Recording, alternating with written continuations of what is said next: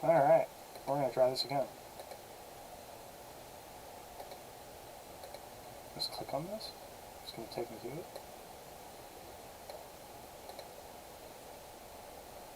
Aha! That is much better. That's exactly what I want. Okay, here we go. We're figuring this out. That's the good shit. That is the good shit.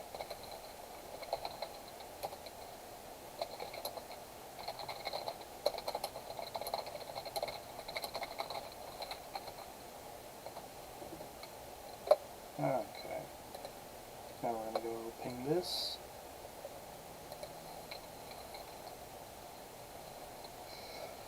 Okay.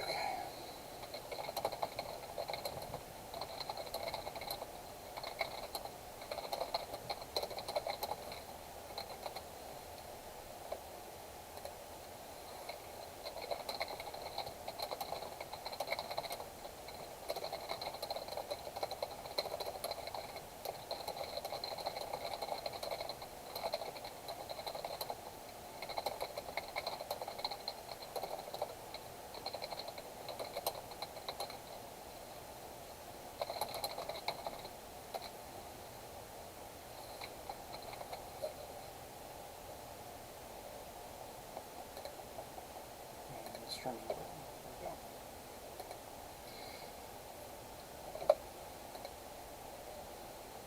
And now, I don't know, post this up where? I guess.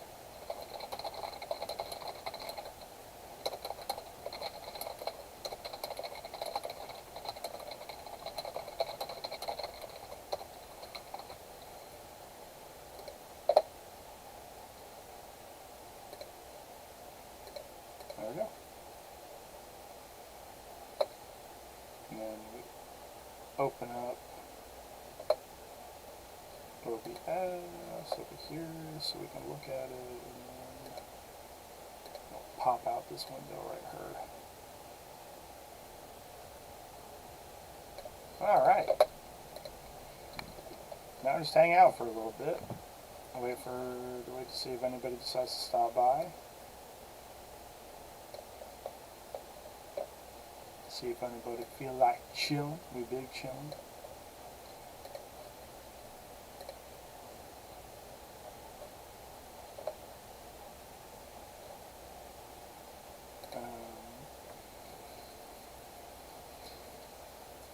Yeah, if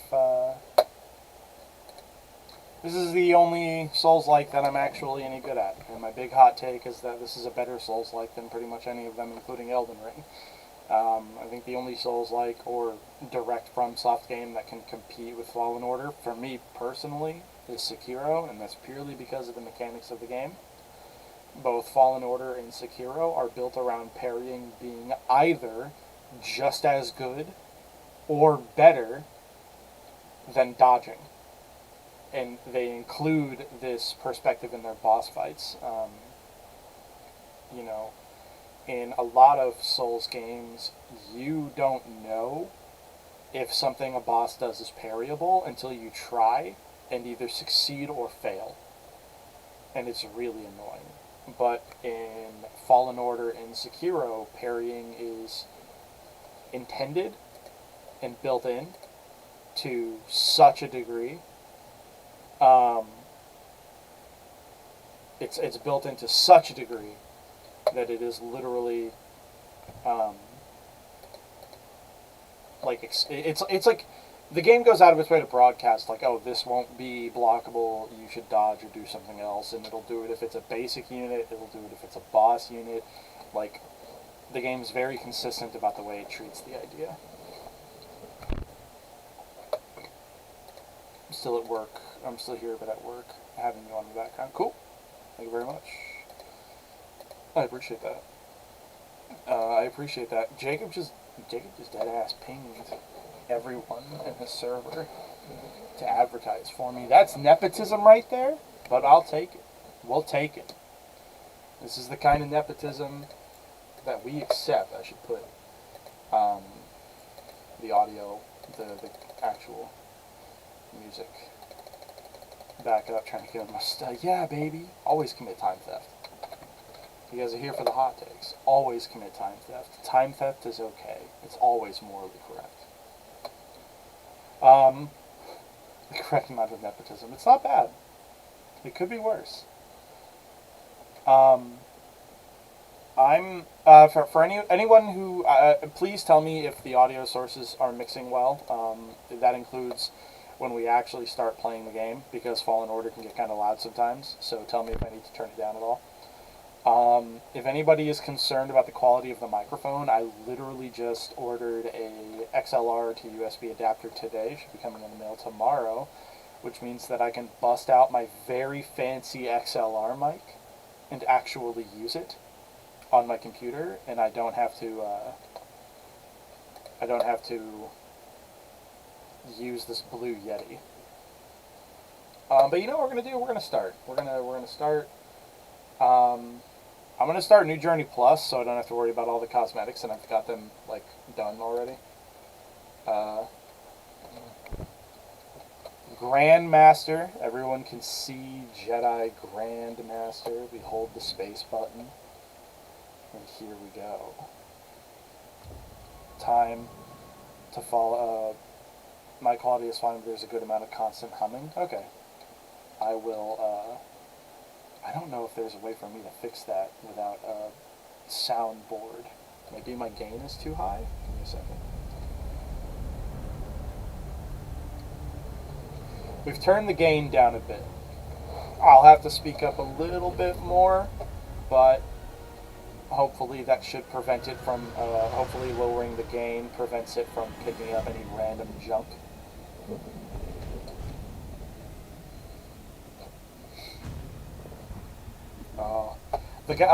Guys, the band who's playing this right now, The Who, this song in the background, I have seen these guys live at the Showbox in Seattle. They put on a hell of a show. They are really, really incredible. It's a religious experience. And the fact that they're basically canon in Star Wars is actually buck wild. It's crazy. That transition right there is also something I adore when it's done in media. That's called going from a diegetic to, or for going from a non-diegetic to a diegetic sound.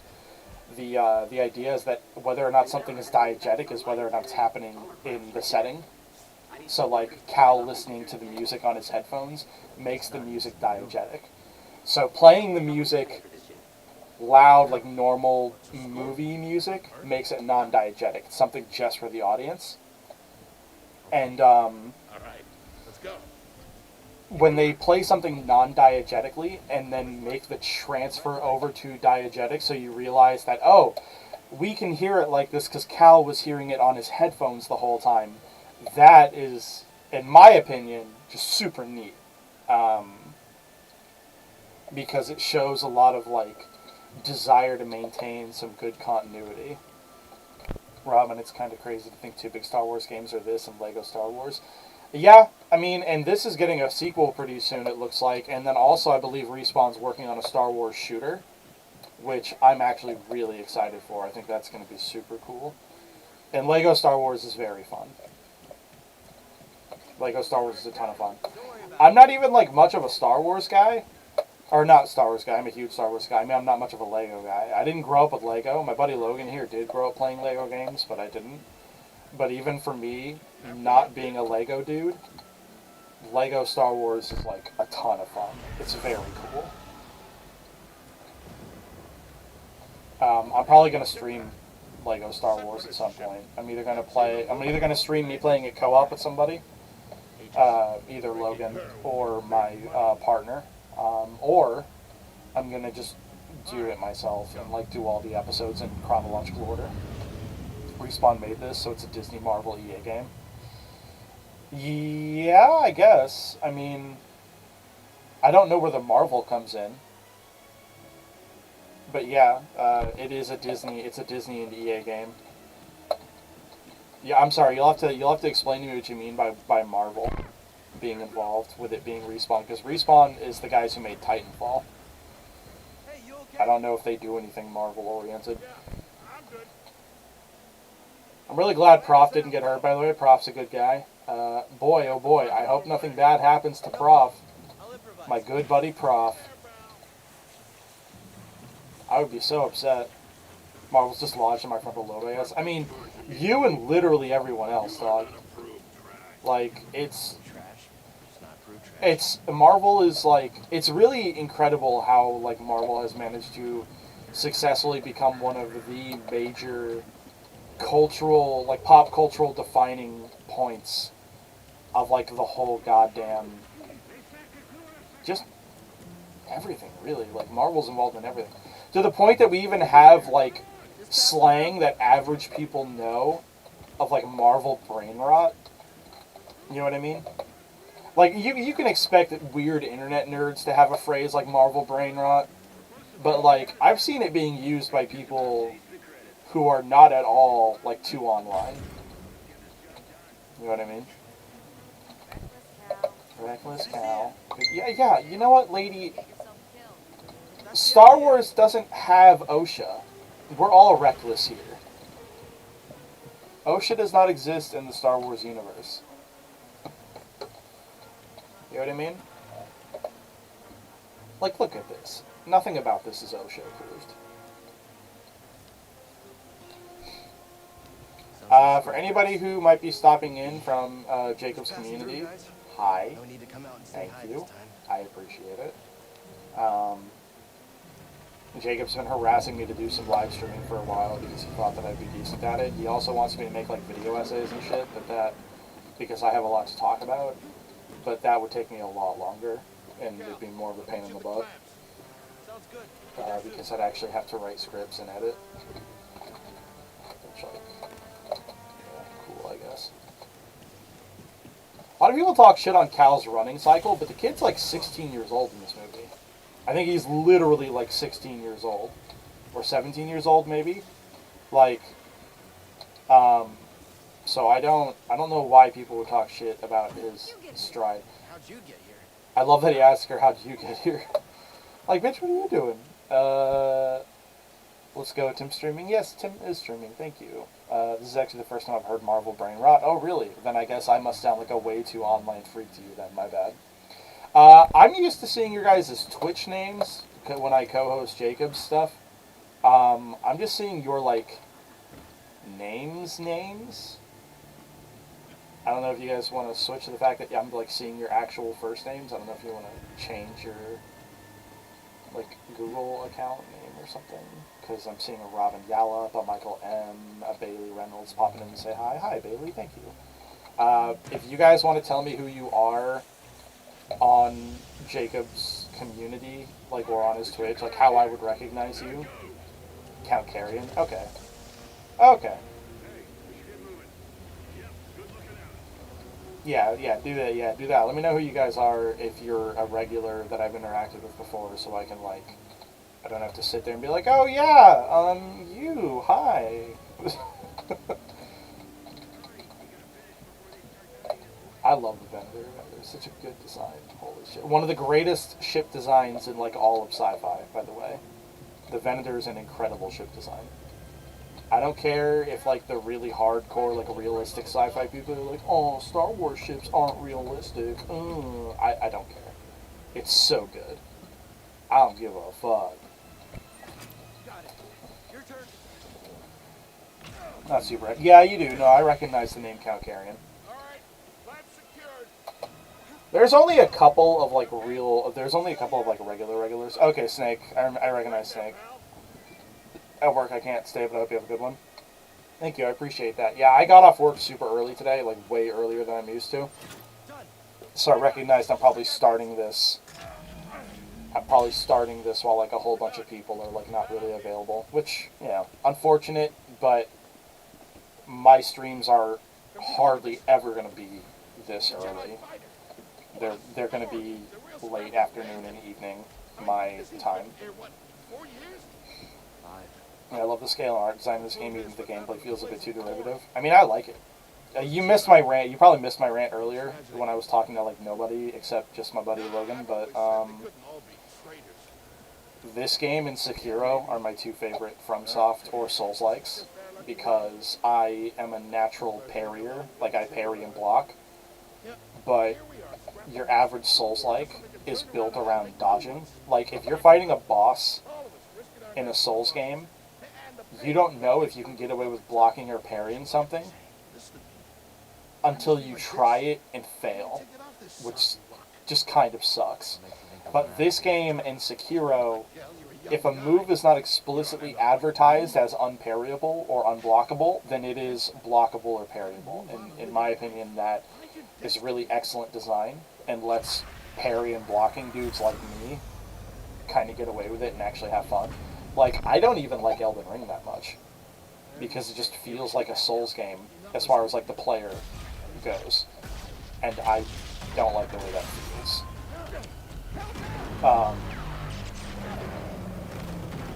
Not saying it's derivative doesn't mean bad. You're right,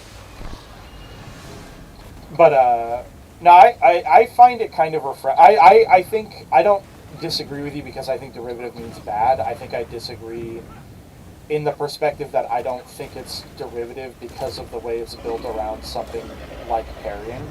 And the only popular FromSoft game that is like that at all is Sekiro. And I think this game came out about the same time as Sekiro. They were being like developed roughly in parallel. Howdy, y'all. Howdy. Potential Plateau. That's a good name. Prof, no! I'm gonna hit the button. We're gonna save him. We're gonna save him because Prof's a good dude. And then nothing bad will ever happen to him.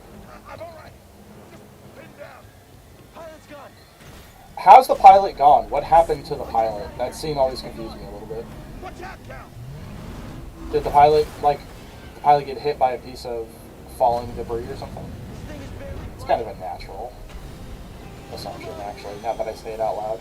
Oh, how did this happen?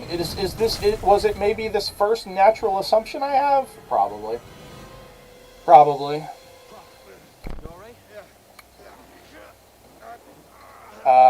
Now that we're getting a few more people in, some people are stopping by or saying hi or whatever. If any of you guys have any problems with the audio mixing or audio balancing, please let me know.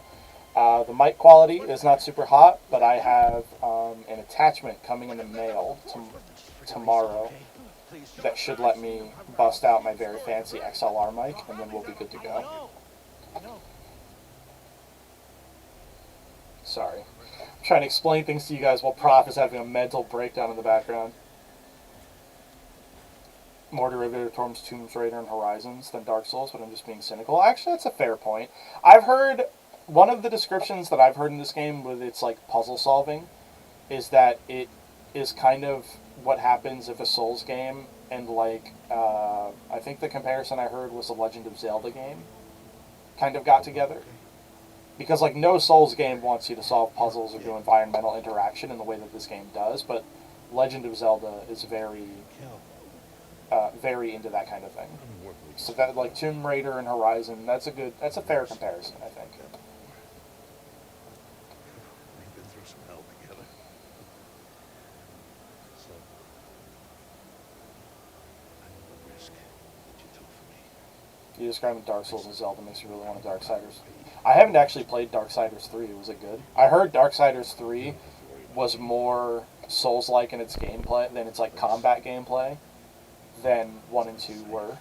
Like 1 was kind of 1 and 2 kind of went for like a God of War, just like third-person action thing where you play like a god tier character, and then I hear, but I never played it myself, that Darksiders 3 was like harder.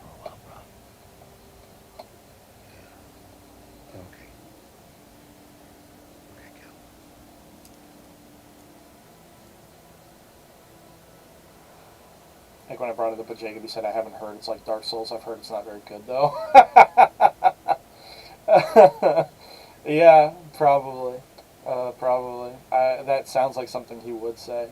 I mean, I haven't heard it was super good either, if I'm being real with you. All I've heard is that it's a bit more Souls-like than the other two, and I haven't heard whether or not the people saying that thought it was a good thing or a bad thing. You know what I mean?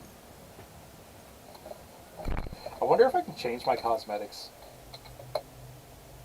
Oh, wow, I can, actually. I can change my cosmetics here. even though we're in the prologue. Okay, what I'm going to do is I'm not going to change my cosmetics until we get off of Braca. Because the Braca outfit's pretty good. And it, you know, it like fits thematically. You know, Cal's trying to blend in, so of course he's just going to be wearing like company standard gear. Uh-oh, guys. We're having a vision. People are disappearing, and there was like force mist there. Prof, my good pal, my good buddy. Boop. Boop. Boop. Boop. And then we turn around. Gasp. Actually, okay, I sound like I'm being sarcastic, but I actually think these guys did a really great job with a lot of the, like, kind of mystical force, like, vision aspects of this game. I think they did a really, really great job with the execution. Like, this sequence is very unsettling, and it's obviously what they intended, but, like, I think it works.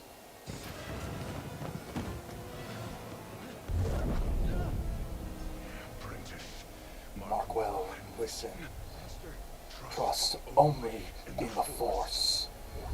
But I think part of the reason it works so well is because it works in a way that only video games can do. You know, you can sit there and hit that button and go, what the fuck am I supposed to be doing? The door won't open, and then you, like, I'm gonna look around to see if there's a clue, and then you turn around and see that that your entire environment has changed. No other kind of media experience can give you that. That's something unique to video games. And I think that's when video games really shine, is when they can do stuff like that, where you're interacting with something and, like, it follows the trends and tendencies of games and then switches things up based on what, like, it subverts your gaming specific expectations. It's really cool. So, oh god, Second Sister's design shreds, by the way. This rocks. Her helmet kicks ass. The Inquisitor outfit is really clean. The voice actress, she really kills it. She does a fantastic job.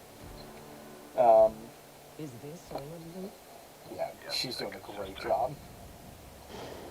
Also, Star Wars has such a fantastic aesthetic. All of this gear, even like the basic civilian minor gear, like all this stuff looks great. Star Wars stuff just looks cool. It looks comfy, if that makes any sense. It's why so many horror games ape the whole shrinking corridor force turnaround thing. It uses the player's agency to accentuate the dread. Yeah, like, yeah, it's a really good way. It's using the player's agency because you're the one playing the game. You're the one pushing the buttons, you know, and you're the one who has expectations based on the buttons you're pressing. So that makes a lot of sense. It probably sucks when it's used in a lot of horror games because I just think horror games are bad. Like, I don't get how they're super entertaining. I don't like voluntarily getting scared. But that's my personal taste. I like it when it's used in stuff like this. It's like a third-person action adventure game where you probably don't expect that kind of twist to pop out and hit you. I think that's why it does really well.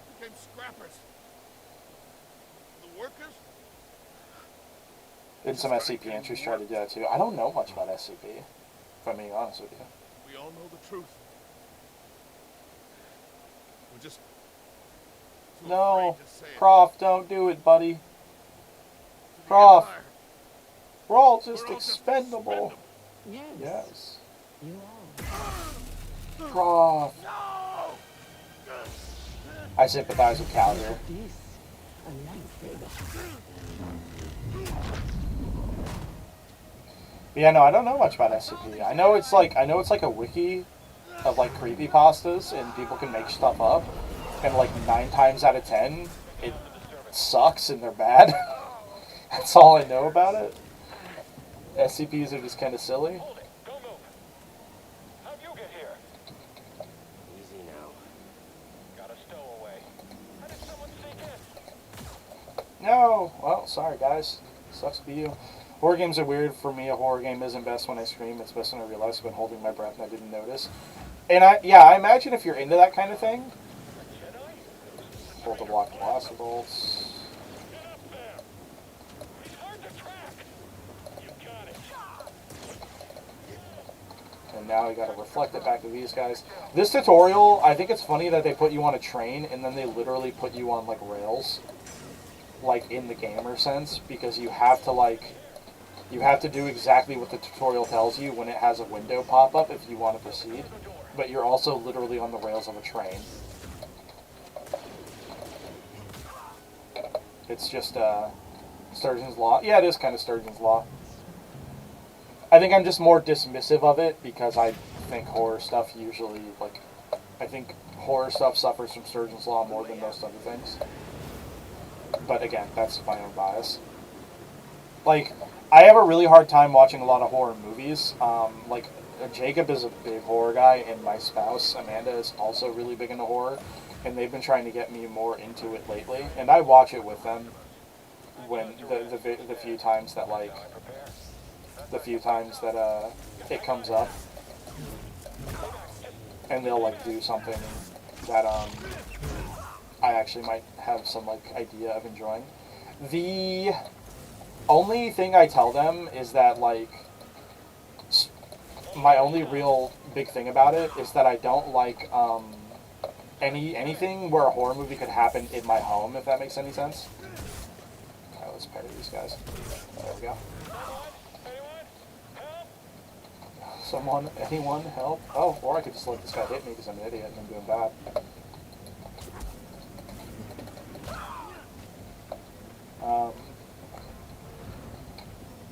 Like, all my favorite horror stuff that I like is stuff like Alien and Predator and, like... Yeah, exactly, because, like, I don't like the feeling that I'm in my own home and I'm scared. Like, this is my house, you know? This is where I'm supposed to feel safe and good. Oh, that was dumb. This is where I'm supposed to feel safe and good.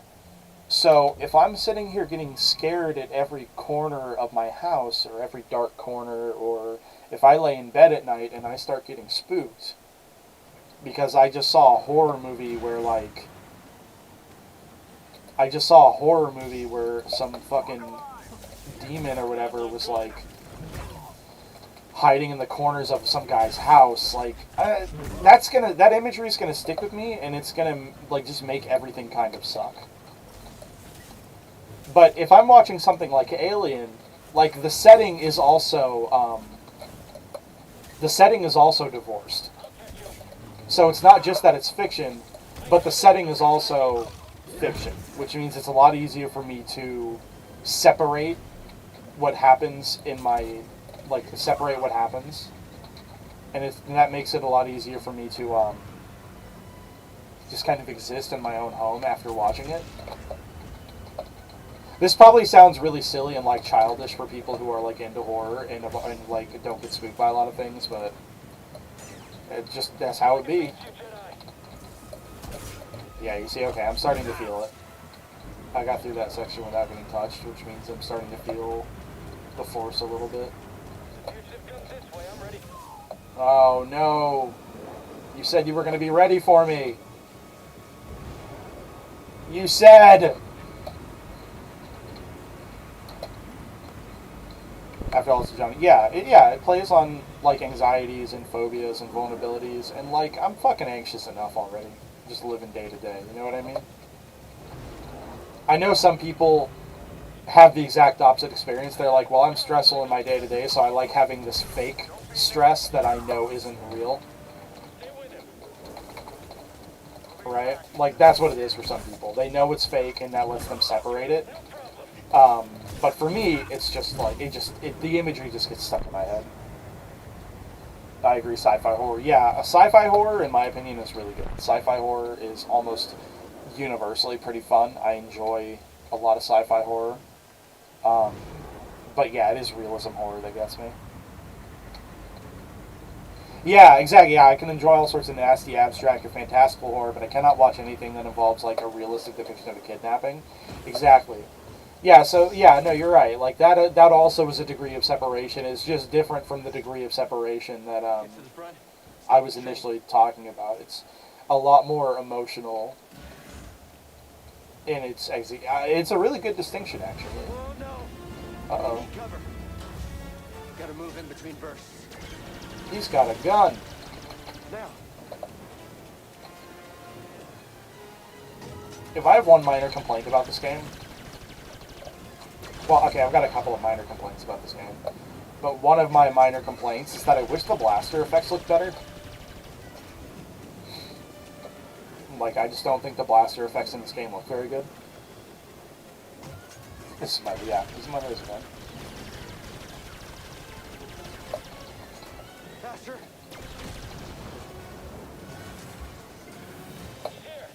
He's here. Now, it sucks to be that guy. First thing I hear, he's got a gun. I think he did have a gun. Look at him, gun. Shot the coupling out. Shut the coupling. Gotta get down. This is a very we're having a very, oh goodness, what is that franchise? Uncharted moment. I don't get why Jedi aren't issued a sidearm.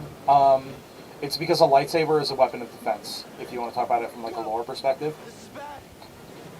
With a gun, you can defend yourself with a gun, but you can't use the gun as a tool of defense. You can only defend yourself with a gun in the context that you can use a gun to kill someone trying to kill you.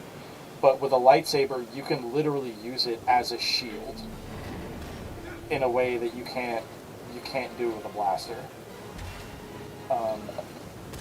But yeah, no, I mean, obviously a lot of the Jedi we see use the lightsabers to kill people because they're swords. But also the whole thing about the Jedi is that most of the time we see them, they're not living up to their own ideals, and that's part of their, like, tragedy. The Jedi are in what Jacob and I like to refer to as an age of sons. You know? Everyone nowadays is like a son of somebody important. So they're never qualified for what they do. You know, every politician is a son of some fucking politician nowadays, right? And the Jedi are kind of like that. They're not literally sons of people who are important, but it's the same vibe. Where they, like... It's basically just another take on the really unrealistic perspective of, like, you know, soft men make hard times. That bullshit Nazi dog whistle. It's a Nazi dog whistle because of the way they use it, but the idea that there are ages in history where people just kind of, like, live off the fat, as it were, and don't do anything good with it, that does happen. There are periods in history where people live off the good times and then don't try to make good times for the next generation themselves. Boomers do that. Boomers are a really good example of that, actually.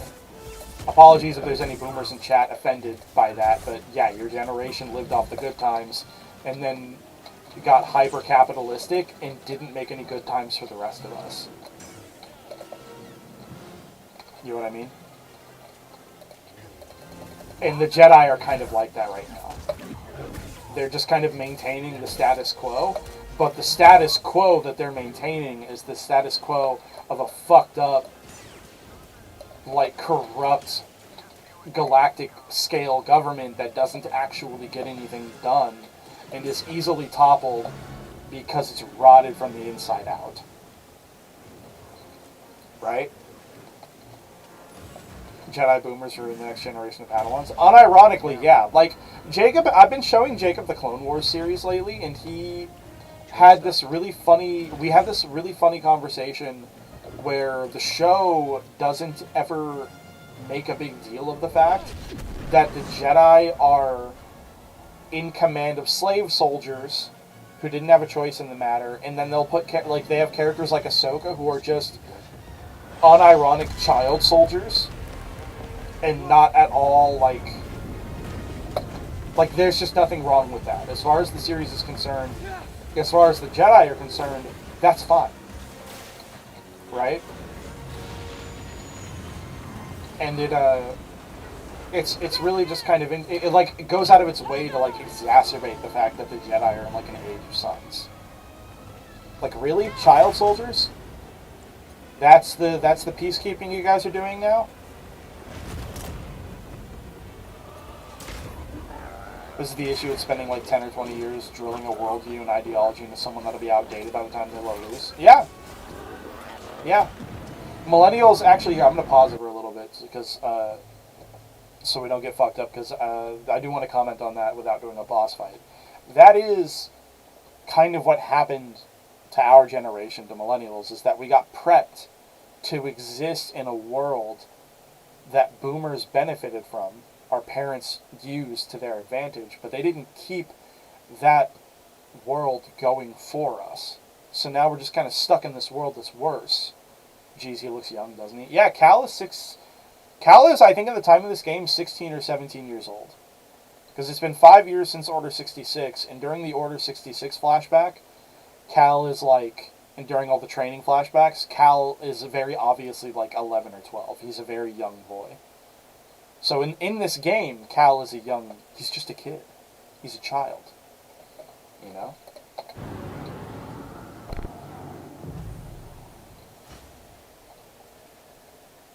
I wonder if I can no-hit this boss fight. I doubt it, but I'll try. Oh, wow! Love that visual bug on the cloak. That's great, dude. Man, that cloak is not behaving. Neither is my poncho, to be fair. The physics engine is very confused right now.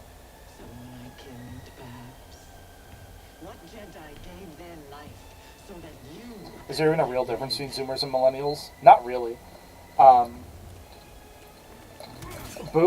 Boomers and shit want to try and convince us that there's a difference between Zoomers and Millennials. They want to like turn us against each other. But as far as I'm concerned, I don't know, Zoomer humor is a little bit shittier, but that's because they're young, and like, when we were young, our humor was shit too. You know what I mean? That's not their fault. It's not something unique to them. Oh, but there goes the no-hit. Oh, I had a window pop up. That was really weird. Oh, no.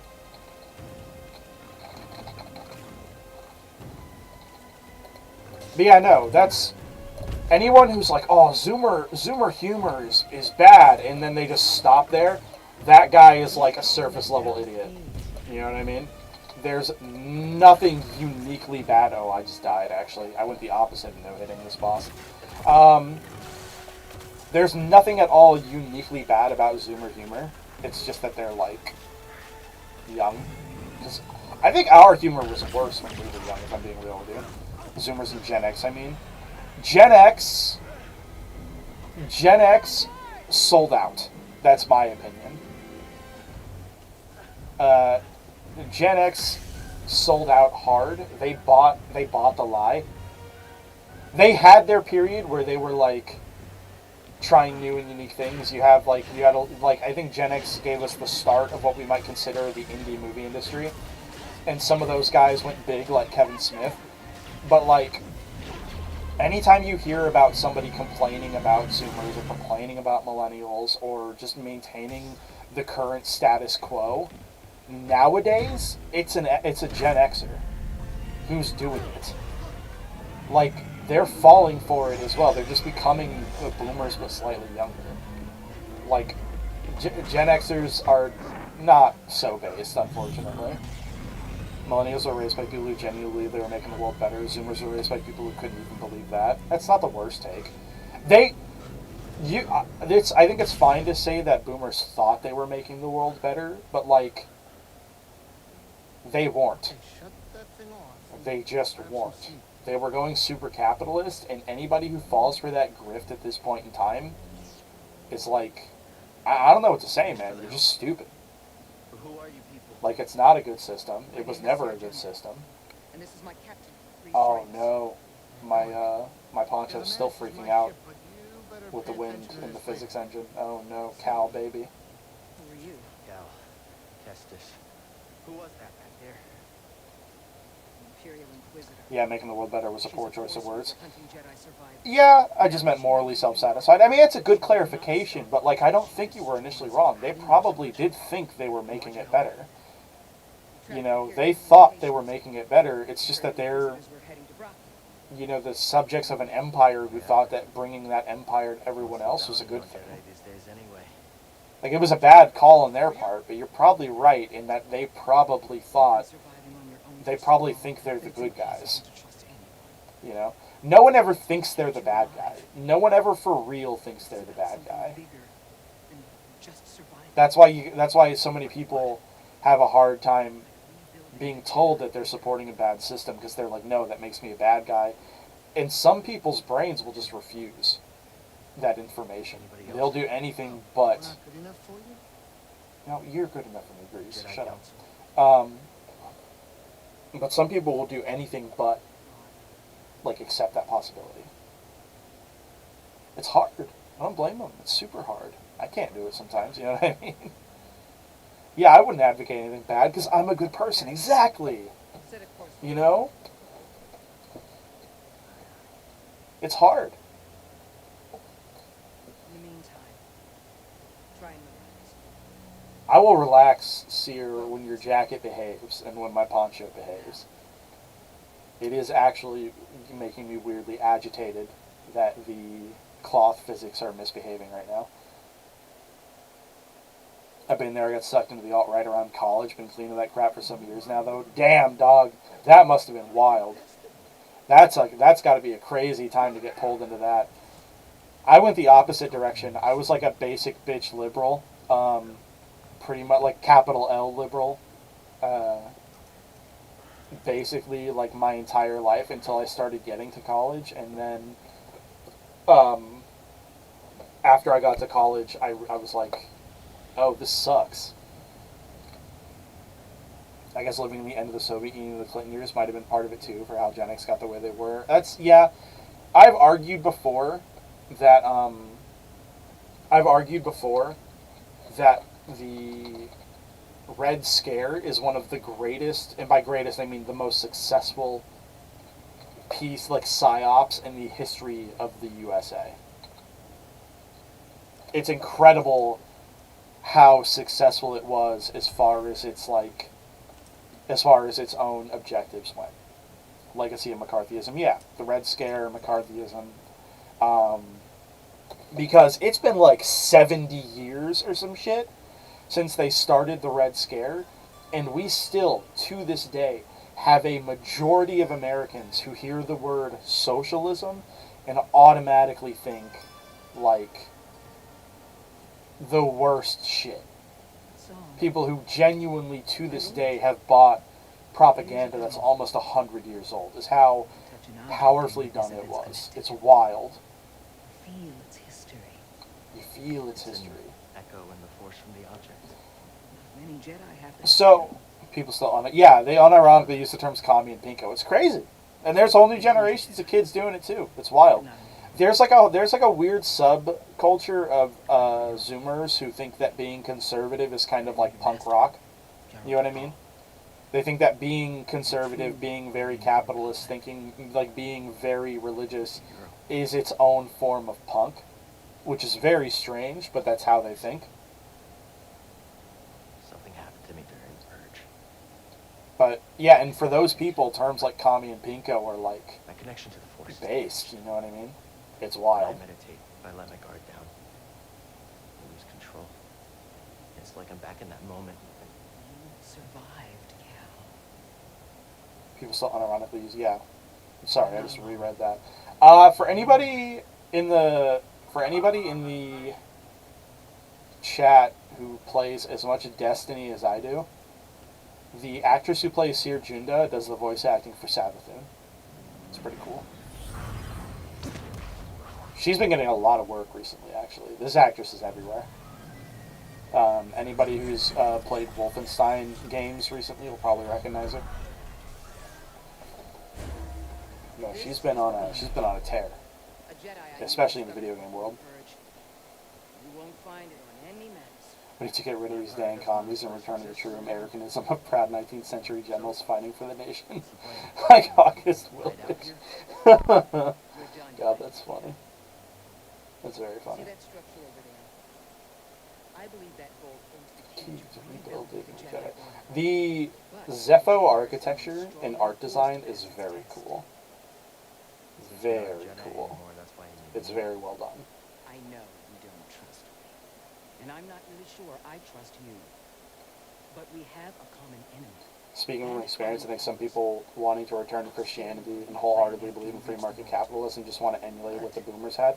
Yeah, I mean, well, because the boomers had it good. The boomers had it good because that was like peak American empire, and that was like before the 2008 crash tore everything apart. Like, they had it good. And I can believe people who see they had it good, don't know anything else about it, and then just go, oh, well, I want that. You know, I want to have it good too. Alright, now we're going to personalize. We're going to personalize. Let me introduce you guys to the Serape poncho and the Outlaw outfit. It works really good when you do a light colored poncho with a dark colored outfit or vice versa. I can't remember how I had the Mantis painted up in my other playthroughs. Greasy money.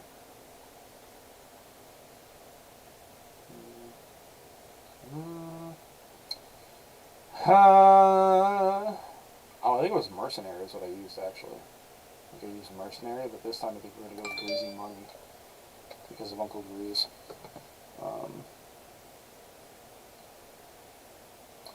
Not even in the sense of success or wealth, just getting to believe in the system and feel that sense of national identity and homogeneity. Why does Seer need me? Yeah, I mean that's a good point as well. I going back to video games, what other games are on your mind most these days? Well, I play a ton of Destiny, and I really enjoyed Witch Queen when it came out. But my crowd of people I usually play it with haven't been touching it that much, which means that I'm by myself more often than not, which just means I don't play it that much, to be real. Like, it's hard to play a game like Destiny by yourself. I don't like it. I've been playing a lot of Monster Hunter. I'm very excited for Sunbreak. I am absolutely going to be streaming Sunbreak for you guys when it comes out. Yeah, it's mainly... No, you're right, Ink. It is the time schedule's not lining up that much. Well, because it's, the summer starting for me, so my work hours get fucking crazy. Like, no, you're right. It's the schedule's not lining up. But, I had initially, like, yesterday's, like, test stream, I just streamed some Monster Hunter. Like, high-rank Monster Hunter. And then when Sunbreak comes out, I'm going to be playing a lot of Sunbreak for you guys. But off the top of my head, I think I was really excited to do this game again. I like Monster Hunter World the other day. I like most of it, but all those one-hit kill attacks can kind of ruin things. Monster Hunter Rise, yeah. I've been playing Rise. I like World. I'm going to be honest, Plateau. If you're dealing with a lot of one-hit kills, that means that your gear isn't powerful enough, because most monsters are not supposed to one-hit kill you. That's very unusual. If you are dealing with one-hit kill problems, then you need to be updating your gear. But yeah, no, I've been really big in Rise. Carrion.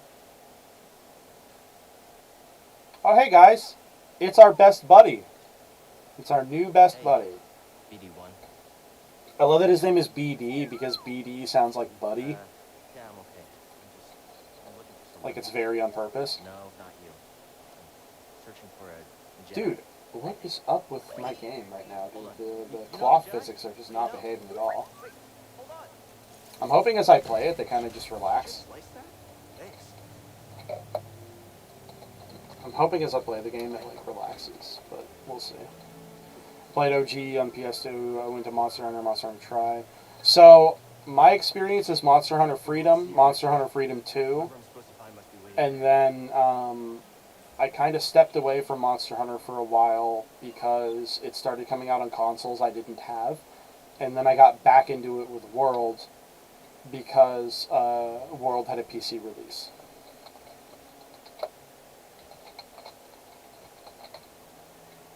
So, and then really big on Rise as well. Spare and then the controls. There we go.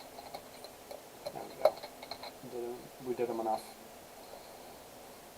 It's weird because some of the attacks deal reasonable damage, so I think my gear is okay, and then randomly I just go from full health to 0. That's not supposed to happen. That's not...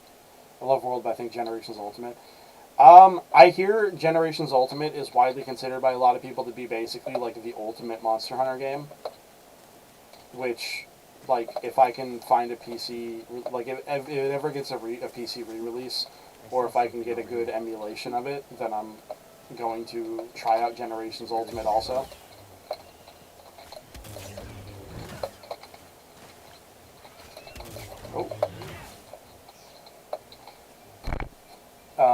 Yeah, no, the Hunter arts, they do sound very fun.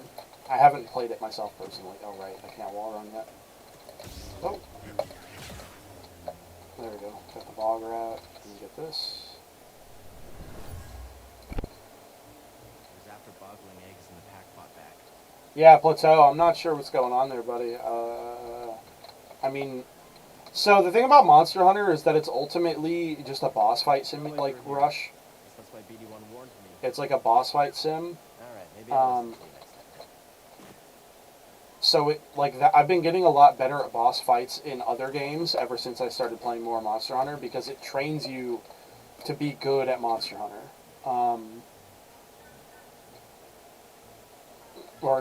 Being good at Monster Hunter trains you to be good at other boss fight games. So I would suggest that if you seem like you're doing fine and then you're getting hit by massive moves and dying, it's probably because you're not doing a good enough job of predicting when those massive moves are coming and doing something about them.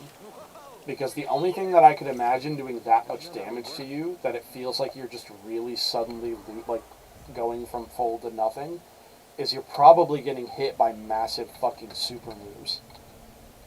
And they're giving you like a real rough time. I wonder if I can do Ogdo Bogdo without any stims, because I haven't hit the point where we get stims yet, but I can theoretically go do Ogdo Bogdo right now if I want.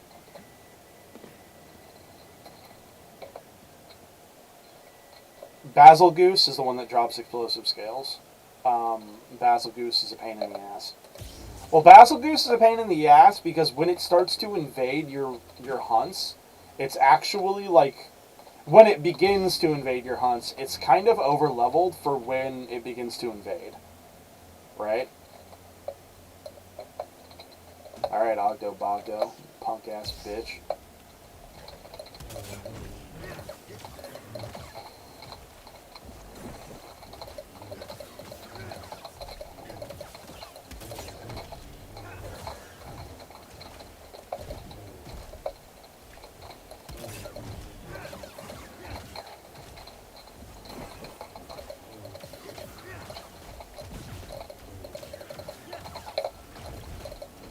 Hey, we just no-hit Ogdo Bogdo, dog. We no-hit Ogdo Bogdo really early on with no stimmies, dude.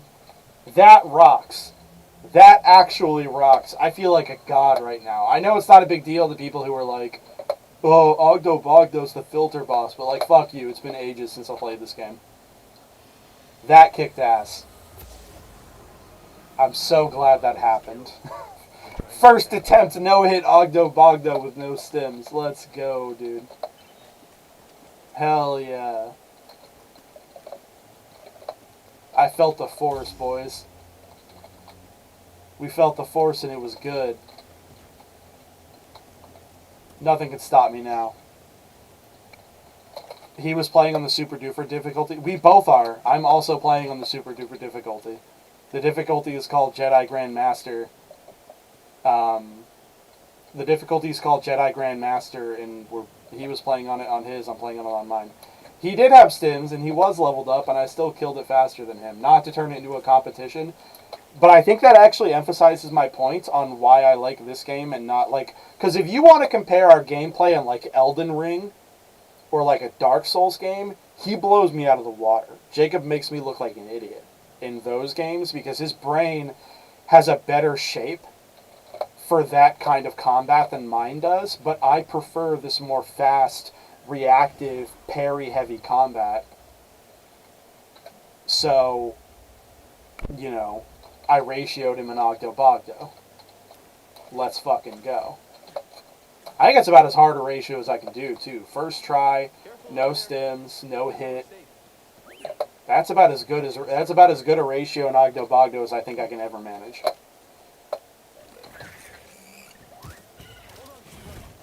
Hey, BD, buddy, my guy, maybe don't. Maybe don't.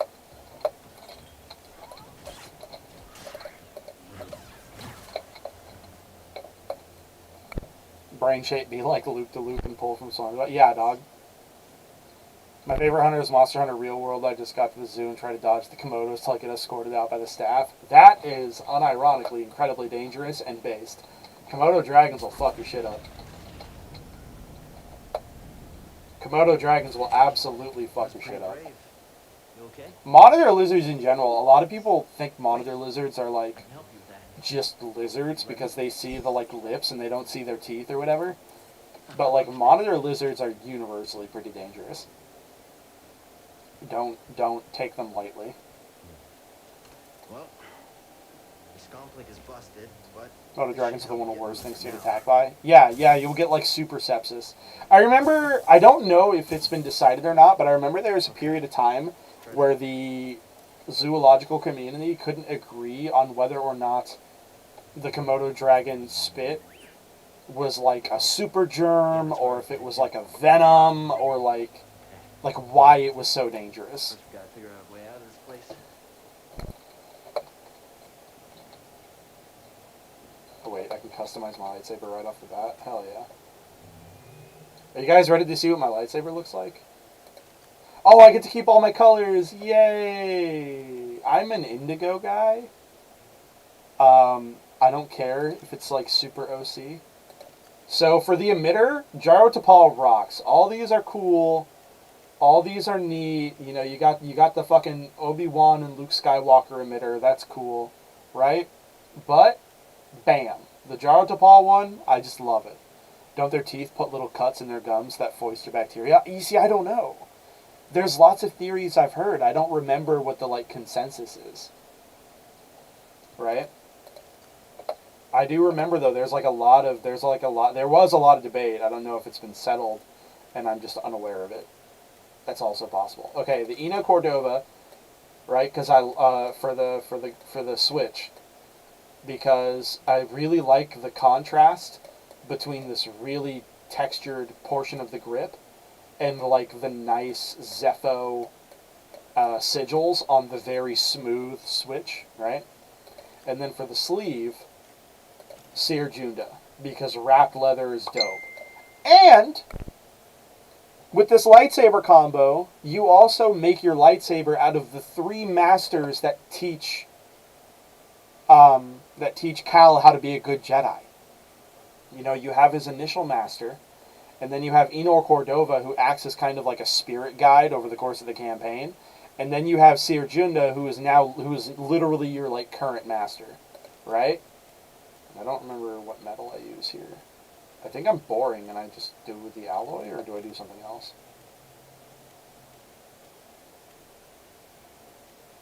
I want their Force Ghost to appear and call him a nerd. Call him a nerd or call me a nerd? Because I'm the one being a nerd here. You know what I mean? Like, I'm the dude being a nerd. I think I go with Durasteel. But, so that's how I do my lightsaber. I unironically think that these 3 combos, that the 3 master combo, the Gyro Tapal, Eno Cordova, and Seer Junda, it's not just the coolest looking in my opinion, but it's also very thematically appropriate. Oh, you decide? They're probably calling me a nerd for real. And that nice indigo blade. I like the indigo blade. If I'm not allowed to use like OC colors, I think I'm a blue lightsaber guy. Like a blue blade guy. BD, that's a little small for But me. the Don't worry, I'll find my own way out. if I'm allowed to have OC colors, then indigo rocks.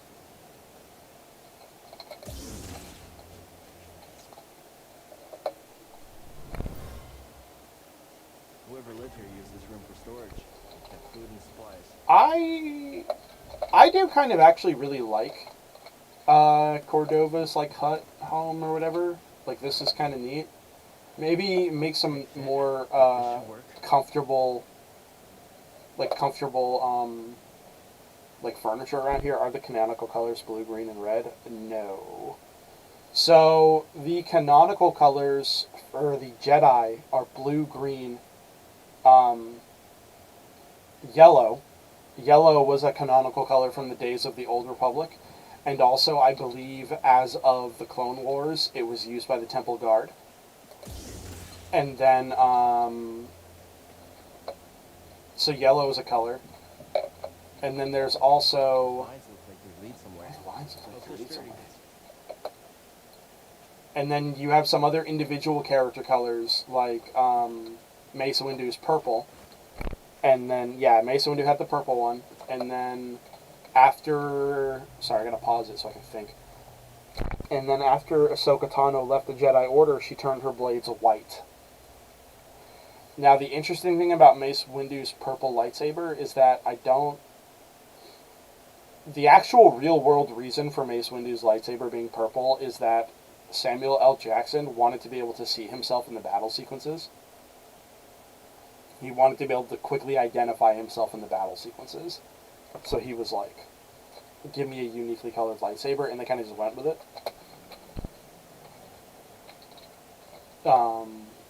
This is where he gets stings. I don't remember what the like lore reason is. I think the lore reason might have something to do with the fact that his like his like OC donut steel lightsaber power like lightsaber style of a pod requires him to like tap into the dark side just a teensy bit. Healing stem. And since red is like the lightsaber color of Darksiders,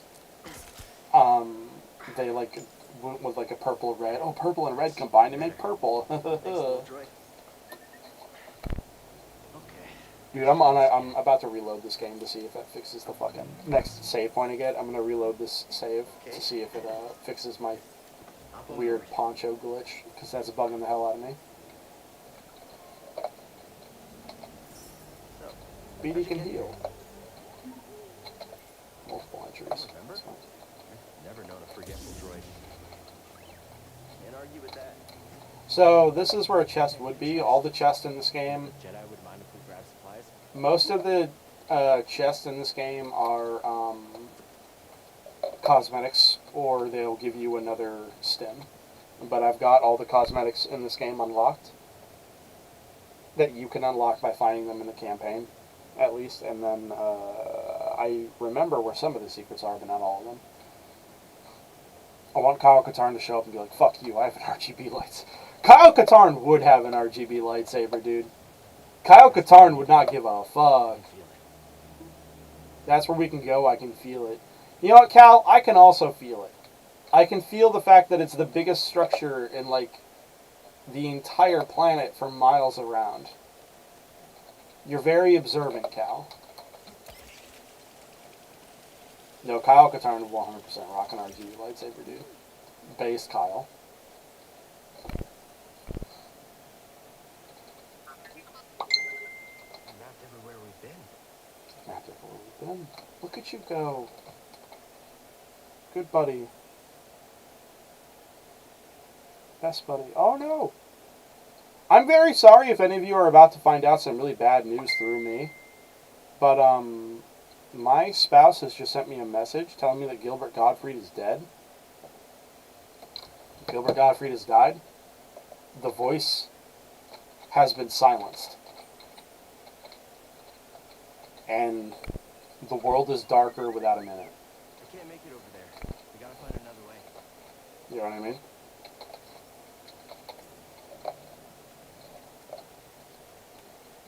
I feel like that's probably the most a lot of us can hope for. Is that if you die, have someone earnestly say, the world is a darker place without you in it. What's this? Have like that Keanu Reeves moment where it's like someone asks Keanu Reeves what will happen. Oh wow, I just ran off. I'm so smart. Someone asks Keanu Reeves what will happen after we die, and Keanu can only say, I know the ones who love us will miss us. You know? Okay, so we're gonna rest.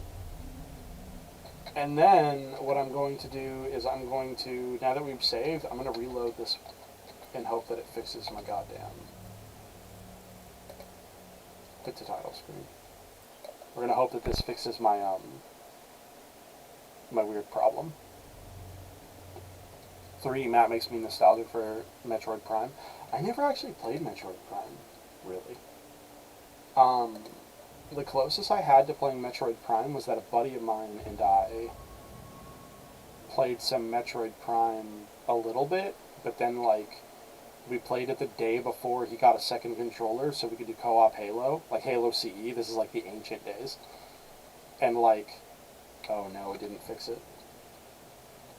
And then, it just immediately, like, Halo became so much more interesting to us than Metroid did. In part because we could co-op it, you know what I mean? Like, it's not just because Halo is a better game than Prime. Yeah, whether or not that's the case is, like, arguable for people. It's hard to compete with Halo. It is hard to compete with Halo. But I'm not going to sit here and just act like we know that one is better than the other.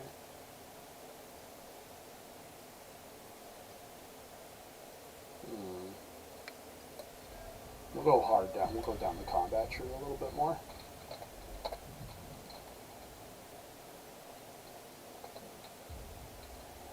I do like that if you're so inclined, you can theoretically grind this game out. You can just keep gaining XP and, like, then go back and rest and, like, respawn everything and then grind more XP.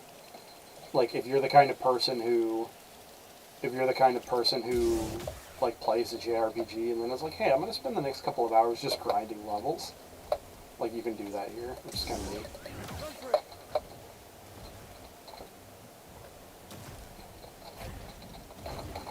Oh, hey, why?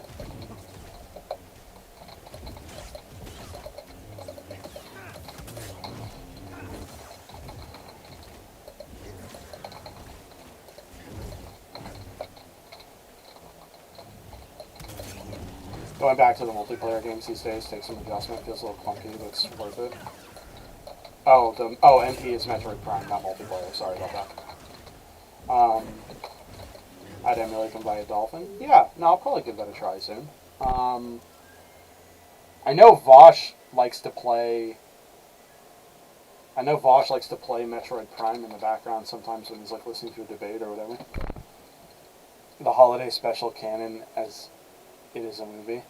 Yeah, sure, I guess. Hi, G-Swap. The holiday special is, like, ancient history. I don't even think, like, anybody even remembers what happened in it. How is it that I no-hit Ogdo Bogdo, and then I no-hit the junior version of Ogdo Bogdo, and then I let one of these guys hit me? Like, I'm an idiot. I don't think I've ever seen a video by Vosh. Valsh. He's fine. He's kind of like a lefty scum, like, edgy, but, like, if you don't care about that or if you kind of like it, he's really good. His rhetoric, he's very, like, rhetorically talented. He's very talented at debate. Obviously, he's like the mainstream, like, leftist debate bro.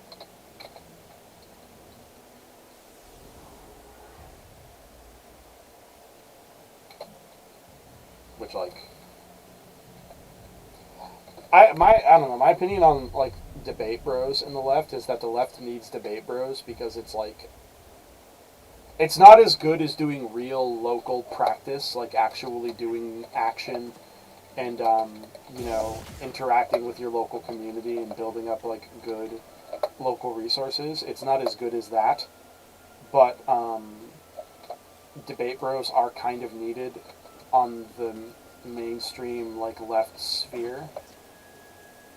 Because they're, nowadays, so many things rely on the existence of, like, online interactions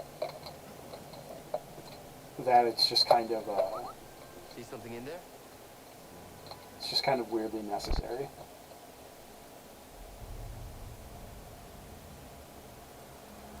I think the only JRPG I've really tried was the Trails series, but that one eventually got away.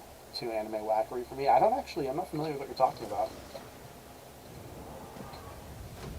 Try again. It's difficult, Master. Yes, the path is difficult. May seem impossible. But With persistence and the Force is your ally, you will overcome any obstacle. I kind of like You Jara master Tapal. any path. Now, do what you must to reach me. I really like Jara Tapal, actually, as like a character. He's very cool. And he comes across as kind of like drill sergeant-y to some people. I've seen some people complain about him in that regard. But I think he's very like compassionate and understanding, and he's just kind of got this like tough love thing going on. But he's also not afraid to praise Cal when he does well, which I think is a very important distinction between Persistence and force is like my ally. over the top Remembering like the truths. drill sergeant jackass types and like kind of father figures who are just kind of Try stern. that shortcut again? If that makes any sense. Yeah, he has big sensei energy. He really does.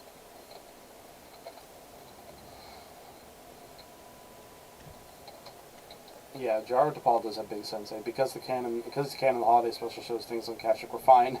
In between episodes 4 and 5, the Wookiees were fine. You know what? I also like to just tell myself that the Wookiees are fine. What could possibly have gone wrong?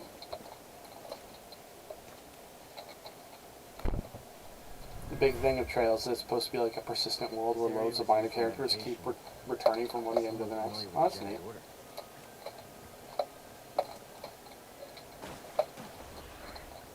Uh-oh.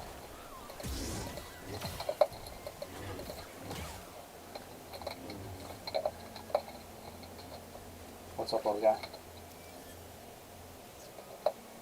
Oh. I did not know there was a terrarium seed down here, actually. Another one?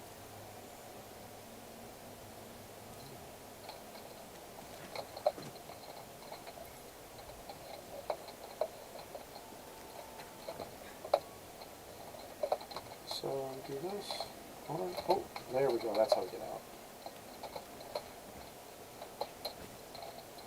Fortunately for you guys watching me, I'm not actually going to get stuck on these puzzles a lot because I've done this game a few times, which means that most of these puzzles I'm going to just kind of remember.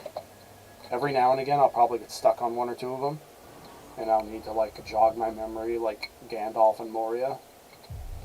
But, like, I've played this game a lot.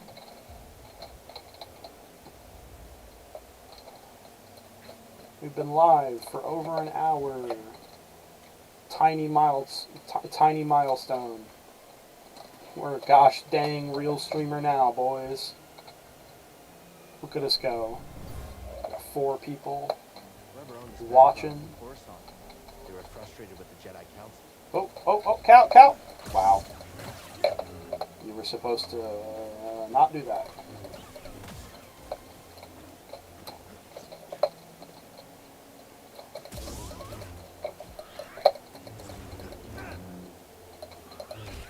Oh, sorry. I got fighting that bog rat. I got very distracted. I was looking at chat. I kind of swore off YouTube's political commentators a year ago. That well was thoroughly poisoned after I watched too much Sargon, Stefan Molyneux, etc. at Dark Times.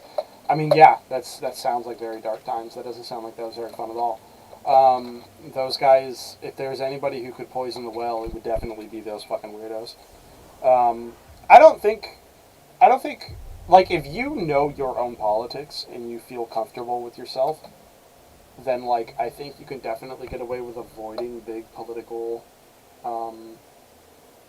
streamers, guys like Vosh and whatever. I like watching political streamers who have politics that I agree with, watching really silly videos like from guys like Sargon and Stefan and just kind of laughing at them. I don't think it's like, I think it's just kind of fun. I was at the point in my life where I couldn't scrutinize the ideas coming at me. I can only appreciate the confidence they were spoken with. I think that gets a lot of people, though. I don't think that's like a... Yeah, that gets a lot of people. Because that's like how the right... That's how, like, the whole right-wing YouTube, like, sphere gets people in the first place. If you say something confidently enough, you'll get people to agree with it, even if it's like counter to their own interests. And those people, no matter how wrong they were, could be charismatic. They could be. I don't think they were super charismatic, but I also don't think they had to be, because a lot of the audience who they were speaking to were people who were desperate to belong to anything at all, that you don't need to be like a genius to make people feel like they're a part of something. Oh, that was weird. Is there anything up here? There's a couple of chests that I've unlocked already.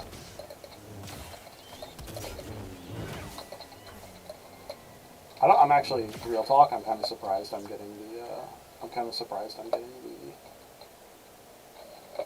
the parry on those bugs for some reason. Those bugs have fucked my shit up.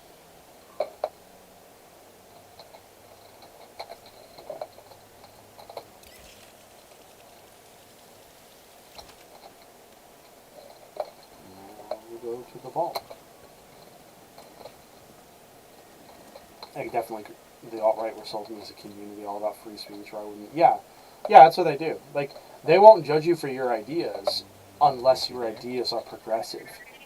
You know, you're a community as long as you toe the line. Like, granted, a lot of communities are like that. You know, you're a part of the community unless you have bad ideas that are counter to the community. But at least most communities are willing to just tell you that outright. The alt-right is like that, but they won't. They're like that, and they're really bad about that, but they won't admit to it. But then also, the ideas that they want you to agree with are very often counter to your own interests. I got banned from the server as soon as I went against the grain. Yeah, exactly. Of course, dude. That happens every time with those places. Every single time. At least if you go to a really progressive server full of fucking like anarcho-commies like myself and we ban you for being a fucking weirdo, we'll just tell you outright, hey, we're banning you because you're spouting a bunch of alt-right propaganda and we think that's bad. But like we tell you from the beginning, like, hey, don't do that. If that makes any sense. I just realized I can change what BD looks like. To be honest, I kind of stopped watching Vosh when he started spending way more time going in circles in the same few interceding feuds, arcs over and over again. Yeah, he does have a tendency to get caught up in. He does have a tendency to get caught up in arcs where he like feuds with someone else in the left. Although, in his defense, most of the time he doesn't start those. At least in my viewer experience, he'll like say something and then and then what'll happen is some other YouTuber will be like, hey, that was edgy and shitty, why would you say that? And then because he only ever says things where he's willing to die on the hill, he'll defend it. And I can definitely understand why that would be like, why you would be like, well, I don't like that. Why has he got to be petty about it? You alright, BD? Well done. But he does typically not start those things. He's been getting better about it lately. And gained access to the vault. Oh, it's our buddy Eno Cordova. One of many encrypted logs stored in the droid. I am Master Eno Cordova. I may not know your name, but I know. Dude, the poncho is killing me. The Jedi Order lies in your hands. This place, this vault, is a sacred temple built by a vanished civilization known as the This is Zepho. Zepho. Meditating here, I was granted a premonition through the Force, a vision of doom. I have placed inside this vault a Jedi holocron, containing a list of the names and locations of young Force sensitives throughout the galaxy. Ahead, you will find the inner chamber of the vault, but also another test. I can only trust this holocron to someone who has followed my path and understands it. Seek out the hidden tombs of the three sages and learn to perceive the mysteries of the Force as the Zepho once did. In this droid, you will find everything you need to succeed on this journey. Go to the Zepho homeworld. There, in the eye of the storm. Good luck, Jedi. And he makes the sign of the Aquila, weirdly enough. I know it's not on purpose, but it's funny.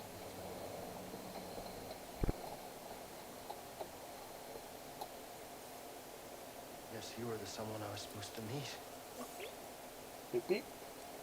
Cal, why are you just sitting in the water, my guy? No, I've been alone. Why are you just sitting in the water, Cal? That can't be comfortable. Purpose, just hiding. There's no way to live. Not for a Jedi. Or a droid.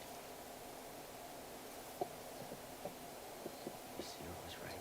The game is very pretty. The game is also, unfortunately, very poorly optimized.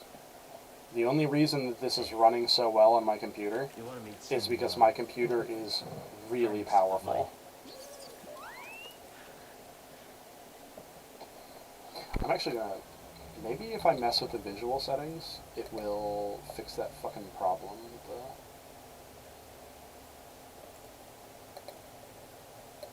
the... Oh, do I not have any... Maybe it's in video? Oh, graphic. Why do I have everything set to epic? Oh my goodness.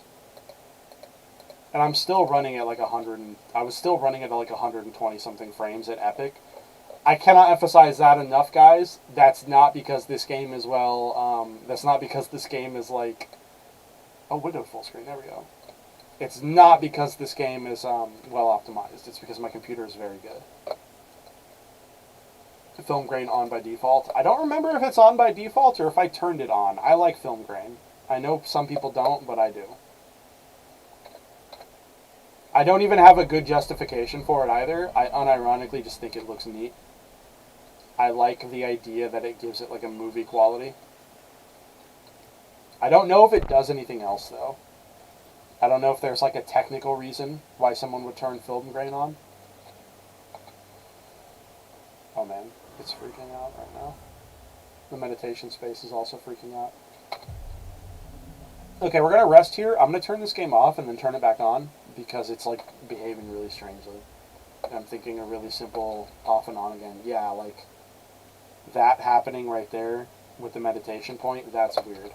So what we're gonna do is we're gonna quit the desktop. Right, we're gonna quit the desktop and then we're going to reopen Fallen Order. Yeah, I hope it fixes it this time too.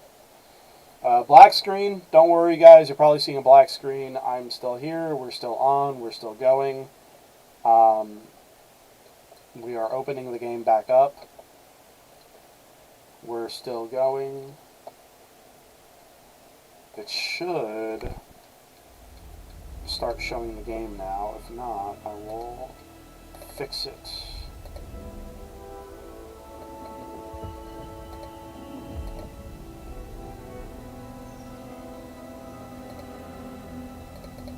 There we go. That should fix it. You guys should be seeing it now.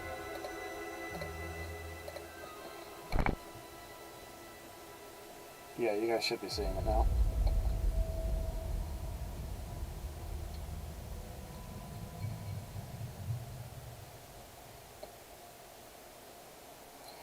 If there's a train of guys all, you know, plugged into the next guy and one guy came in at the back end with an STD, how long would it take to G-Swav, what the fuck are you talking about? Buddy, come on.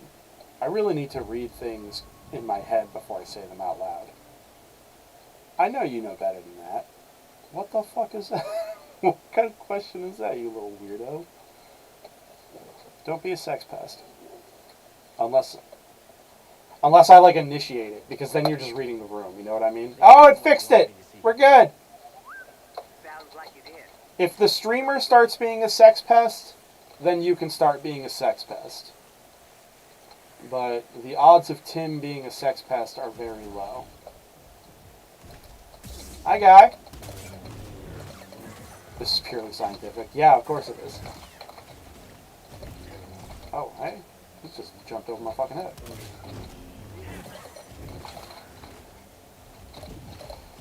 One of you guys needs to at Jacob right now and tell them that I fucking and tell them that I no hit Ogdo Bogdo first time before I got stims. Someone needs to tell him that I ratioed him, like at him.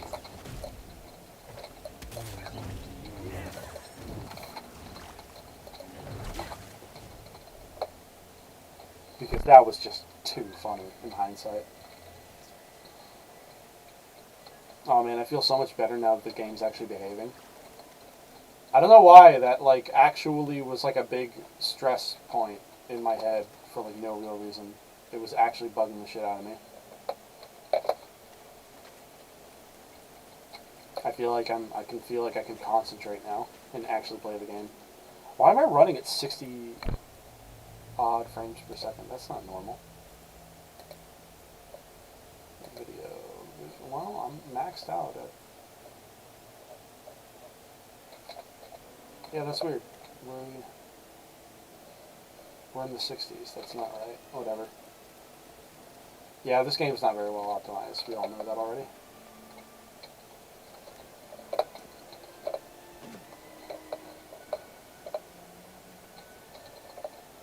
It's down here. There's a door that I don't have unlocked yet.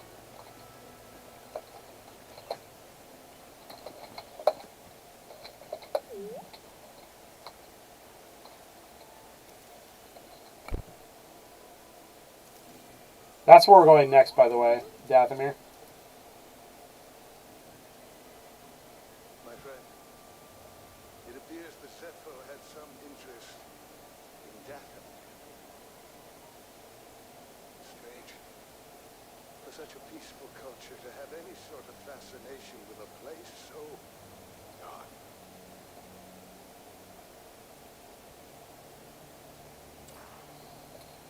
Before we go to Zepho, we are going to be going to Dathomir because Dathomir is how you rush. Dathomir is how you rush your double-bladed lightsaber. Why does the Force Ghost look like a 90s FMV? Well, I mean, because holotech isn't that good in Star Wars. It's kind of part of its charm.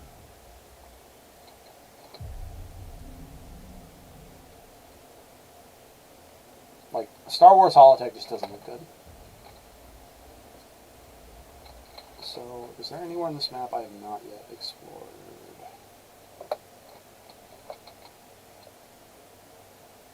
Okay, there is that one. I can go back and do that one. Everywhere else is somewhere that I'm not supposed to have explored yet because I don't have access to the, If we're being sex pest, I'll specify this alt-right group is a furry alt-right group. The guy running it even wrote erotic fiction about his German World War II insert being isekai'd into a furry world? Dog, what the fuck? Oh my god! Oh, that's worth it. That's worth a little bit of sex pest shit to deal with. God, that is funny, dude. That's incredibly funny. Making a new friend. It never ceases to amaze me every single time someone is a member of a political group that would be like, you know, this person's degenerate, that person's degenerate, degenerate. There is always a whole ass community of them who will directly be harmed by those politics because they're degenerate and they're just like fine with that risk. How can someone be a furry and then be like, you know who will probably be nice to me? Nazis.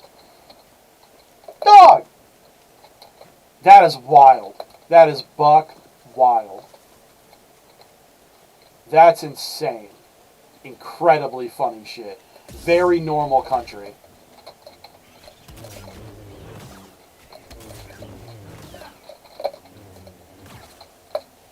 That is so funny. I'm so glad you told me that, Carrion. That's one of the funniest things I've ever heard.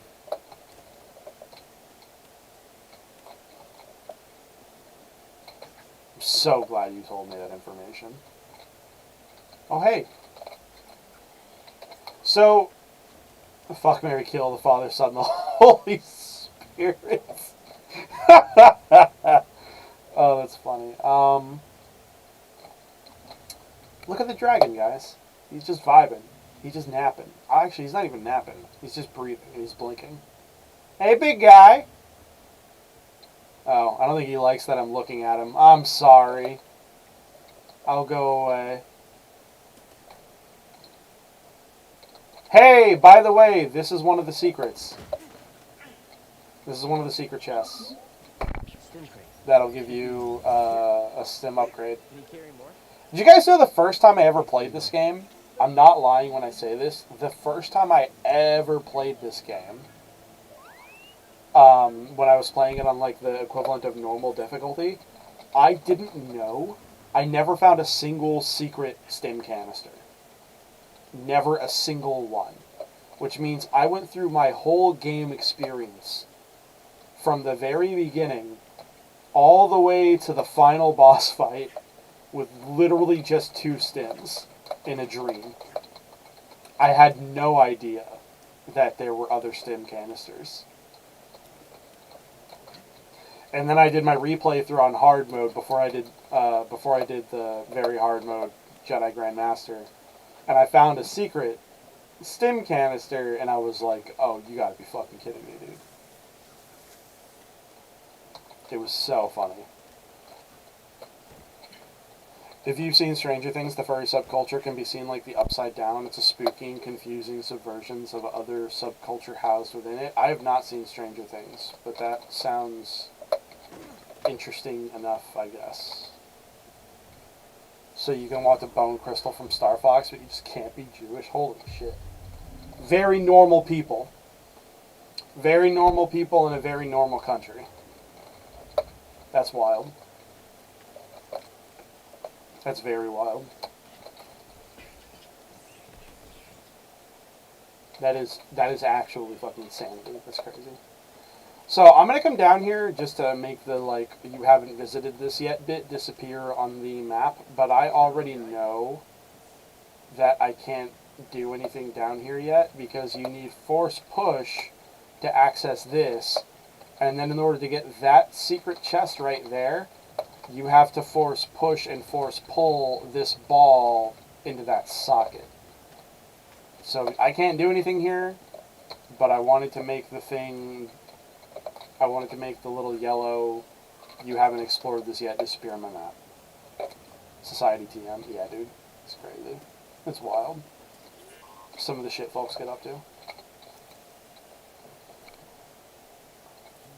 Actually, I'm going to turn the settings down a little bit more. Because now that I know, I'm not actually very, like...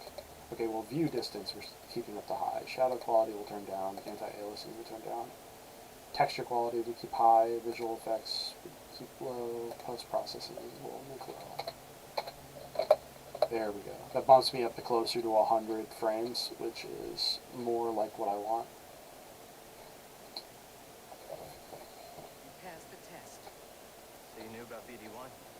Come on board. We'll talk inside. BD1, this is Grease. Hey, Grease. What is that? It's Uncle Grease! Get out!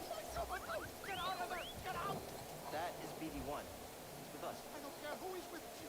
Have any idea how hard it is to get oil stains out of petroleum fabric? Not really.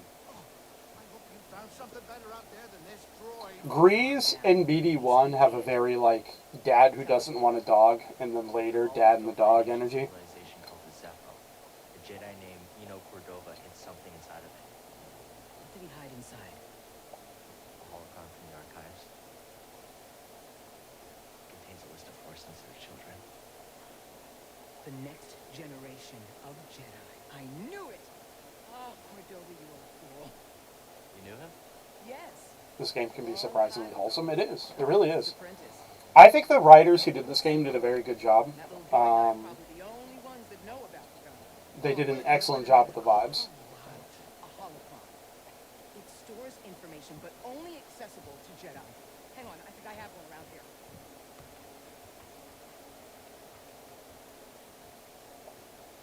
Here's the Force.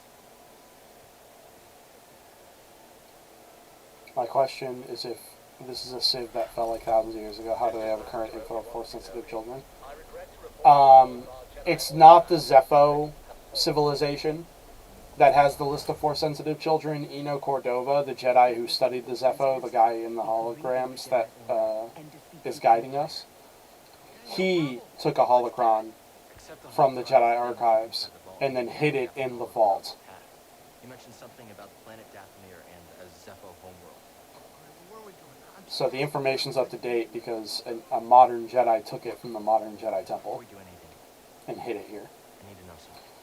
I don't even want to imagine the amount of pressure, external meddling that a writer for a new Star Wars product would have to deal with. So yeah, no, mad respect to anyone who's able to write something good in Star Wars, because you must have to go through an absolute morass of executive meddling to get anything done. It's crazy. It's got to be insane. We have against the Empire. What do you believe? I believe I can't keep hiding from the Empire, so I don't really have a choice. Yeah, as long as you're alive, you will always have a choice. Are you with us? We're in. Dathomir Zepho, it's your choice. Well, you guys are not going to like the choice because we're going to Dathomir first. Dathomir is how we rush double-bladed lightsaber, and that's what I want. Also, Seer has something to say. Seer, can you feel the Force at all? Yes. Instead of opening up, push it back down. Exact opposite of what you should do. Up there, I remembered something about myself before the purge. It was painful, but like I found a piece of myself. That's good. You're learning to embrace the Force again. How can you say that? Because I know what it means to live without it. Okay, I'll keep trying. I imagine if you have the Force, if you spend your life with the Force, then to grow up with, like, to be separated from it, it's got to be like losing a limb, I imagine. It's got to be like losing, like, access to, like, an organ that other people just don't have. Star Wars should go by IRL dual wielding rules and give you a lightsaber main gauche. They actually do that. If you read some of the old books, there are some Jedi who wield a shorter blade in their offhand. It's called a shoto, S-H-O-T-O. Ahsoka from the Clone Wars, she uses a shoto. If you actually compare the two lightsabers that she's using when she dual wields, her offhand blade, her left hand blade, is notably shorter than her main hand right hand blade. Or is it? Or is she left-handed? I can't remember. Whatever. One of her blades is notably longer than the other. My friend with no warning whatsoever just asked me who would win, Jimmy Neutron or Dexter from Dexter's Lab. Oh man. Oh boy. Dexter wins initially, and then Jimmy Neutron has a brain blast and solves the problem. Because Dexter always is really good at creating things, but his things usually cause problems, and then he has to, like, undo what he did.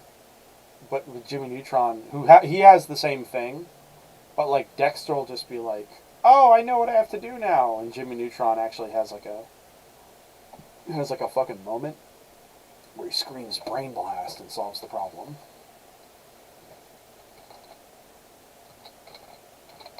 I went for Dexter because Dexter shares the universe of the Powerpuff Girls, so I imagine he has to deal with, like, the genuine wants to kill you threats more often than Jimmy. Possible. Possibly. Wait, you want to go to Dathomir? Yeah, buddy. Surprised Cordova went? You must have had You heard me. We're going to Dathomir. My exchange put on the Manus once we arrived. Red sunlight cannot be good for your skin. This place used to be home to a powerful evolved Force leader known as the Night Sisters. They use the Force? What, like Jedi? No. These witches serve only themselves. Their powers focused on deception, illusion, Manipulation. manipulation. Sounds like someone I used to know. Is that an ex-wife joke? The sisters made a deal with a Sith Lord who betrayed their trust. In the end, they were nearly wiped out in a massacre. Dathomir is a deadly place. tell me twice. I can't emphasize enough, I'm pretty sure Uncle Grease literally just made an ex-wife joke. Coming up on our creepy destination. Grab some seat, kid. Chat disconnected, please wait while we reconnect you. Successfully reconnected. Who'd win in the fish-off between Dexter's dad and Jimmy Neutron's dad? Okay, Hugh. Hugh Neutron. Hugh Neutron is the superior father. He's not actually a very good father, but, like, he's more of a meme. So he wins. Now, be careful. This is a deadly, dangerous place. Here, please say anything. I know you are, Captain. He would just send One of the Dexter's many dad. Yeah. reasons BD1 trusted you for those Hugh information. Hugh would look at Dexter's dad and he would ask him, do you want to have a bad time? Do you want to have a bad time? You've never seen a terrarium? It'd be very funny. Sure, but don't they usually have plants in them? Well, I've been a bit busy hauling you around the galaxy. But you know, you could pay me back with some seeds. Thought you hated nature. When it's out there, you betcha. But when it's behind a comfortably thick wall of embarred glass, that's perfection. Let's see if I can find any. I love how Hugh is mean to this godly power like Shaggy. Yeah, dude. Well, I mean, sometimes it rocks. Sometimes it's good when we just meme characters. Good thing we weren't staying You know what I there. mean? What is that thing?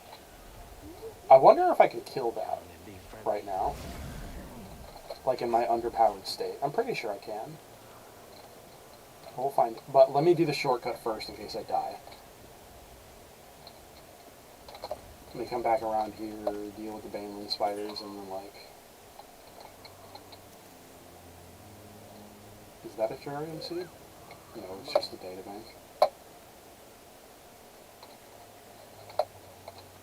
We'll deal with the Baneling spiders, we'll get the shortcut. Scanning again?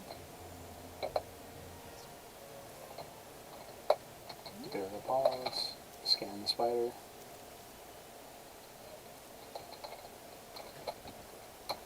Oh, Bane back spider, not Baneling spider.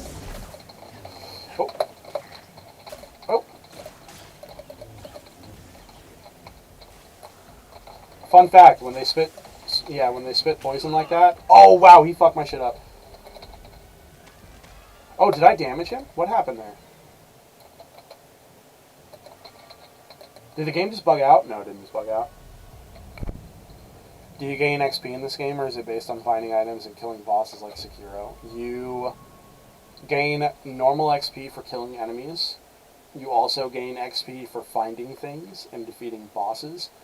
The amount of XP you gain for killing bosses and finding things is way more than the XP you get for killing normal enemies. So you can grind for levels if you want. But, because, like, you guys notice the advancement tree when I meditate? The new nodes of that tree are locked behind advancements, like, of the campaign. Which means that I could theoretically power level to unlock literally everything in that tree really quickly. But I would eventually hit a point where I no longer have, where I can't, like, unlock anything else, and I have to just, like, advance the story more.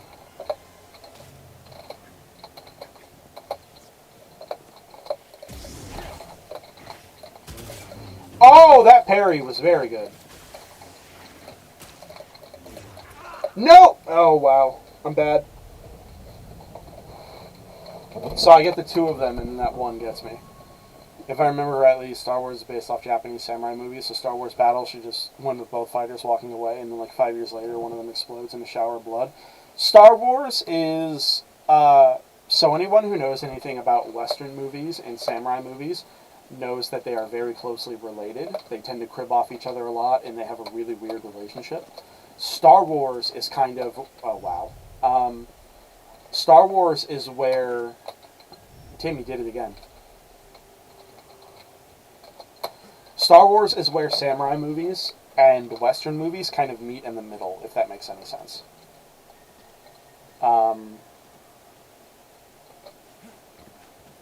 Because it's a space Western, and it's also a space samurai flick, and it's also generally a space fantasy because it's got stuff like wizards, like, and then occasionally with stuff like Rogue One movies, it's with Rogue One movies, it's like a straight up space war film.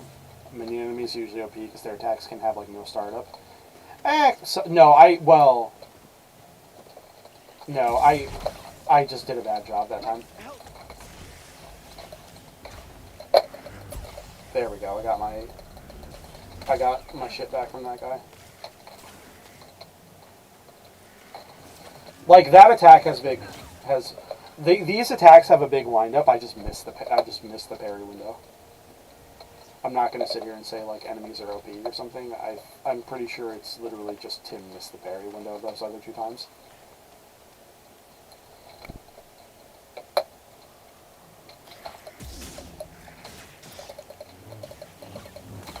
Because, like, the Banebacks do that. Like that pattern you just saw. They'll have the big wind-up single shot. And then they'll usually follow it up with 2 smaller hits that are a lot less telegraphed. They have a slight wind-up on the 2-shot. But that's because the 2-shot usually, most of the time, follows the big wind-up 1-shot. Old sister, practicing her craft.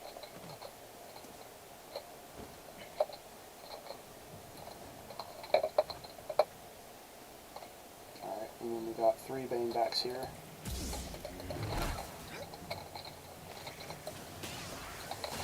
Oh, no, Tim, back off. Don't get on the poison, buddy. You know better. Come on, come up here.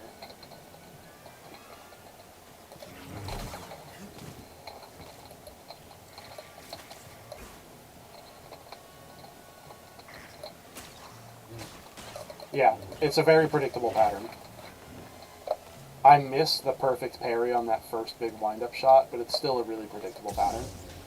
So now we unlock the shortcut, and now in order to make sure that shortcut stays unlocked, in case I need to, like, turn this game off for whatever reason, we go back to the ship and we meditate at a point on the ship so that it actually saves it. Because the game doesn't autosave when you unlock shortcuts, which means that if for some reason I need to turn this off and turn it back on, or if I crash or something, I'm going to lose that shortcut unless I do this. Also, I can unlock a skill on here, which, you know, good. Let's get another force point. I am not very concerned about, I'm not very concerned about my life bar being increased because I'm very confident in my ability at this game, so I'm not worried about needing a big health bar. Wasn't Star Wars also partially based off weird Jungian archetype stuff? I have no idea what you're talking about. Noah Caldwell-Gervais made a video about that. I don't know who that is. I'm very sorry. I don't know what you're talking about or who you're citing. That sounds weird. I don't know enough about Jung to be able to comment on Jungian archetypes. Not pumping vitality is a Chad move, and I respect it. I appreciate that. Thank you. Yeah, I don't feel a need to pump vitality. I feel confident in my ability to just play the game. We're gonna run past these Banebacks. Oh, except this one. We're gonna kill this one.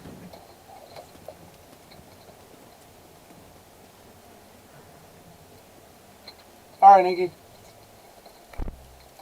I guess my Dark Souls is a little vitality build these days. The stress is too much and I get that shit to 40 right away. Nice. I'll see you, Ink. I'll probably be back on in a little while. It's only 1400 local, and I'm not. I got off work insanely early today, like real early, freaky early. Hey, it's a goth girlfriend. Everyone loves Marin. I heard you were all dead. Not all. Dothamir is forbidden to you. Leave at once. Did she summon those guys or teleport them Perhaps we there? could help each other. You see, easy. There's a very distinct difference. Your actions say otherwise. Wait, hold on. I'm not here. Because if she summoned them, then they're basically just like puppets. They're not real dudes, right? Because she summoned them from like the ether or whatever. But, like, if she teleported them, that means they're, like, dudes. Oh! Oh!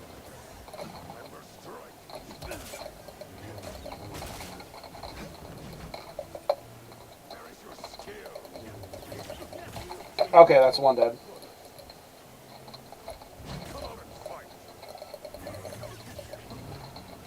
Oh! I forgot about that follow-up jab move. That one fucks shit up.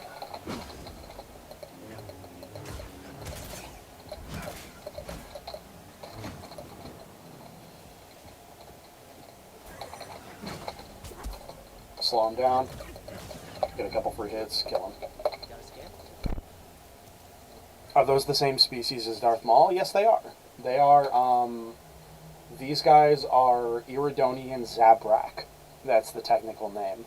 Although technically these guys, because they're on Dathomir, would be called Dathomiri Zabrak. Zabrak is the species. They're natives to Ethoria. Or to Iridonia. Or is it Ethoria? Whatever. They're Zabrak. These guys are Dathomiri Zabrak. Isn't teleporting also kind of like summoning? Because you're killing the original and producing a perfect copy somewhere else? I mean, possibly. We don't know, because we've never teleported anything IRL. The interesting thing about that topic that you bring up is that it's an interesting philosophical thought process, or thought experiment, because there's a couple questions related to it that you can ask. Like, you know, there's the obvious question, are you really you if you died? But, like, what if the teleport clone has your exact memories and is basically just you? I think now we'll do vitality. We'll get the health boost.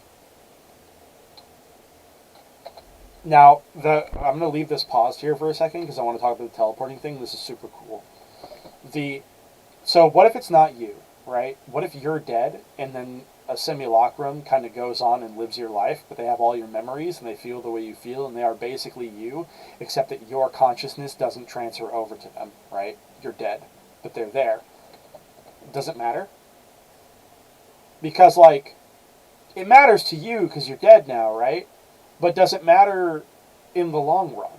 Because everyone who loves you and will remember you and interact with you, like, as long as your simulacrum continues to behave the way you would behave and take care of the people that you would want to take care of, does it matter if, does it matter if you're technically dead? I would argue it doesn't. Not really. If I'm dead, but the Tim who got teleported, got, like, summoned or whatever, continues to be Tim and take care of the people that I love and continues to try and be a good person the way that I would try to be a good person, like, as far as I'm concerned, it doesn't matter. Not really. You know? It's an interesting question. It's a fun thought experiment. Night, brothers.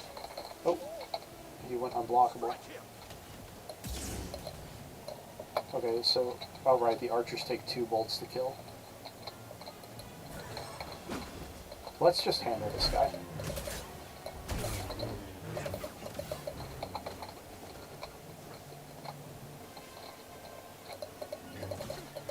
What happened to him there? That was weird. He just, like, let me kill him. Tim, you gotta deflect the blasters. There you go.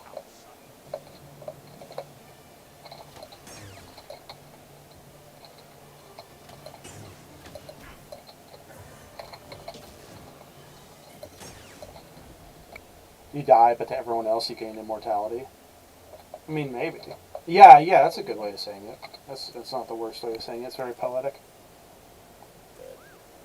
I'm looking. The weird part is, like, would you consent to being a scan knowing you could be reconstructed, but it would kill you in the process?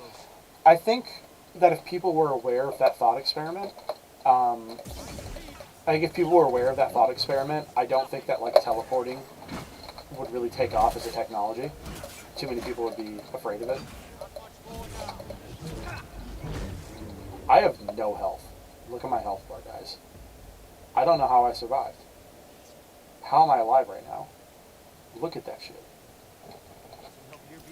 That's insane. Good timing. We're actually going to heal all the way. I might not make it to the point I need to go off this one.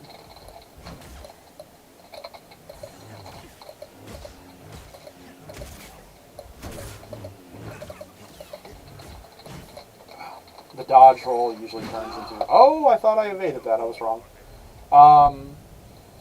Okay, so when those guys dodge roll, they usually follow it up with a quick jab. I should remember that. So if I see them dodge roll, I should just put my block up or evade them. Or like evade ahead of time. That would be smart.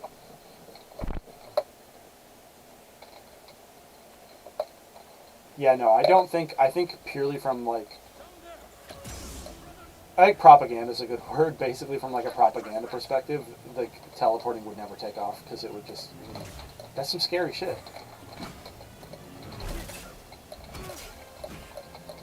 If you guys will notice, when I don't... When my parry isn't good enough to break their poise, they follow through. They're like... They're not really purely parryable. Like... When the melee scout troopers, when you parry one of their moves, they don't actually have a poise bar. So anytime you parry them, they will automatically be fully parried, like invulnerable to attack. But these Zabrak dudes don't work that way. You'll notice they actually have a little white bar. They have like a parry bar. So I need to work harder to Oh, he dodge rolled. I parried it. That's great. I'm learning.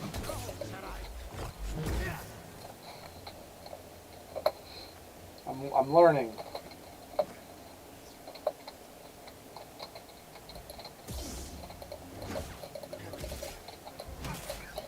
Yeah, you see, I parried him, but that first parry didn't break his poise. So what happened was he just kept swinging.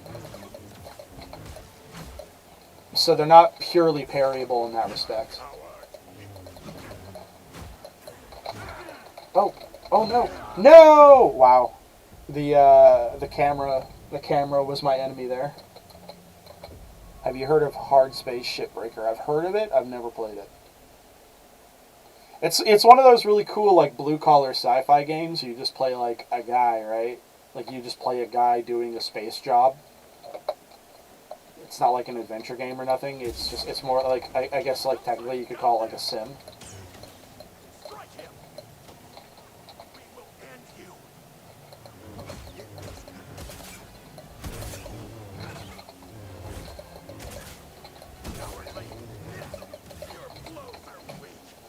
Oh, that dodge was pretty cool on my part. The little like evade.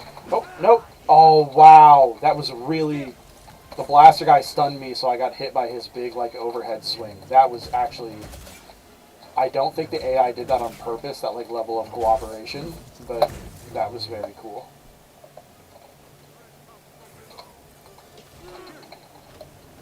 I might let myself get killed here. Wait. Oh, no, the deflections aren't killing him. Well, we'll use this then, and then I can, after I kill these guys and get the XP, I'll like rest and redo this fight. Yeah, no, we'll re-rest and redo this fight. It's super dystopian. You basically sign up for an orbital salvage job. You get training. The job pays off the training, except it doesn't. Oh, so it's like realistic. You get like stuck in like a company town scenario, basically, is what I'm hearing. That sucks. That's crazy. We're going to improve my poise. You get saddled with like $200 million in debt. Scanned, killed, and then they clone you straight away. That's crazy, actually. That's fucking wild. That is very... It's space capitalist indentured servitude and you're already died at least once. Yeah, that's wild. Well, that's just like... That's kind of one of those things where sci-fi is like really neat because they just all they did was like capture the feeling of being in a company town. You know what I mean? Yeah, you see, we got the double parry to actually break his poise all the way. One. Oh, parry's broken already. There we go, and we got him. No hit. Now will I let? Oh, oh, that was close. No, lock on game. There we go. There we go. We no-hit that fight, which means that I'm better prepared. You're not going to get me with the very traditional Souls trick of hiding a guy behind a wall or behind a corner.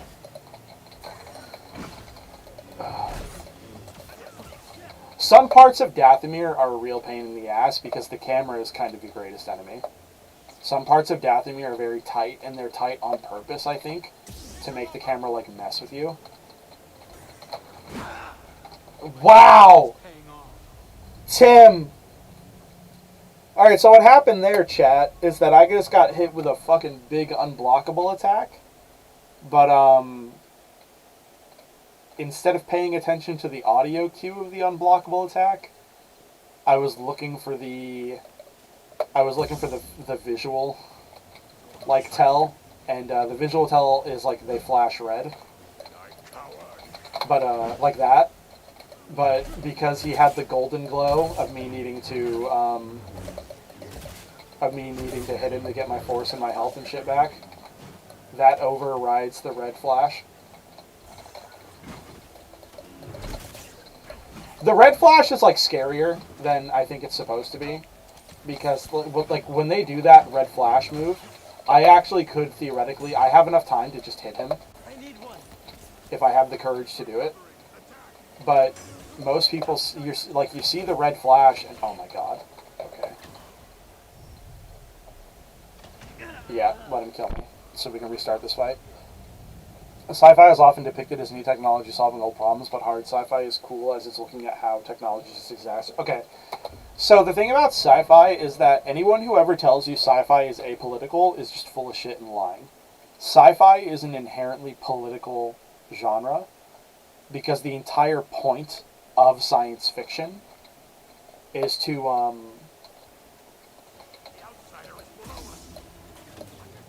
I'm also getting, it's not just the camera, I'm also getting a little bit screwed by by how Dathomir is the least, Dathomir is just objectively the poorest optimized level in this game.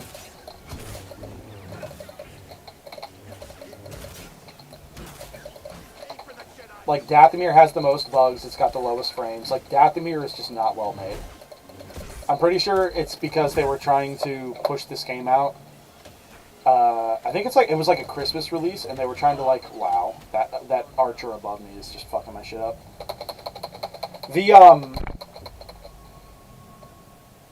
I'm pretty sure the game was being pushed out to match a certain, I'm gonna turn the graphics really low while we're here in Dathomir because it's actually messing with me.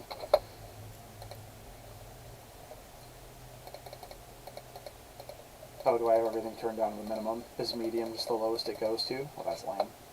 You should run past the melee dude and kill the archers. You're probably correct. I probably should.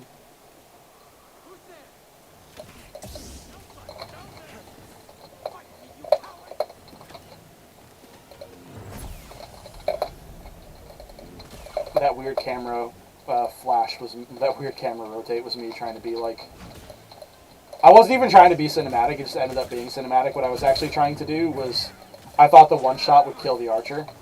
So I was trying to, wow, dude, okay, well that was a bad tactic. We're not going to do that again.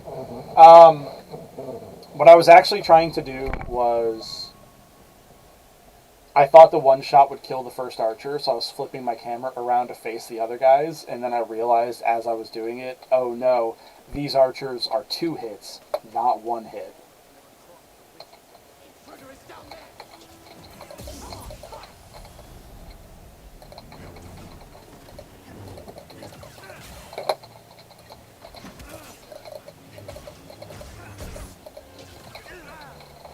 Dude!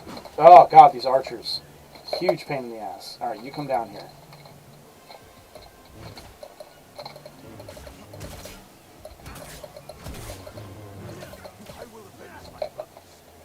I will avenge my brother. Also, it's always worth using the force debuff. It saves you stamina. Sometimes.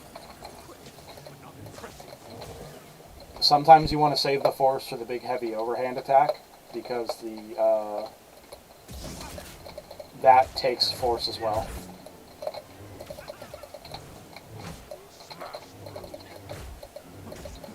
Anyway, what I was saying was I'm pretty sure they wanted to push this game out to meet a deadline. No, you're fine. No, you're fine. Sometimes you guys actually... I'm okay with backseat gaming because sometimes the suggestions are good, and if I disagree with them, I will always tell you why I disagree. You know what I mean? That's fine. But they were trying to push the game out by a certain date, which means I'm pretty sure Dathomir, which is like one of the last levels of the game, and is also like the biggest, is like by far and away the worst optimized, because I think it's the one they had the least amount of time to like go through with a fine-tooth comb. Because by the time they were working on Dathomir, they were like, well, we got to get this fucking game out here. Oh, hi, Logan. You guys got me the big screen TV. You guys simp for me a little bit, but I really appreciate it. I'm not making fun of you, I promise. I love it, actually. Oh, fuck. He's not close enough to lock onto, so I just, like, reset the camera somewhere really weird. Come on, guys, shoot at me again. Oh, that's not what I want you to do. I want you to do a normal shot so I can deflect it back and kill you. There we go. And then there's a guy right here to the right.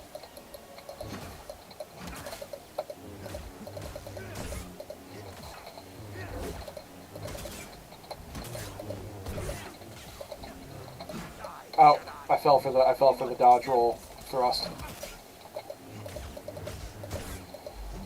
There we go. Got that kill. And then it's the two archers up here. Tim, both agree and disagree aggressively. You'll be able to pick up which over time. Yeah. I do. I both disagree and agree aggressively. Oh, no! Okay, I got one more stem. Let's not fuck this up.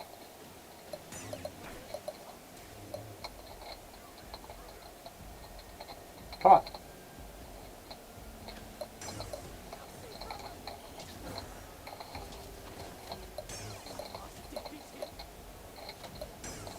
There we go. That's better. He's very passionate. We love him for that. I appreciate that. I love you guys too. I'm very passionate. I feel things very strongly. That might be the autism. No, that's a joke.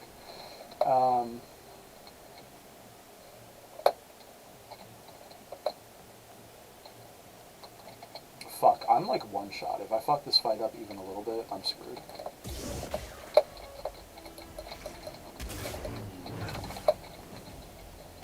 I didn't fuck the fight up. The room is rough because the angle and fog affects your depth perception for the lasers. It does. We didn't fuck up that room, though. And I think... Oh, there's the shortcut. Thank Christ. And now we're going to re-rest to save that shortcut and make sure I don't accidentally fuck myself.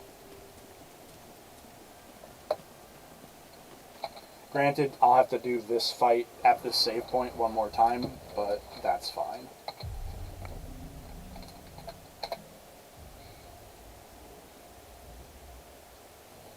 You should play it, Vincent. It's very fun. I really enjoy playing it, and I'm really enjoying streaming it. Oh wow, Tim. I was literally just talking shit about this fight and how it's not that hard.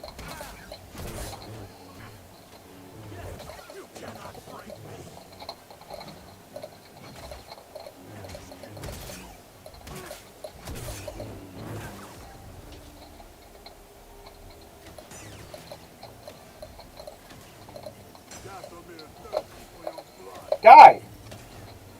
Help me!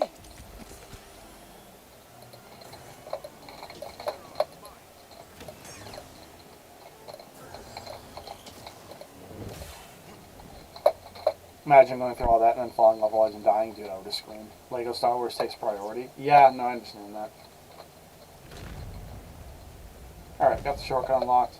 And now what we do is instead of going up there and talking to that guy, we come down here, and then we turn around and we go to the left, and we come to this workbench, and this workbench is the quickest workbench to upgrade to the double-bladed lightsaber. This, now if you were to go through the campaign normally, and instead of going to Dathomir go to Zepho, I believe you would still get a double-bladed lightsaber, either somewhere on Zepho or somewhere on Kashyyyk, but it would take you a little while to do. But if you rush Zepho right here, you get a double-bladed lightsaber basically for free. And now I've effectively gone as far as I can go on Dathomir, so we're going to leave Dathomir. We are now going to return. We're now going to return to the ship, and we're going to head to Zepho and continue the actual story. Oh no. Oh wait, no. I gotta do physics shit. That's right. I gotta... And then swing back. And then swing forward again, because this game has a physics engine, and sometimes it's really easy to forget that. And we come up here, and we get a nice little secret. Yeah, did you guys see that massive XP boost I just got for finding that one little thing? Looking at outers, down there. Oh, I forgot about these two. Oh, that was close. Oh, that was a dumb mistake on my part.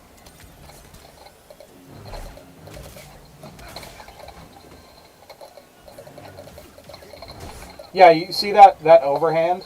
When they're doing the overhand, if you're brave enough, oh wow, the camera there. If you have the courage to just hit them instead of running away from it, it's basically free damage.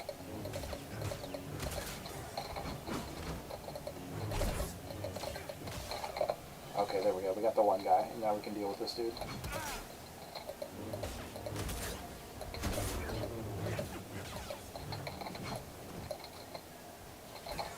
I framed the shit out of that thrust, by the way. I'm pretty sure his mace, like, actually intercepted my character model, but, I had the iframes on my side. Oh yeah, and in hardship, despite being an employee in this hazardous salvage, you have to rent your tools, your suit, your habitat, and even purchase your oxygen. So, yeah, dude, I'm telling you, it's literally just company town. It's like a commentary on how company towns work. Sci-fi is really good for that kind of stuff. It's just good old-fashioned science fiction political commentary. Like, sci-fi is really great for that.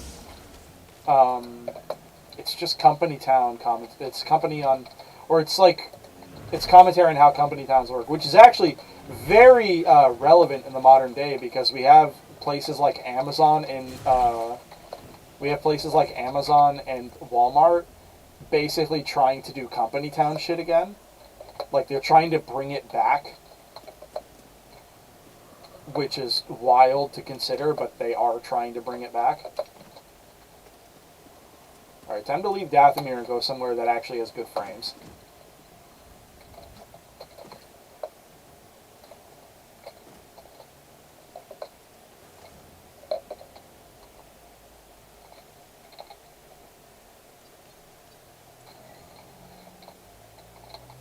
Zepho. Company towns never fully went away. I think there's still some... Yeah, there are. They never fully went away. Company towns didn't get as destroyed as they should have been by antitrust laws. They are unfortunately still kind of just around. And there was a wave of company crypto ideas that were going to incentivize employees with a reward system of crypto minted by the company. What could go wrong? What could possibly go wrong? Really? You guys don't have any no in-character banter, no commentary on going to Zepho? That's weird. You guys usually say things. Is this a bug? Are you bugging? We Alright. have a storm brewing down there. This might not something strange. Those winds are interfering with our comms. Hey, Cordova mentioned something about peace in the eye of the storm. Well, I could just make out a settlement in the middle of it. Then we have to get there. Copy that. Yeah, Grease, fly through a hurricane. You don't mind, do you?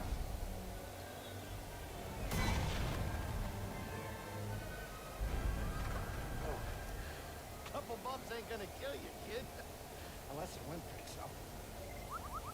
Can you tell that bucket of balls to keep his opinion to himself? I'm sure everything's under control. Be nice, Grease. Under control, it's just a little tricky. Grease doesn't actually. Part of the reason I like Grease so much is because he doesn't actually have the like ace pilot thing going on. He's not like Han Solo or like Perfect landing. Perfect Landing. Easy money. Greasy money, baby. Still getting a lot of interference But from comms. Grease isn't like a Han Solo or like a Poe Dameron. He's not like a fucking crazy ace pilot. Cordova in the meantime. What he is I'll be is like a in touch. blue collar pilot who's just like really good at his job because he's been doing it for fucking decades. It seems like. So like, I'm a trucker. Any of you guys who know me personally know that I'm like a trucker. I'm very good at driving. I'm excellent at driving. Not because I have a natural talent. I'm not like a Han Solo or Joker from Mass Effect, right? I'm not like a crazy ace or anything, but I'm very good at what I do, and that's because I have a lot of practice. I drive trucks for hours a day, right? I've been doing this forever. It seems like I did 2 years of long haul. I've been driving concrete mixers for 4 years now. Like I'm approaching a decade. I'm approaching a decade of like. No, I'm at 6 years now. I'm over half a decade. Sorry, for some reason my brain went 2 plus 4 is 8. But I'm half a decade in to driving big rigs, and I'm very good at it. And I'm only going to get better as time goes on. And every now and again, I have to do something crazy with my truck that I wish I didn't have to do. But I kind of just get away with it because I'm very good and I know the limits of what the vehicle can manage. And I'm experienced, right? Grease is that dude. Grease has been trucking or like piloting for like decades now. So when someone's like, hey, Grease, can you pilot this yacht through a hurricane? He's kind of anxious and he grits his teeth and he's like, it's not hard, it's just a little tricky. And then he does it because he's got to. And he's talented enough to make it work because he's been doing it for ages. I like that. You know? We did good work on more information. It's very cool. Those who will get you stuck in the Empire. I've heard of ancient cultures, but don't know much about them. I only knew that Cordova was obsessed with this. I like that Star Wars has a lot of ancient cultures, like the Rakata and the Zepho, who are all just like You better get on that. universally a lot more force sensitive than the modern day of Star Wars. Like, because in modern day Star Wars, force sensitives are considered like rare, like exceptional. But then you like look back in Star Wars history, and you see shit like the Zepho and the Rakata, and it's just a whole bunch of societies of dudes who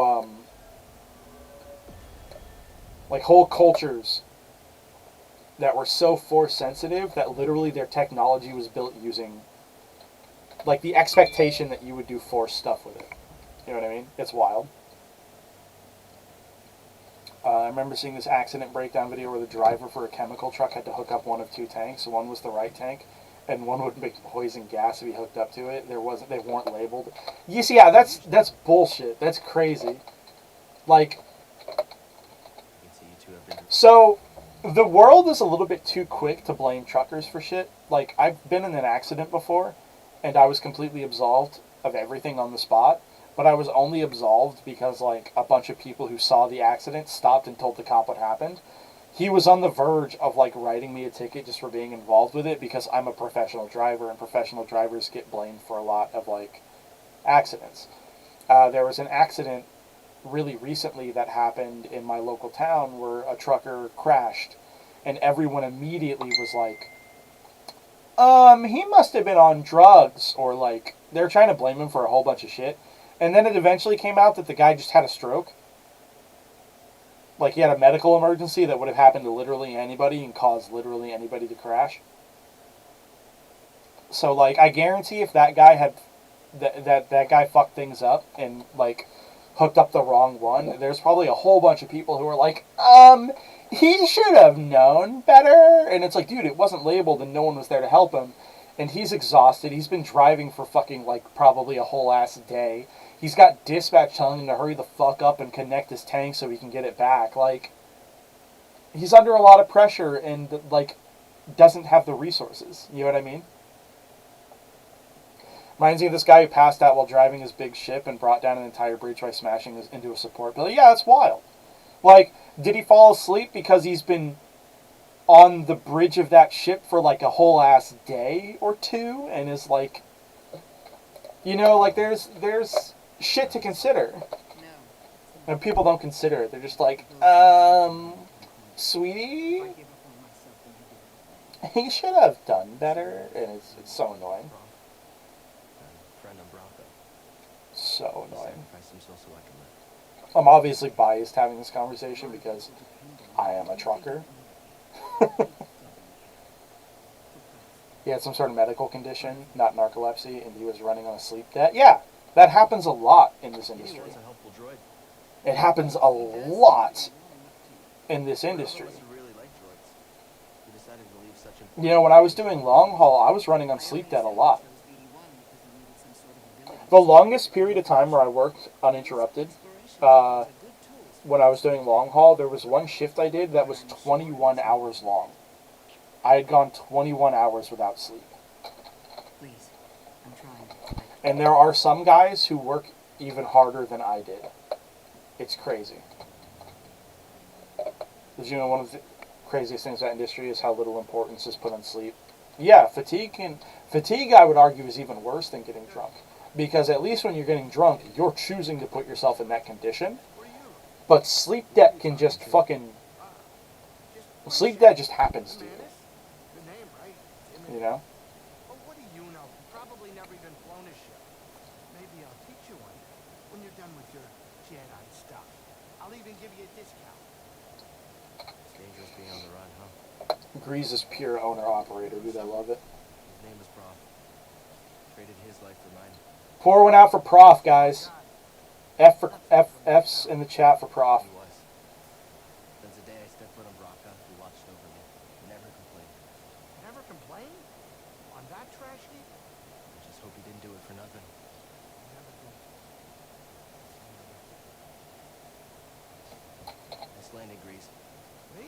These weird drunk societies taught you shouldn't do crazy stuff, but if you're tired, society's just taught you to. Yeah, exactly. When you're asleep, when you're sleepy, when you got a sleep debt, you gotta just go through it, dude, because you got work to get done, you know? No one gives a fuck. Small loan. Actually. No, it's fine. Look, we're all fine. Don't worry about it. Don't you have Jedi stuff to do? Then do it, kid. Appreciate the appreciate the F in the chat for Prof, our boy Prof. Good buddy Prof. Okay, are there... Oh, there are no stormtroopers in this bit for a little bit. We gotta come up here. And then we see those two fucking... I think those are womp rats. Watch out, BD. You don't look friendly. They actually ran safety ads in the country that were like, if you find your eyes closed and you're really tired, just pull over and nap somewhere, get a coffee or something. Oh, they're scazzes. So, the thing about that is that they can run road safety ads all they want. But for a lot of truckers who are dealing with that kind of thing, they're under a lot of pressure from their dispatchers who are yelling at them to keep going. And then you can sit here and tell your dispatcher, hey man, I feel tired I'm not safe to drive, right? And then your dispatcher, instead of telling you, okay, man, we'll stop and rest up, will be like, well, we got to figure something out because we got to get this, we got to get this done. We don't have a lot of time. Like the ads, the safety ads can be whatever. The safety ads can be whatever they want, but the driver who's actually dealing with the problem in the moment, the guy who's supposed to be helping him isn't helping him. The guy who's supposed to be helping him is pressuring him to keep going. Getting sleepy while driving is one of the scariest things. Yeah, it's wild, dude. It's crazy. I've never, over the course of my entire driving career, I've never fallen asleep on the road. There have been times where I've been tired, and I've definitely ridden that fine line where I probably should have stopped. But I didn't, and I just powered through it. And I'm lucky because things never went bad for me in that regard.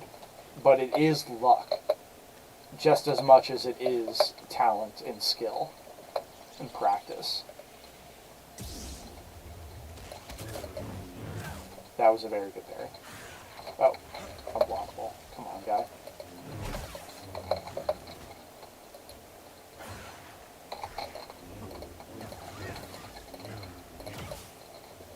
Okay.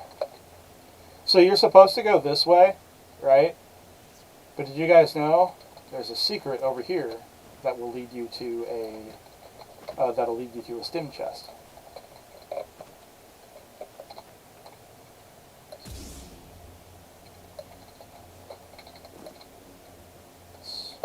And you come up here, and you walk up this ramp, and you collect this force echo. The common capitalist ideal, profit over safety, exactly. I'm reminded of a bit from Mr. Bean, of all things, where he's falling asleep at the wheel and just stabs his face with a cigarette lighter. Yeah, dude, it's really dangerous. On the run from something. And you jump up here, and then you jump up here, and then a couple more jumps, and we now have 4 stims. You're a lifesaver. You know that? Looking good, buddy. The Pink Panther gag of sticking toothpicks between his eyelids. Now, I've never watched the Pink Panther. I'll take your word on that one. But it definitely sounds like it matches.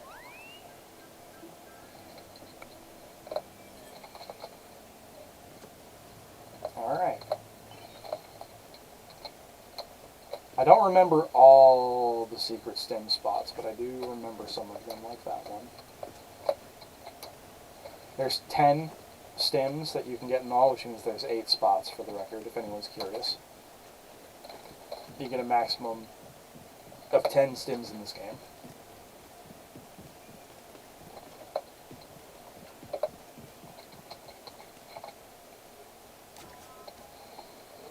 Or from old live action movies, somehow very oddly specific childhood memory.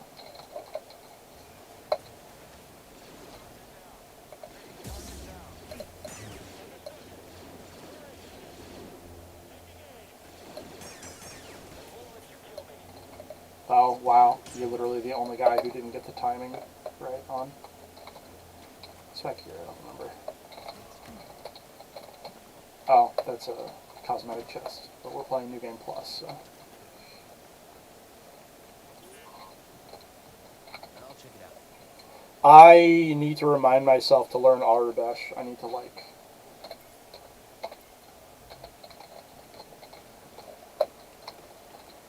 Sad thing is when you're being ordered to push yourself in unsafe territory by people are... Yeah.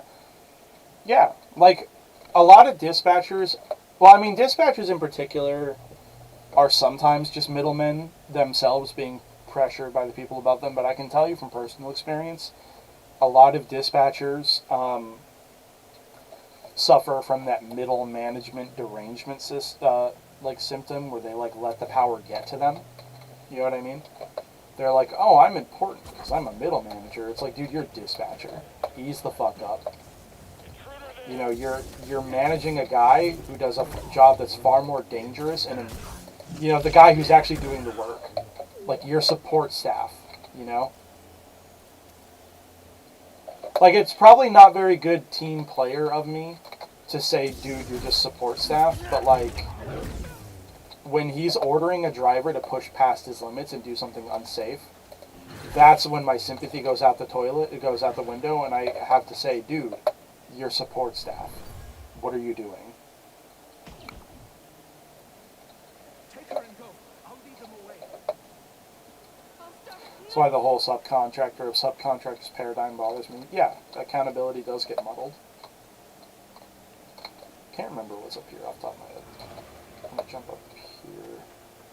Or is it just like a scouting vantage point to let me see the whole village? I love Star Wars villages. Primo aesthetic. Star Wars stuff always looks really good.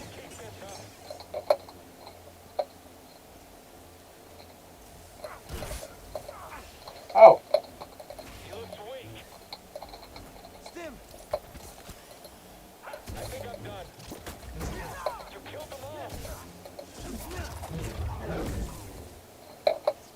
Camera doesn't do well in tight areas like this. Oh, my guy.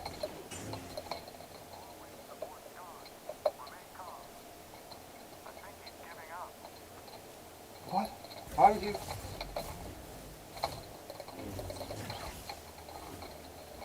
Get up here. I missed the target. Let's bring this fight to the enemy. I'll break your guard. Oh, no, no, no! Oh, that was close. I had, like, no health. How'd I live through that? I thought I was about to get killed by a scout trooper. That would have been embarrassing. What's this? I'm pretty hurt. Much better.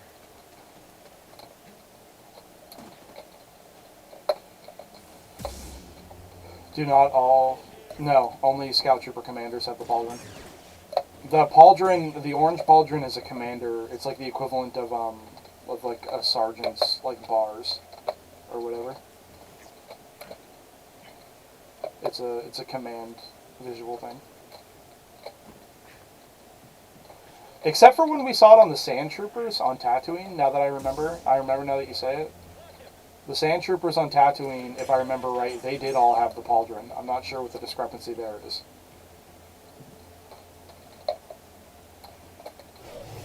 I think originally the pauldron might have just been like a Sand Trooper thing that Lucas meant to do, but over the course of Star Wars media just kind of evolving, I think it's become kind of like a symbol of command.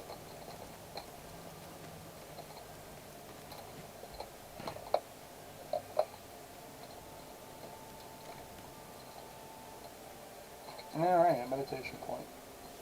I know I have to stop myself from saying bonfire all the time because bonfire is just a really good phrase.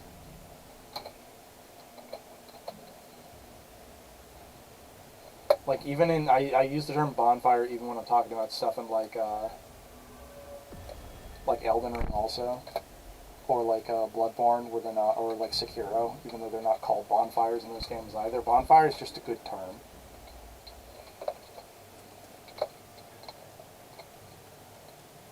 Dark Souls brain rot, yeah, dude, exactly. Speaking of, because I am streaming, I hope that, like, I know the conversation is probably okay. I'm not worried about that, but I do hope that the gameplay, at least, is good. Because, the geriatric save point, yeah, dude. I remember back when I used the term save point all the time. But, you'll occasionally hear me use the term save point, and then I'm sure someone will be like, okay, boomer.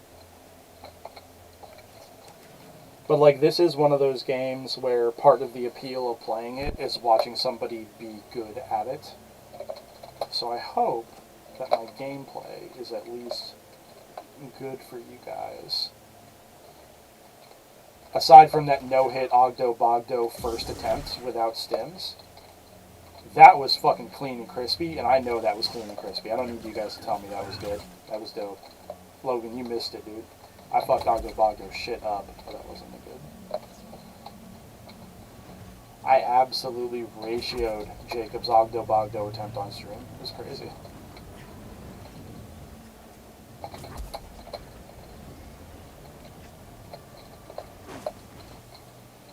These guys are kind of intimidating, but they're actually not that hard to deal with.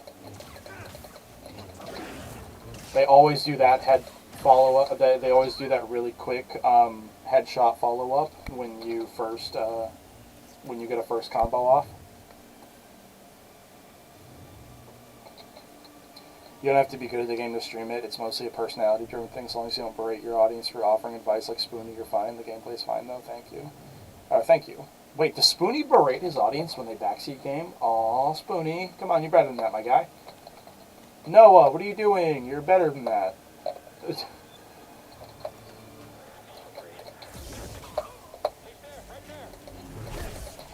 You know what? It would have been a lot more entertaining if I had let those guys talk so we could figure out what they were talking about.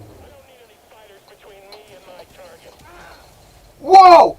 My guy!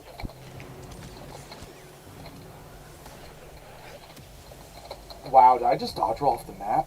Tim! I'm very good at this game, by the way, guys. Okay, so he hasn't... There we go. He just fired it. Does I have time to get up there?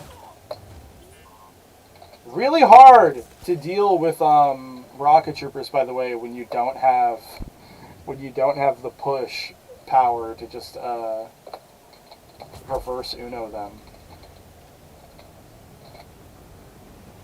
Yeah, dude, I remember the good old days when I was in like college where Spoonie was like on top of the world. It's crazy how far the mighty have fallen.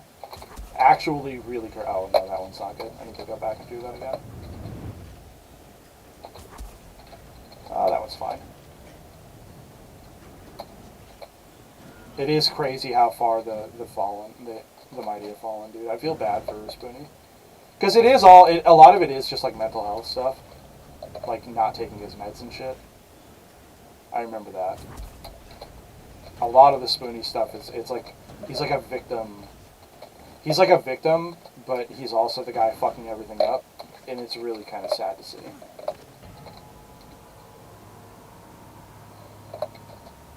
Hold on. Did I miss a secret back there? I might have missed a secret back there. Pro Jared in the case is not... No, Pro Jared... Dude, okay, hold on, guys. Holy shit. Dude, Pro Jared... When the Pro Jared thing happened on Twitter, I remember where I was. That shit was hilarious.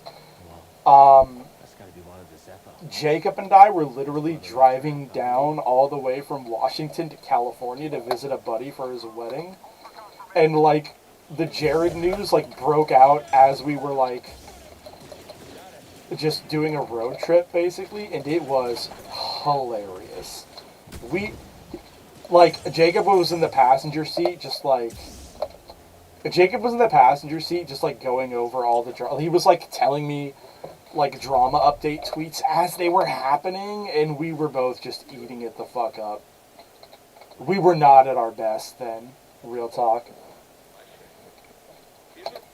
Jacob and I were not at our best at that time. We were just petty, like, gossip girls. It was so funny.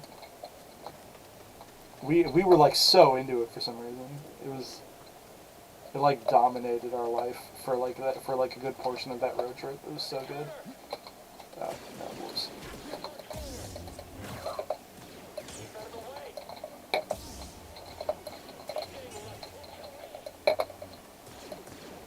Oh, wow, guy.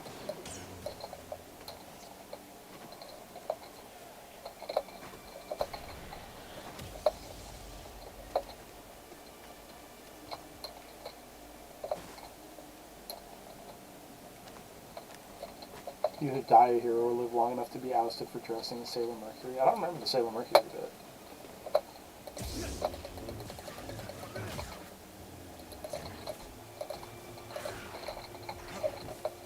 Apparently Linkara did release a really good horror series a couple of weeks ago. At least not every old bit. I never liked Linkara, though. I was never a Linkara guy. I always thought Linkara's humor was, like, really cringe.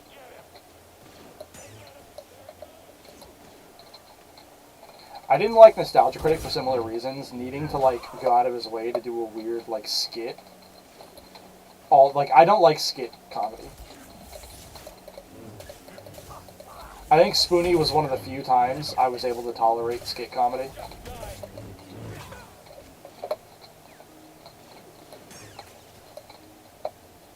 I didn't like Pro Jared that much either. I was never really into Pro Jared.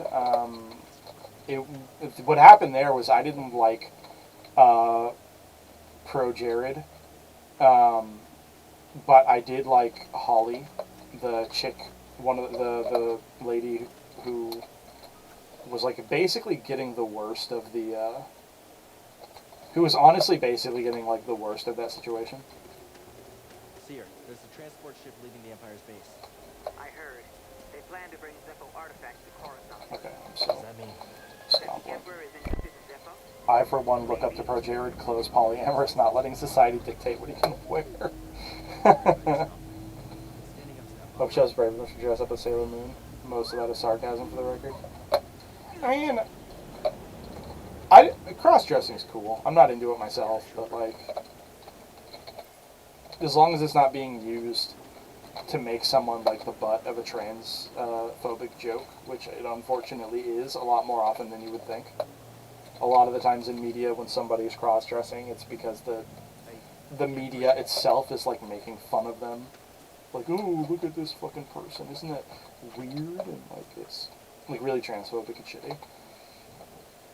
I don't know if he was making that kind of joke when he did Sailor Mercury. I'm not going to assume though, unless I get shown video evidence.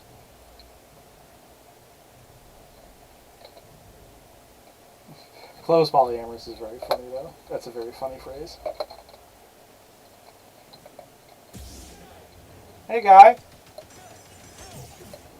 I don't remember how I dealt with that before I had, I don't remember how I dealt with those guys before I had the double-bladed lightsaber. The double-bladed lightsaber absolutely trivializes the heavy gunners. Check it out. Absolutely trivializes heavy gunners.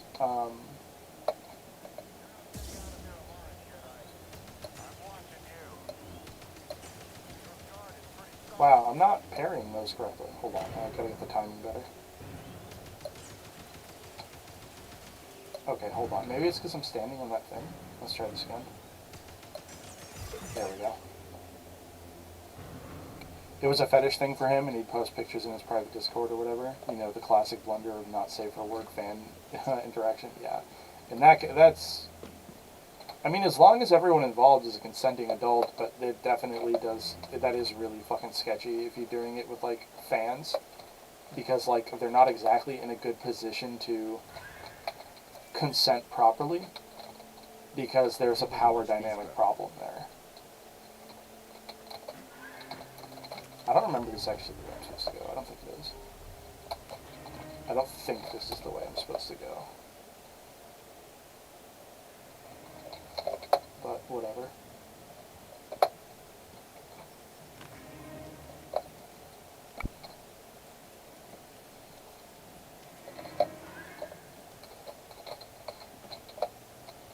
There were allegations of underage people being on that server, but they were never substantiated. Oh, well, that's dark.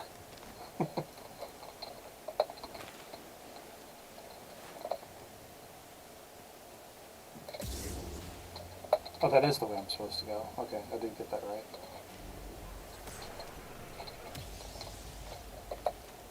There's a couple of scaz holes here. Oh, wow. I fucked that parry up. This sprint attack is so insanely good. I'm surprised. I'm surprised he managed to stop his career as well, if I'm being honest, because the Jacob and I were both pretty convinced that the whole thing with Holly and his wife like had basically destroyed his career, because the whole thing with Holly and his wife came out, and then like in the same time period, like while Jacob and I were still on the road trip, people used the weird thing with Holly and his wife to try and cement the allegations of sexual misconduct. And I remember it came out that he had receipts that proved that he was innocent on the allegations of underage people in the not safe for work server. But the thing with Holly and his wife, that obviously was happening. He was cheating on his wife with Holly. The thing about that sucks is that, everyone got mad at Holly for some reason. Like, guys, it takes two to tango. You know? And she straight up said she was under the impression that the wife was okay with it. Which is entirely possible. There are one-sided polyamorous relationships. That does happen. So if Holly thought she was in a one-sided polyamorous relationship, then, yeah, fan bias, because Holly doesn't have, like, a big fandom like Jared did.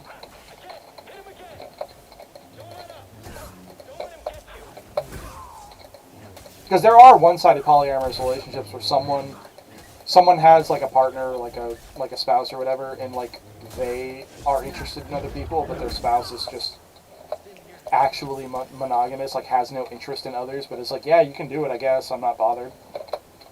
Like, that does exist. It's not common, but it does exist. Oh, I'm supposed to jump off that. Wow, Tim, you gotta hit the button. Don't just think to jump.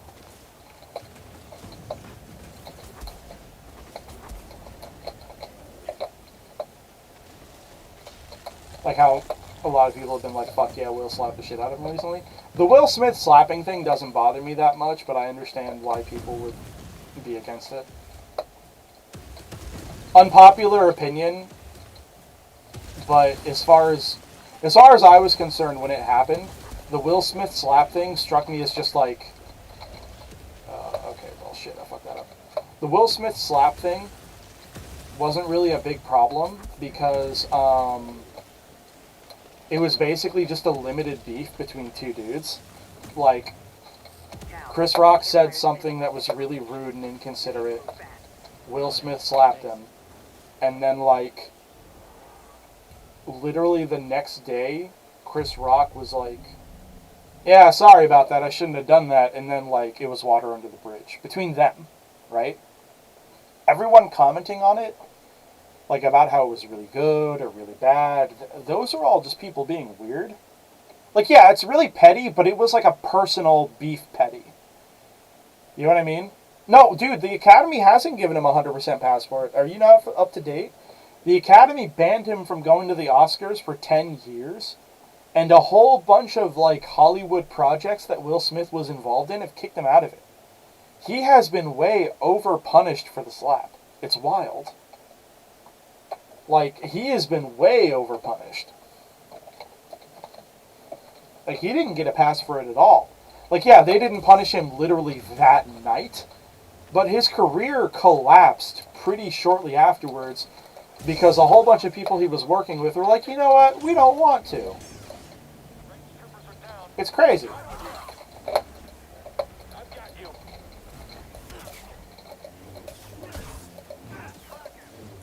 Oh, I'm being shot at from behind.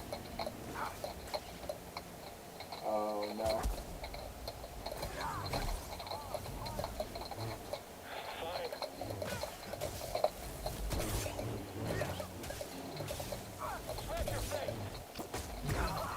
Okay. How did I get through that entire encounter without getting hit, by the way? That was wild. I got pushed up against a wall and was taking multiple hits. Like, that, like, I got through that whole encounter without getting hit. That was wild. Yeah, it is. It's overreactions across the board. Everyone got all overreactive and online, like, weirdly emotional about it online. And then a whole bunch of, like, and then all the people that Smith is trying to work with now, they're all overreacting too. Like, yeah, he probably should have been banned from, like, maybe next year's Oscars or something, like some kind of mild punishment, because it was just a slap between two dudes. I found something. You know? But, yeah, no, he's, like, being targeted at this point. It's really crazy. If anyone's ever playing this game, and by the way, if you just immediately turn around, there's like a wall run right here, and then, I can't remember if this is like a full secret or not, but it does give you a big XP boost.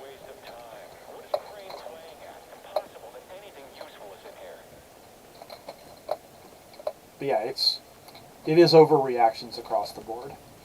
Like, in an ideal world, well, I mean, in an ideal world, Will Smith wouldn't have smacked him. He would have gone up on stage and would have been like, alopecia sucks, by the way, and she's really emotional about it, so let me educate the audience for, like, a second. And it would have been kind of cringe. It would have been, like, it would have been something that, like, the blue check marks would have just fucking eaten up. Whatever, who cares?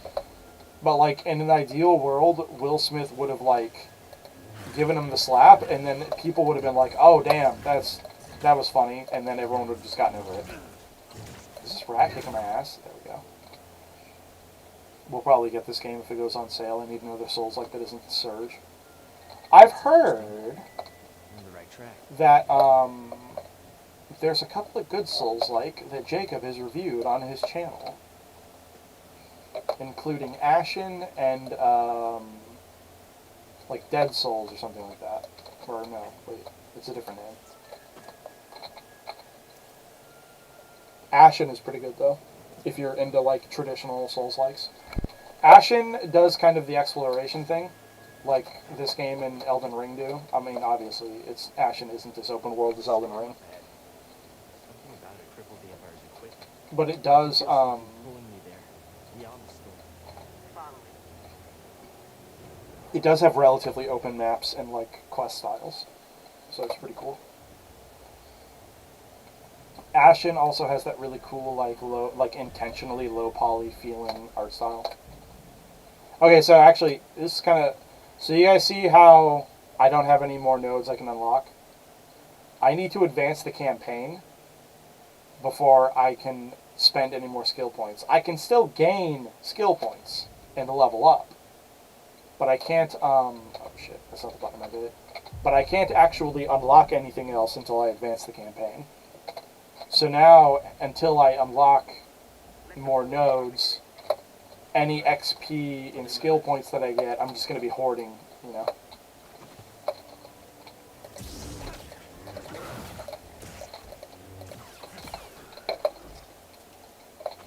Is there anything in Force or Survival? Oh no, those are whole trees as well. Another one of these. Those are entire trees also. They are full trees that sprawl out completely. They have many more nodes. It's not just combat that gains more nodes. Oh. That was a really quick sidestep I did there.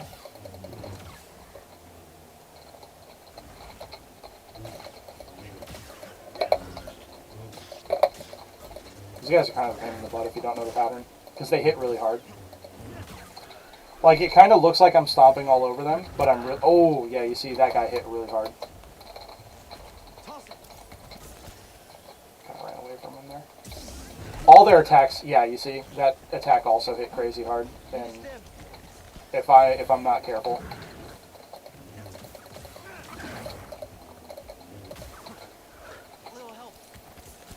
Yeah, you see, they can fuck your shit up if you're not being careful. Because I was not being careful with that one. And I kind of paid for it a little bit, because I lost, like, a bunch of stims. I had to use a bunch of stims, you know what I mean? I wonder what this dude's deal is.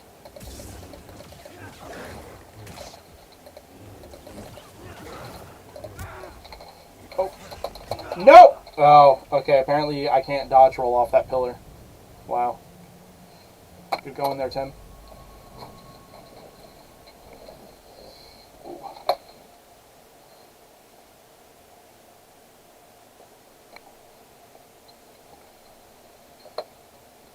You said you like Destiny. Did you ever get into Borderlands? I tried.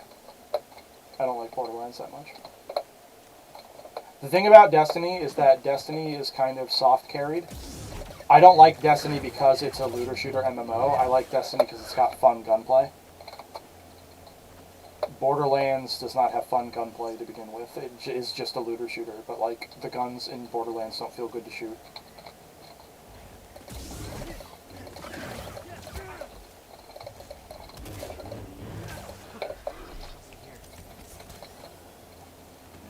It's probably a dick move for me to just like completely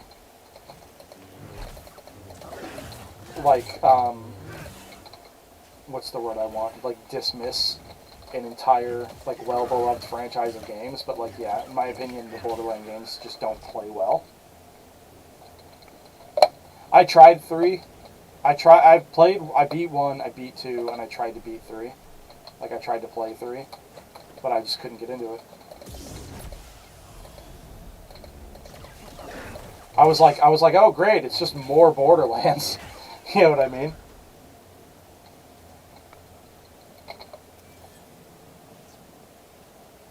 These things are pretty cute. Okay. I think we go this way.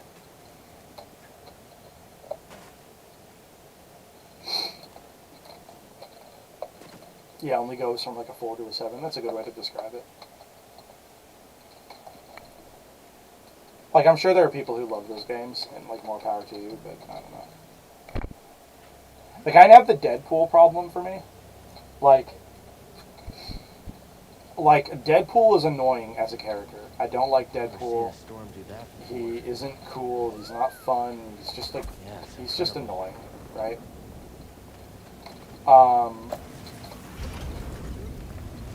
Borderlands as a franchise kind of feels like that. It tries to be cool. It tries to be hip. It tries to be funny. It's just annoying. I cannot chase the Bogano thoughts from my mind. Its visions shape the direction of an entire culture. I must understand why. It's a series that feels like it develops at 0.5 times speed the rest of the industry. It's kind of funny. It is kind of... All the humor definitely still feels like it's 2012, yeah. And then Borderlands 3 was like, oh hey, you know what's cringy? Streamers, and that's like the whole game. Like, I thought it was dumb even before I started streaming, you know what I mean? Like, I'm not speaking with some kind of weird streamer bias. It's just like, I'm in the tube. the whole story of Borderlands 3 was, hey, don't you guys think that streamers are kind of cringe? Still not sure what I'm supposed to find. Like, He's a this little... sucks. It's lame. Tell me about it. But he wouldn't send us here for the music. Keep an open mind.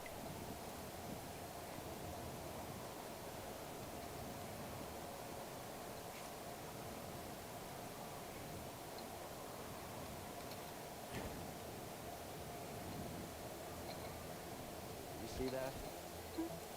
Ugh. The Skunkus. Ow. I didn't even see that one. It's a shame because I look at these environments, these characters, this whole thing of like planets owned and run by arms manufacturers, and yeah, there is real potential there. Well, oh wow, Tim. All sci-fi has real good potential to tell stories, because that's the entire point. Like, science fiction is an inherently political genre that exists to tell good stories. And I think that's why bad science fiction feels so much more wasted. Like, no one ever complains that much when they see, like, a slice of life show or something that isn't very good. Because, like, who cares? It's slice of life. When it's good, it's really good. But when it's not good, who cares? But then, like... It's just really unfortunate how often, like, bad sci-fi can just, like... really mess things up. Actually, let's close this. I know this is what we have to open in order to...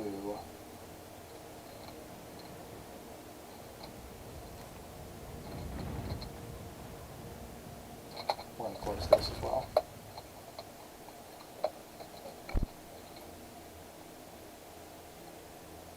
I don't know, it's easier to appreciate schlocky high fantasy because it's junk food we're all kind of used to. Yeah, that's a good way to describe it. It is just kind of like fictional junk food. You can use it to tell a lot of, to make a lot of statements about life and the world and the human condition and politics and whatever. Like, that's why I love the Legendarium. The Legendarium is very good at it. Legendarium being Lord of the Rings and its attached media for anyone who's curious. But like, yeah, generally speaking, high fantasy is just kind of junk food.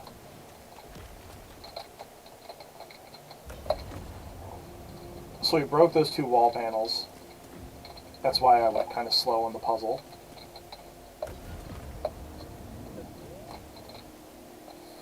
Say nothing. There we go.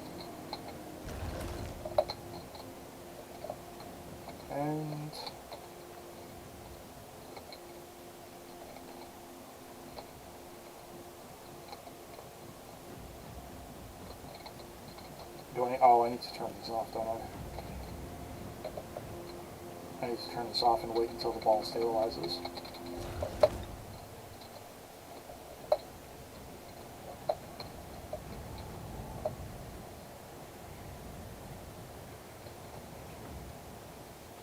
Now we hit this one. There we go.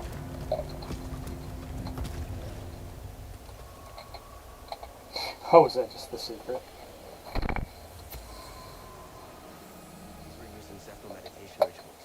I think they were training Force users. I forgot. Wait, did I only just do the secret? Was that not where I'm supposed to go? Okay, it does also unlock the door. I think.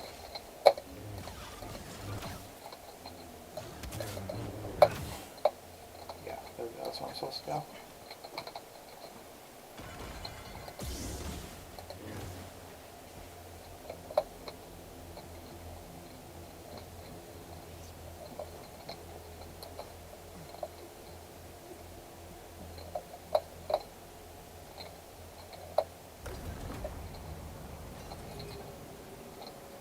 And then we close this.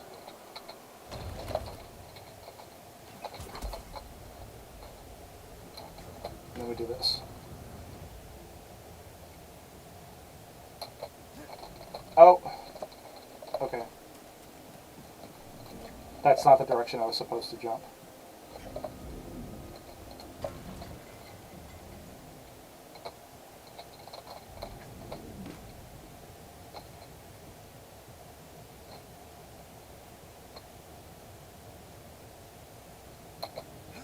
There we go. That's where we're supposed to go. I'll run up here. Get to the meditation point.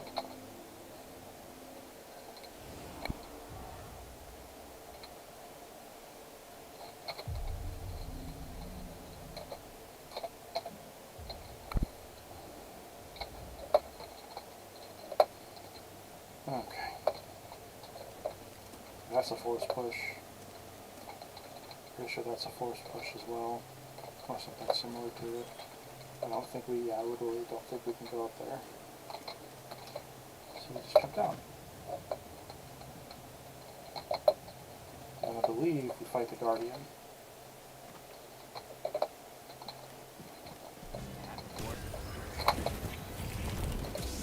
Wow, that was a hardcore iframes abuse, by the way. Did you guys see that?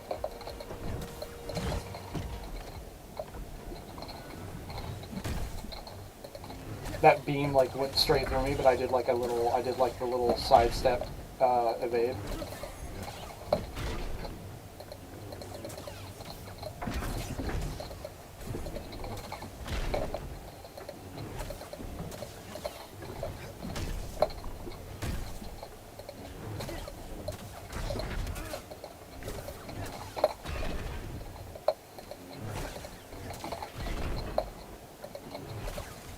Hey, we no hit the Guardian.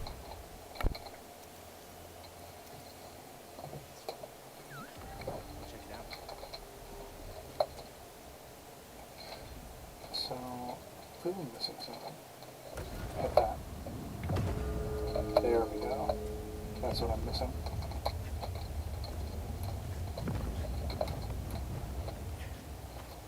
I wanted that robot to grab you and do an Argentine back. Yeah, dog, it would have been really embarrassing if I had fucked that up. Instead, I no-hit him, so I'm very sorry about that.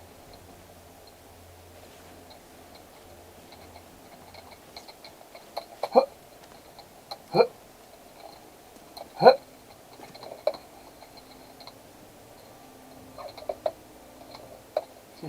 Instead, I fucked his shit up. And showed that I am a Jedi, like my father before me.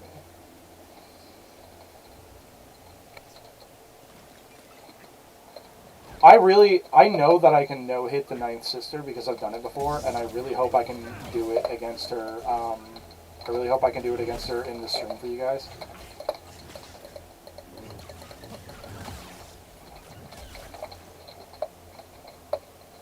Like those giants in Sekiro, I love those guys. Those do body splats, power bombs, people's elbows, and all sorts of shit. Yeah, dude. Based WWE giants.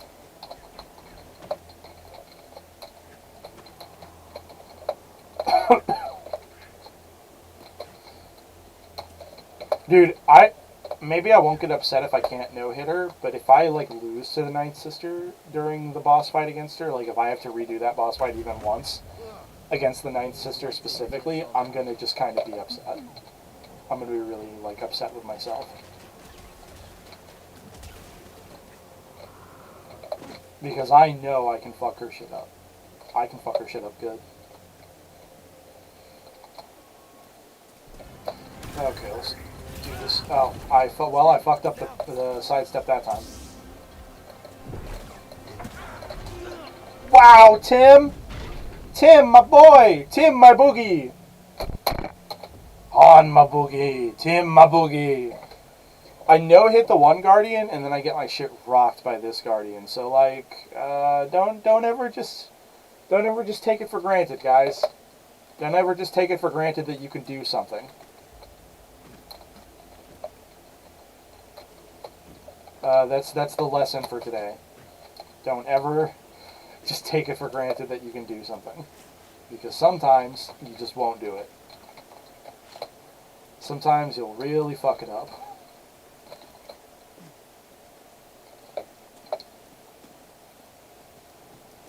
That's the big old whoopsie doodle.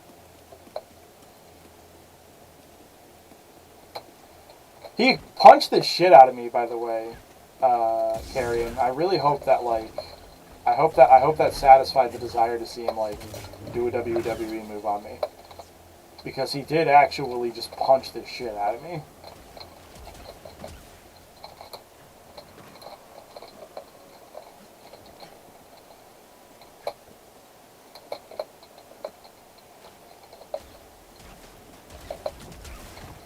Wow, that one didn't explode. Dick move. Need a stem? Alright, let's do this again. Oh, why did I stem? I'm just going to get the first hit off on him. Oh, we did it this time! We sidestepped through the laser. Oh, I wasn't far enough away that time. Ow, I just got kicked in the face. Oh my god, the camera. Okay, let's try this again. Okay, Tim, you're trying to get way too fancy with the... Trying to get way too fancy. Just focus on killing him.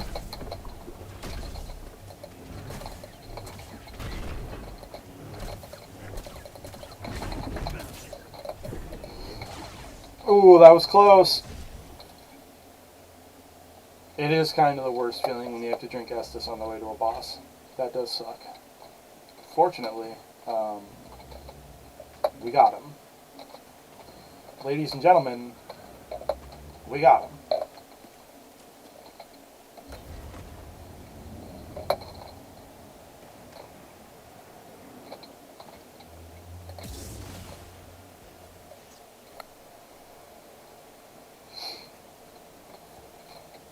And I think we're about to get to the point where I learn how to do a force push.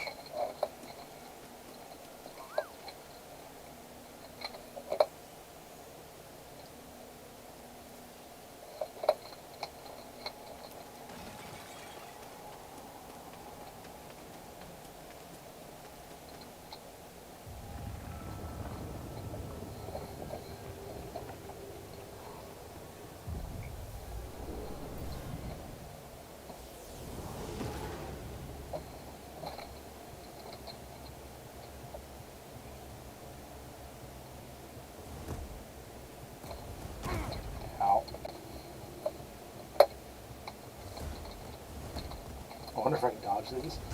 Nope. Nope.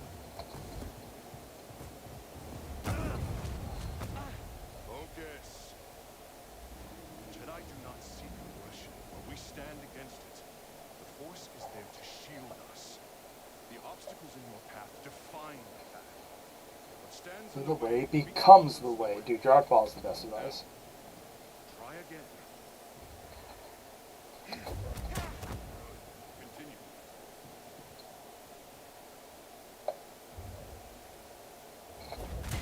Faster now. Complete the test.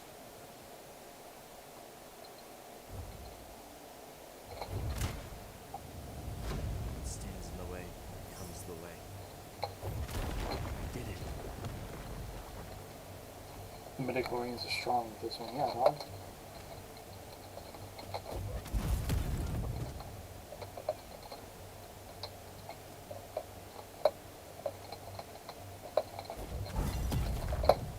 The force is stored in the balls.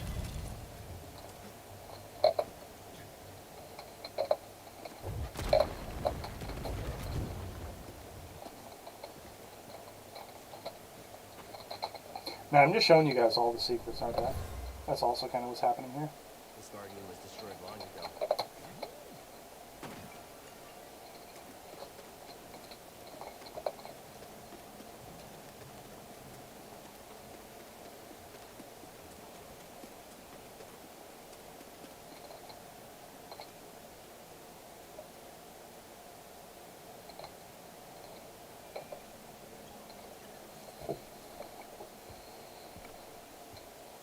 My friend, take a look at the detail on this bark. The distinctive striations. It can only be a Rocher tree from Kashyyyk. It's time to call on an old friend. If the Zepho had contact with Kashyyyk, there is a good chance Chieftain Tarful will know about it.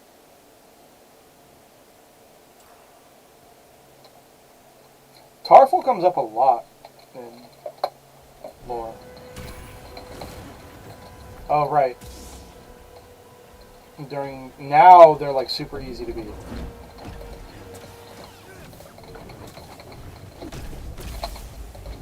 Because when they do when they do any attack that's like powerful or charged up or whatever, hit them with a force push and they get like really vulnerable. Just like that.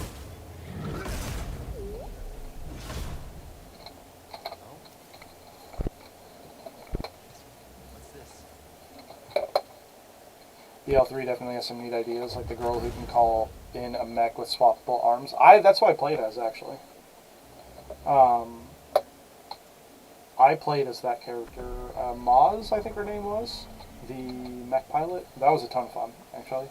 That was the only part about that game that I enjoyed, was calling in the mech. I thought she was pretty cool. Yeah, you see, Cal has healed his connection with the Force, and new skills are available. Which means that now, you see, the tree is larger. I can unlock more things.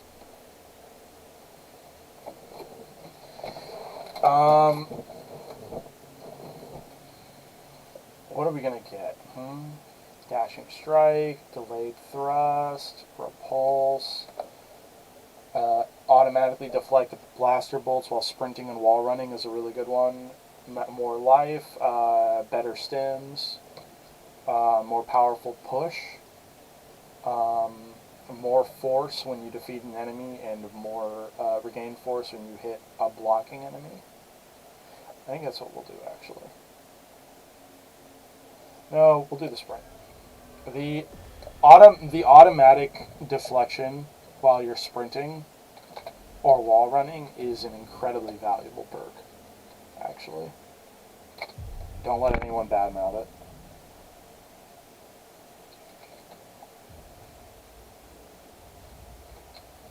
It's a case where I wish I could play those characters in a different game. I actually get that a lot, where I'll be playing a game. It'll be similar to something else I've played, and I'll be like, man, I wish I could... Like, when I try to play Elden Ring or, like, any kind of Dark Souls game, I'll literally just be sitting there like, man, I wish I could play as Cal Kestis right now.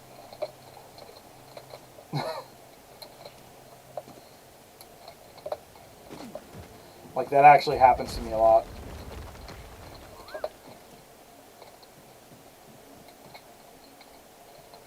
Are you going to try and scan or something? There you go. Like, if I could play other Souls games playing as Cal, oh, I'd fuck shit up, dude. Absolutely, I would fuck shit up.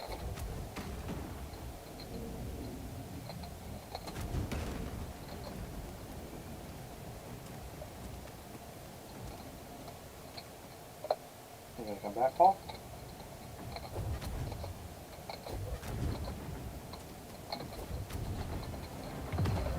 Oh, right, this Guardian.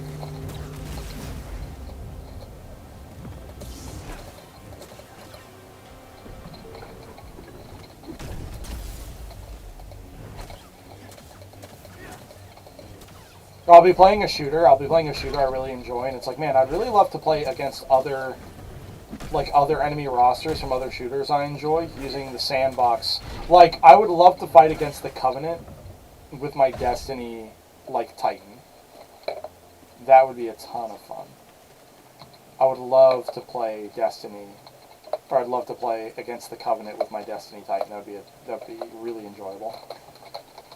Cal, what the fuck was that, buddy? You can grab onto the thing. There you go. Little help. That was close. Yeah, that was. I guess that was close, wasn't it, Cal?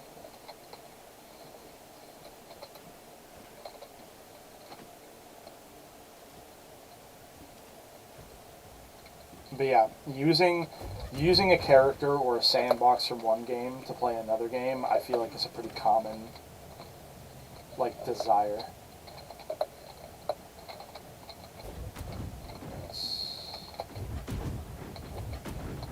Oh, okay, so you won't go over that. I need to. No, come back here.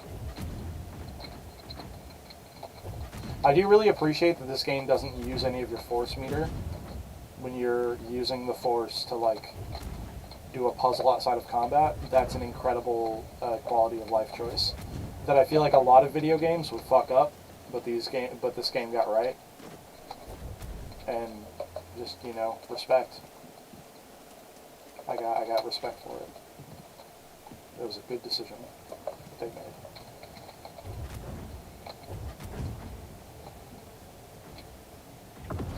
Mose is a corpo soldier in a mechanized infantry division who was gaslighted by her superior. Yeah. Shoot, yeah. No, your description of Mose is correct, and she's a very cool character. I like her a lot.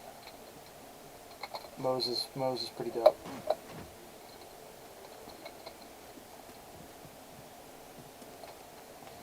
Well, I mean, it's a little bit reflected because I feel like her intro cutscene does a pretty decent job of kind of just telling you what her whole deal is. Oh wait, no, I shouldn't have done a second push there. Like, I didn't know about the detail about her officer gaslighting her, but like the idea that she got sent to do one last job that she clearly didn't want to do. Like her intro cutscene makes that pretty obvious. And like the traumatic battle was also something that was made pretty clear.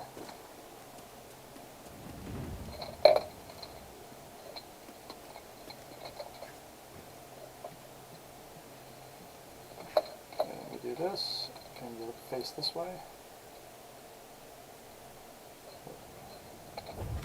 Bam.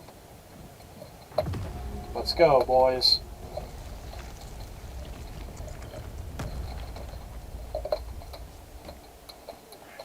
Are there any other push-oriented puzzles here that There was one that I didn't yet do. It's the one over by the save point. I'm really glad that I checked. I do also really like that Cal doesn't take fall damage because, like, Jedi don't take fall damage.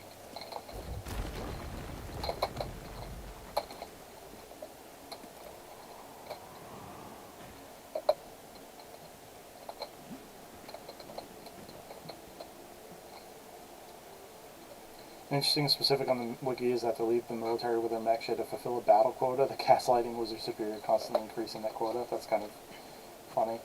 Wait, do the characters in BL3? Yes, they do have their own intro cutscenes. The characters in BL3 do in fact have their own intro cutscenes.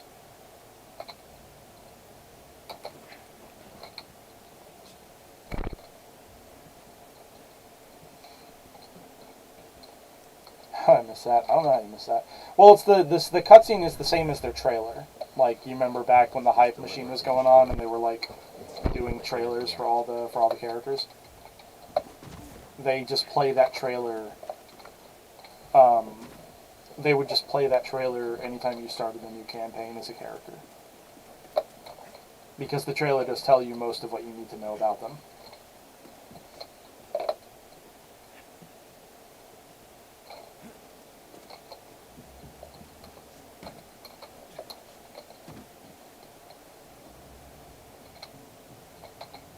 I have a no trailer policy. That's not the worst policy. Yeah, no, the intros are kind of interesting. I think Moses is the one that tells you the most about her story. But, like, they all do to some What did degree. you find? The Zeppa went to Kashyyyk. Cordova mentioned someone named Tarful. A Wookiee chieftain. They were old friends. Think he's still around? There's only one way to find out. We have to go to Kashyyyk. We have to go to Kashyyyk.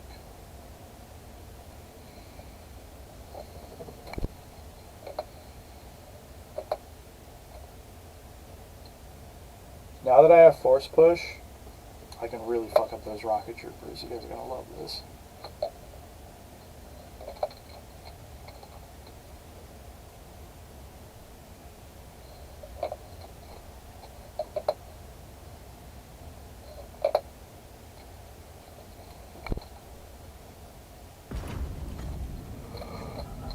Alright, first thing we're gonna do is meditate.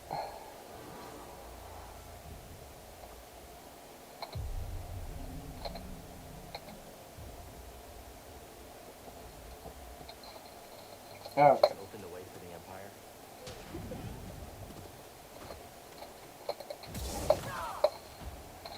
Alright, Rocketeer.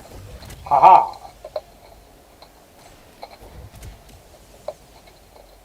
It's very funny to do.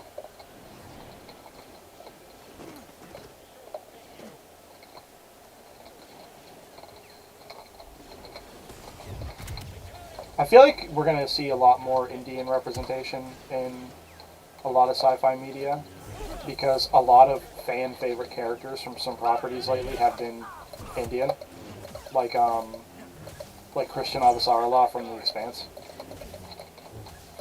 Like, she's almost universally a whole bunch of people's like favorite character, and she's Indian.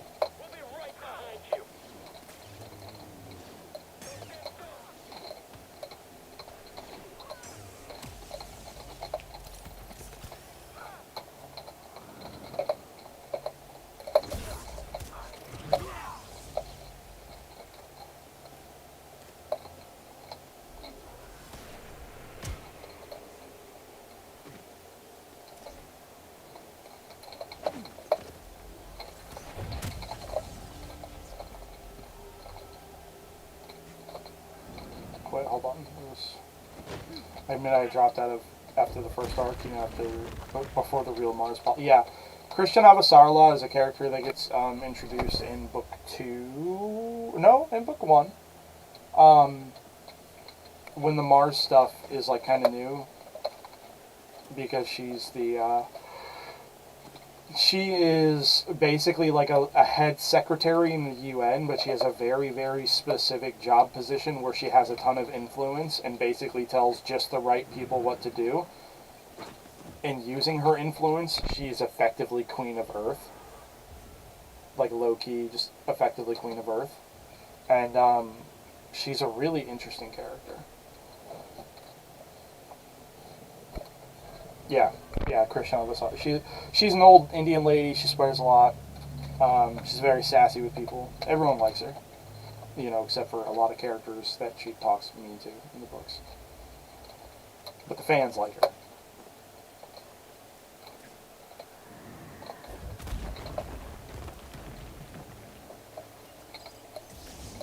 Alright.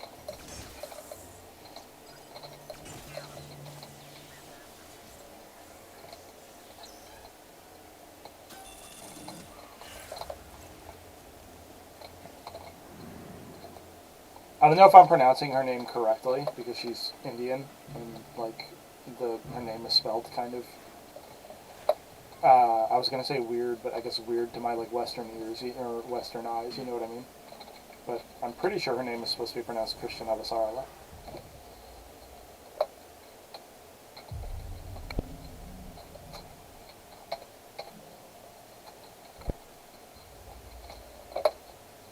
Or if it's not literally Christian, then like it's close.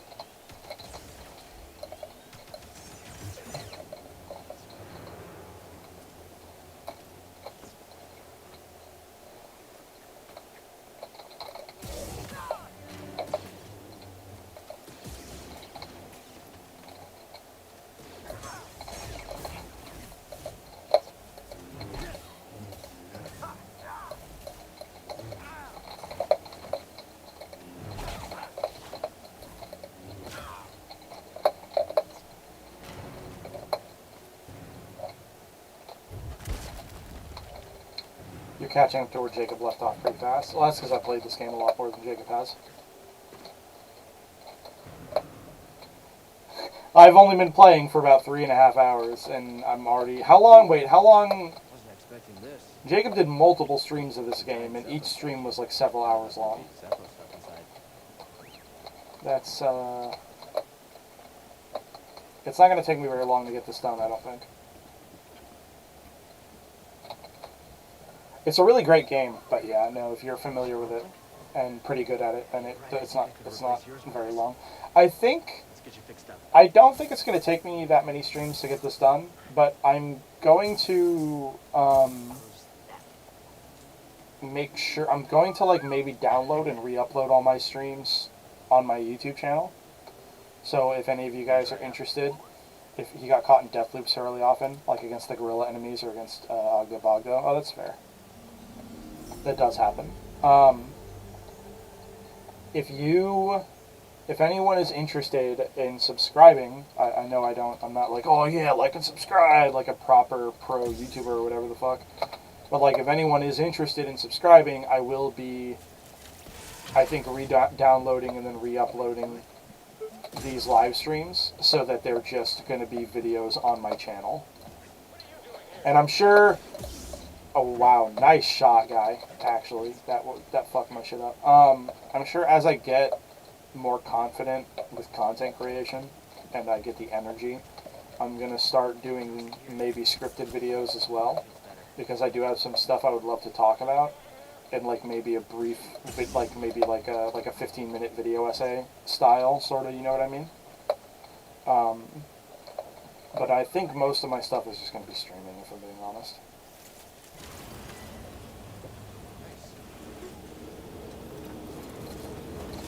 I don't think that I don't think I'm going to go full, like, edited content and we'll subscribe and check them out. Thank you.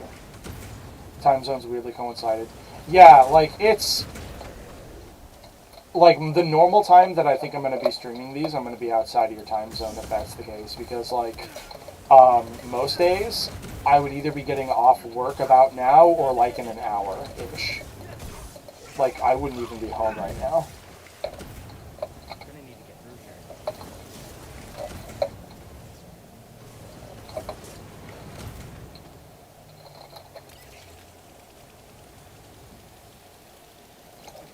This is just a really, really convenient work situation.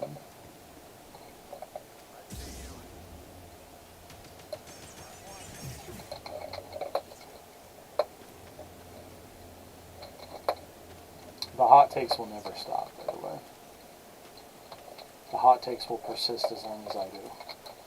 Also, did I completely miss that fucking fan there? One of the main reasons I never got into watching streams, it's not so bad. Because trying to play a D&D character at like 2 AM. Yeah, definitely, that's gotta be crazy. Playing D&D with different time zones and stuff has gotta be just a buck wild experience, for real. That's gotta be kinda crazy. Oh wait, there's a thing down there I can splice. You gotta slice this door. I don't think that's actually where I'm supposed to be going, is it? Yeah, no, it's just a chest. Honestly, I have a hard time playing D&D online anyway. I much prefer, like, I tried doing it with a buddy. I think actually one of my friends watching the stream right now, we tried, and I couldn't get the energy right to keep it going, you know what I mean? Like, we only did like 1 or 2 sessions, and I think I called it, because I just couldn't manage the proper energy to GM it, because, like, I kind of just need the people to be right there in front of my table, you know what I mean? Did I just completely skip? I did. Wow, okay. I'm gonna have to go back and I'm gonna have to revisit that and do it later. Yeah, I'm gonna have to revisit that and do it later, that's wild. I completely skipped like a secret door.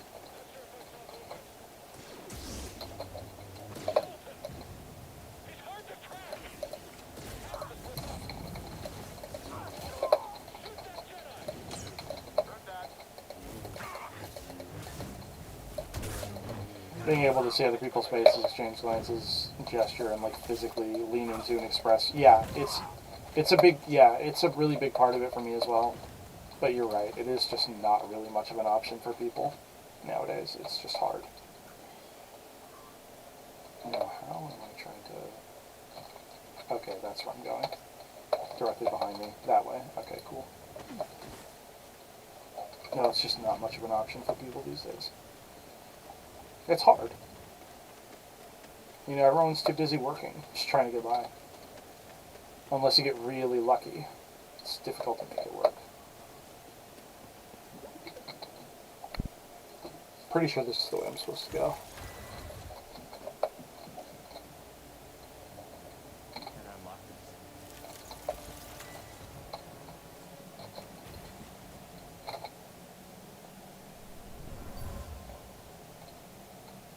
Do not concern yourself with the missing artifact. So I know we're supposed to be heading back so we can go to Kashyyyk. Where did Jacob leave off? Jacob went to Kashyyyk, right? Jacob made it to Kashyyyk, I'm pretty sure. Hey guys. Will you notice me if I kill the droid?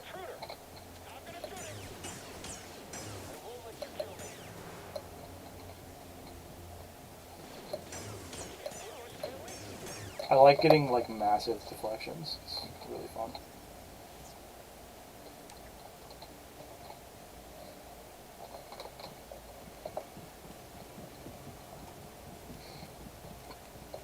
Yeah, I'm pretty sure Jacob had made it to Kashyyyk, so I'm not as close behind him. Is Kashyyyk, not Kashyyyk. Kashyyyk. Oh, you know any jokes, BD? Beep beep. Booby, trilby boop. I don't know why. Boo trilby boop. Ah. Classic. That, I love stuff like that. Those are very cute interactions. Kashyyyk, K-A-S-H-Y-Y-Y-K, yes, it is spelled like that, is, yeah, the place with the ATs and the Wookiee. And the Wookiees. That is Kashyyyk. Yeah, it lets people, a lot of people, the chance to experience stuff like D&D vicariously in, like, parasocially is, like, a really big deal for a lot of people. No, poor guy. I have multiple times now, like, thrown out the idea that Jacob and I should, like, play D&D and, like, stream it. Not live stream it, but, like, maybe record it. Oh, wow. No, Tim! I'm very smart. I'm very good at this. Let's try that again. I got overconfident there, actually. Oh, these guys are what you meant by the gorilla enemies, aren't they? You said gorilla enemies. You meant these big dudes. Wow.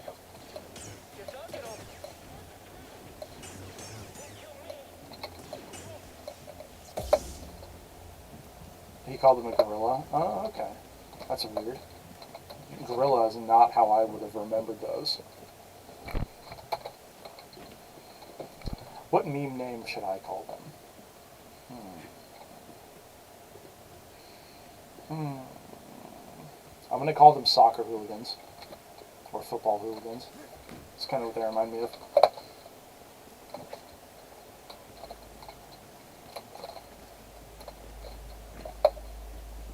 Just big, pot-bellied, angry, swinging arms everywhere. The slightest fucking reason.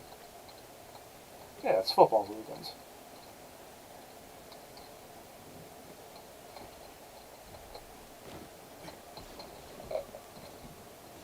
Huh. You got the Imperial facility built into that big Zepho statue. I never noticed that before. It's kind of depressing, if I'm being honest. Inherently Optimistic was a ton of fun. I loved Inherently Optimistic. Sorry.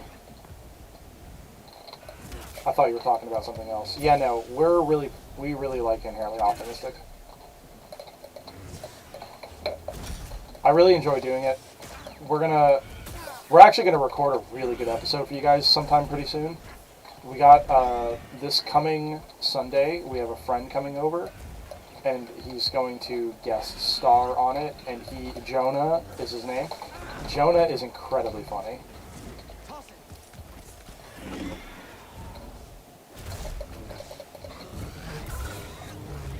I test the waters with like one shots. Yeah, we probably could.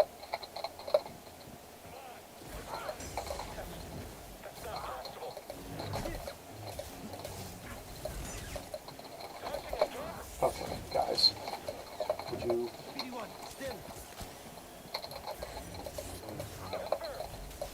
Tim, you gotta get the parry right. If you just block guys and you don't get the parry timing right, you're gonna be doing this fight forever. Come on, guy. It'd be a lot easier if this guy wasn't shooting at me. Let's deal with him. There we go.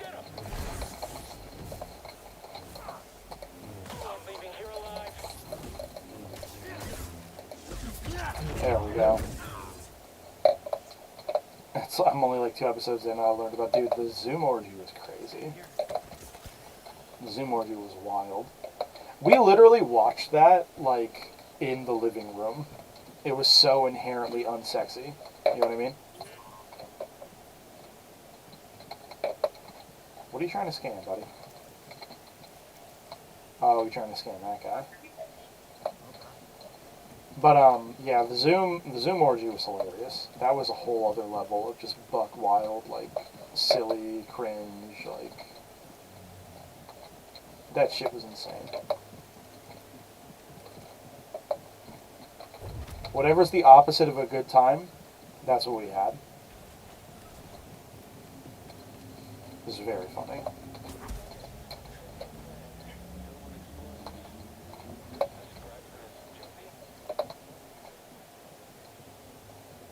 Okay, that's a pull.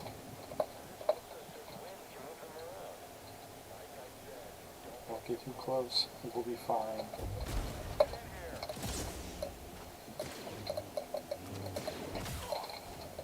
I like that the guy's like, you know, we'll be fine, and then like, imagine telling your buddy that you guys will be fine, and then like a fucking Jedi just like, and then a fucking Jedi, there we go, shortcut unlocked. A Jedi just like force pushes a fucking panel out, and you're like, God damn it, I said we'd be fine.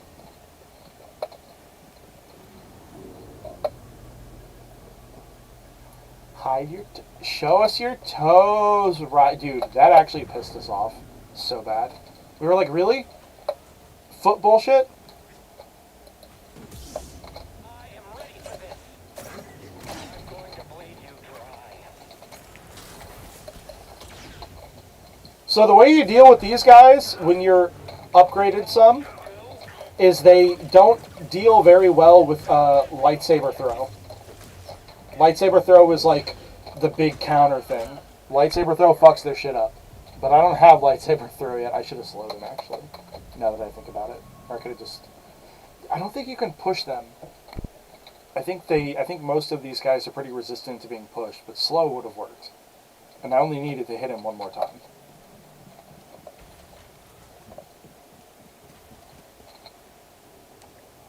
I like that if I stand here and just wait for the elevator, I can, I don't even have to kill these guys. I can just, like...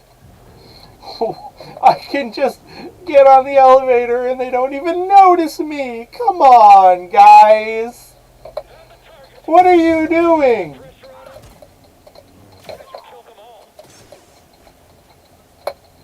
My guys! Okay, so the slow works on him. Does push.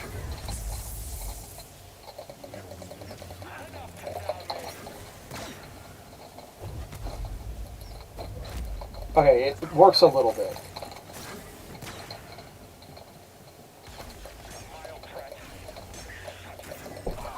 There we go, we got him. See her. I just took down a trooper wearing black. Did that just slow his laser down in midair? I believe it does. If you slow a guy and he shoots, his laser also slows. But I don't think you can individually slow down lasers. I think it's because he shot the laser while he was slowed.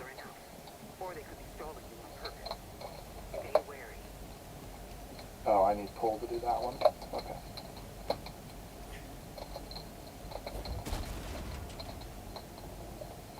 Whoop. Whoop.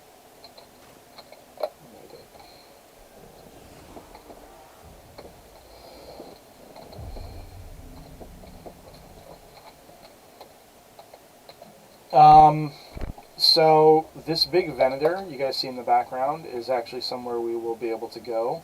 That Venator serves as like a whole dungeon. Like for real, it's like a whole ass dungeon.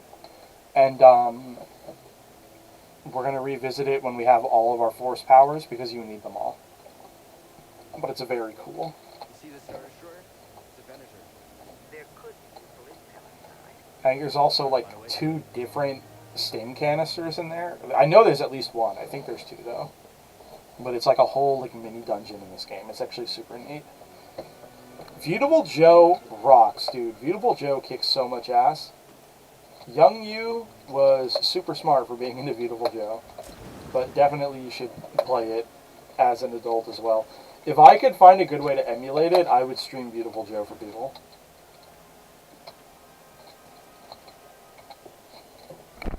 I remember loving Beautiful Joe. Villagers built this memorial to the clones in the Venator. If only they knew the truth.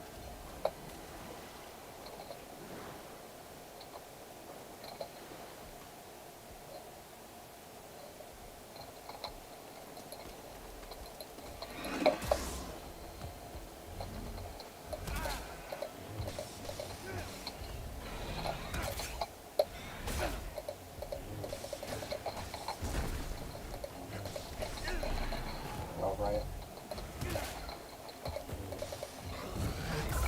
I'll try not dolphin.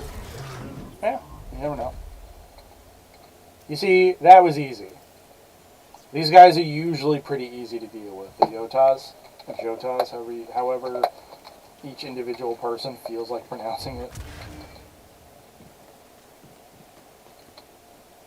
Okay, so we need a power thing. We need to go to Kashyyyk in order to get access to that.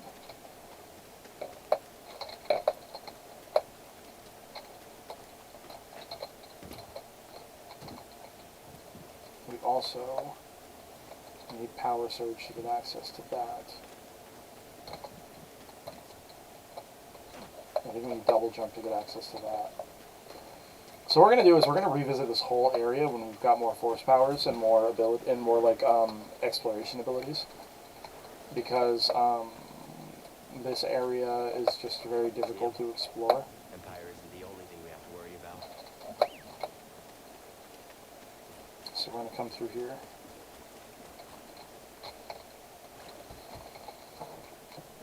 We're going to come through here, and then we're going to make our way to. Flooded suddenly. What could have caused such a thing? We're going to head to Kashyyyk, and then we're going to do some Kashyyyk stuff. Actually, I think I might, because we're approaching 4 hours. I think I'm going to end the stream at about Kashyyyk, Something smells like old oil. or like once I get to the back to the Mantis before we go to Kashyyyk. I think this is where I'll call it, because I know we can get that done quick. That won't take very long at all.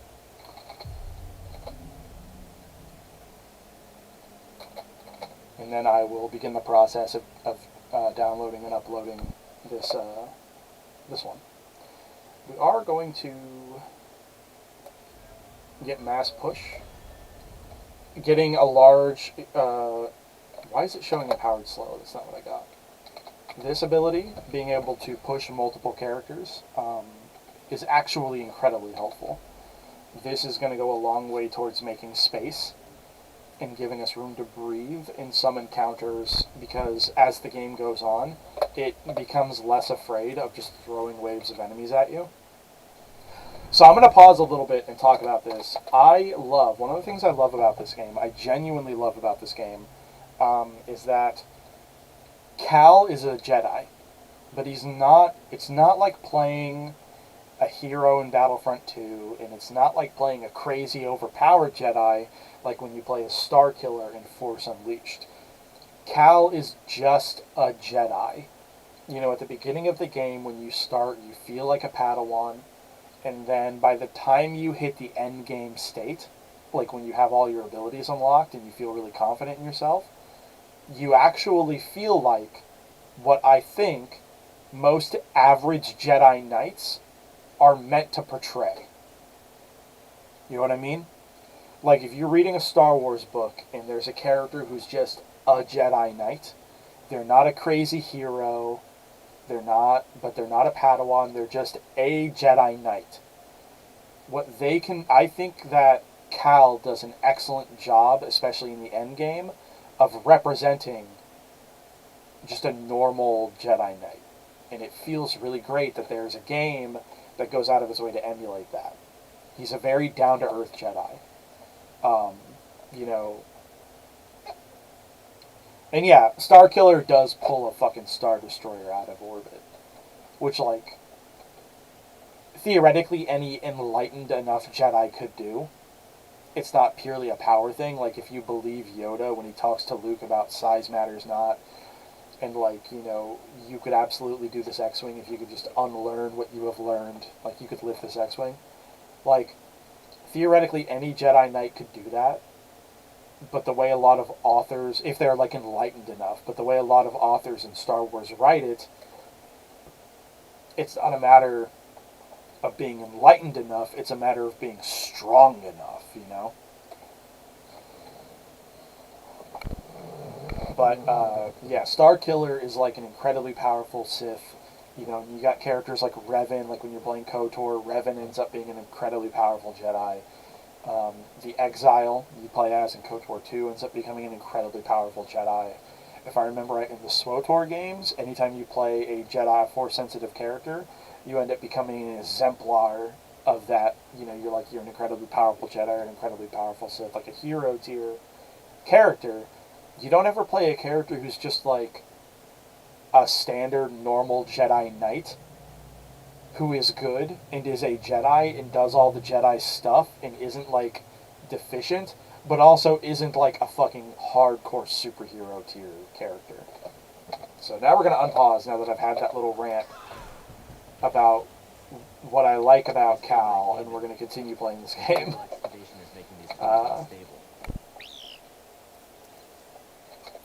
But as you play the game and as you get more comfortable, you feel more comfortable taking on like massive groups of enemies. And the ability to mass force push, yeah, or Nihilus who just eats fucking planets. But the ability to do things like a mass force push also goes out of its way to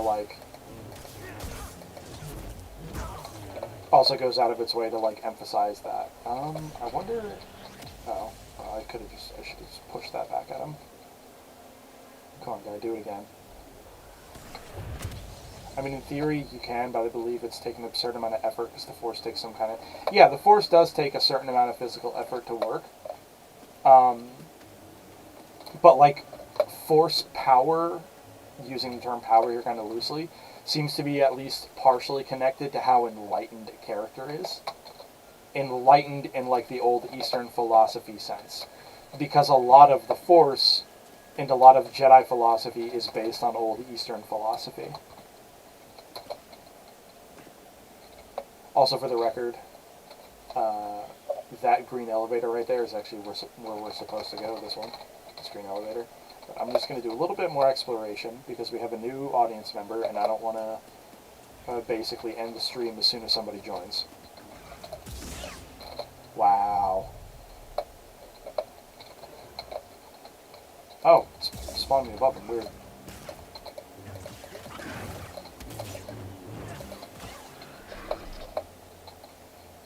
Nihilus is busted.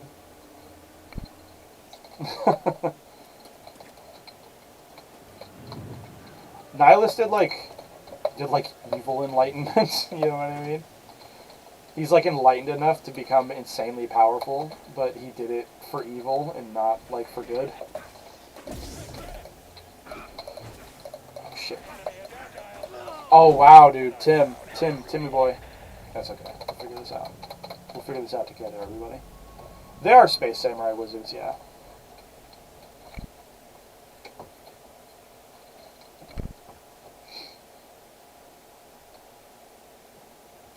I don't think your character is a Jedi Knight. in Jedi Knight. Oh, actually, you're right. You're probably right there, Naomi. The character from Jedi Knight and Jedi Knight Academy probably isn't too crazy. I had kind of forgotten about Knight Academy.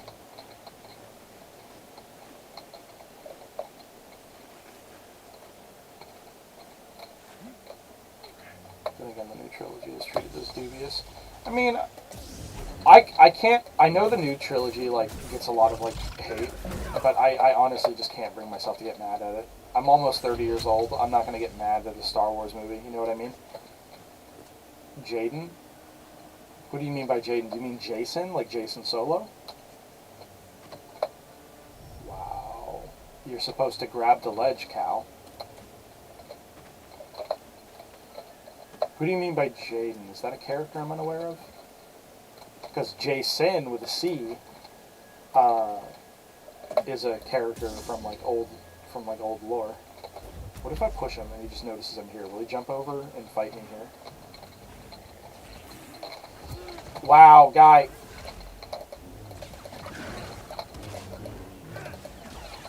There we go. I'm okay. Gotta dash in, make some dinner, have a great rest of the stream. Thank you, Logan. You have fun.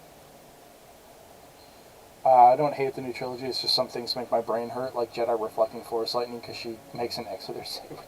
It is silly, yeah. I'm not going to sit here and tell you the new trilogy is good, but I don't know. I just don't think too hard about it, if I'm being honest. Like, when I think about lore stuff, I don't consider it. Not because it like offends me, but like I just didn't like it, and I don't care enough about it to consider it. Who is Jaden in this case? I'm very sorry. I feel like... Oop. When that guy does that cross attack, it's an unstoppable, but he's very vulnerable while he's doing it.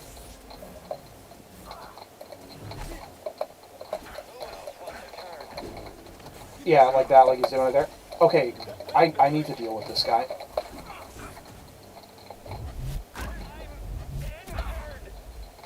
Oh!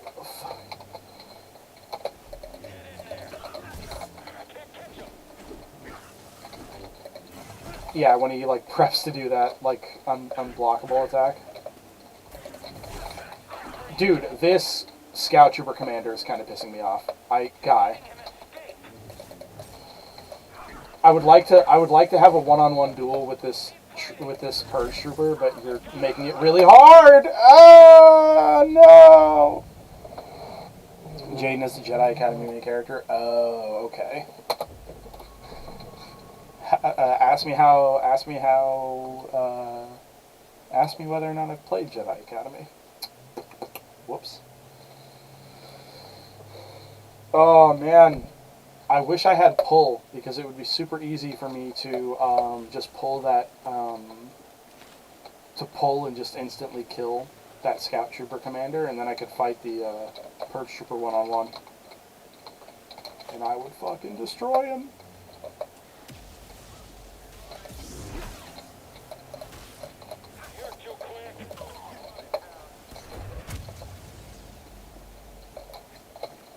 That's a Roche. Yeah, I will admit, I'm sitting here talking about how I didn't get mad at the trilogy, but I will admit the bit about like Palpatine coming back did kind of annoy the shit out of me.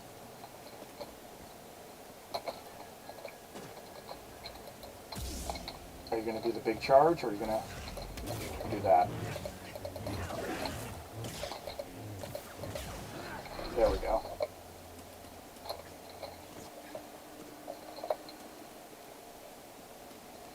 Alright guys, let's try this again. Once more into the breach, fighting the Purge Trooper and the Scout Officer.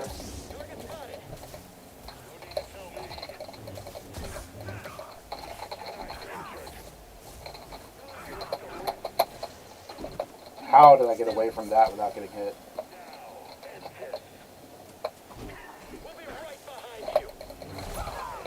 Aha! I got lucky and I caught him on the backswing. And now I can just beat the shit out of this Purge Trooper, because the dual-wielding Purge Troopers are the easiest ones to fight. It's literally just like... Look at that! Come on, guy! What are you doing? One-on-one, these guys ain't shit. Okay? Because there's two ways you can deal with them. One-on-one, these guys ain't shit. You can either do what I did, which is, if you parry any one of his attacks, he'll immediately start rapid-fire swinging at you with the same tempo, just bop, bop, bop. And you can parry each one of those individually, and you will break his fucking guard every single time. And it will leave him vulnerable every time. They're super easy. Or, if you don't feel comfortable with your ability to parry that, stay just out of range of all of those swings. And then after he goes through all of his swings, he'll do that charge up, like X cross slash or whatever. It's an unblockable, right? But when he charges up for that, he's incredibly vulnerable, and you can just get a free hit on him every time. Like these guys. Okay, well, hold on. Where's the other Purge Trooper? Oh, I didn't scan the other Purge Trooper. Okay, but these guys ain't shit. This is the easiest Purge Trooper to deal with of them all. Don't ever let these guys bully you. They talk mad shit, but they're garbage. Alright? Don't ever let them bully you.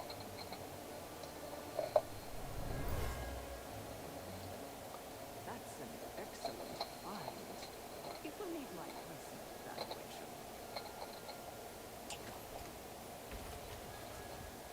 Hey, shotgun unlocked. Let's go.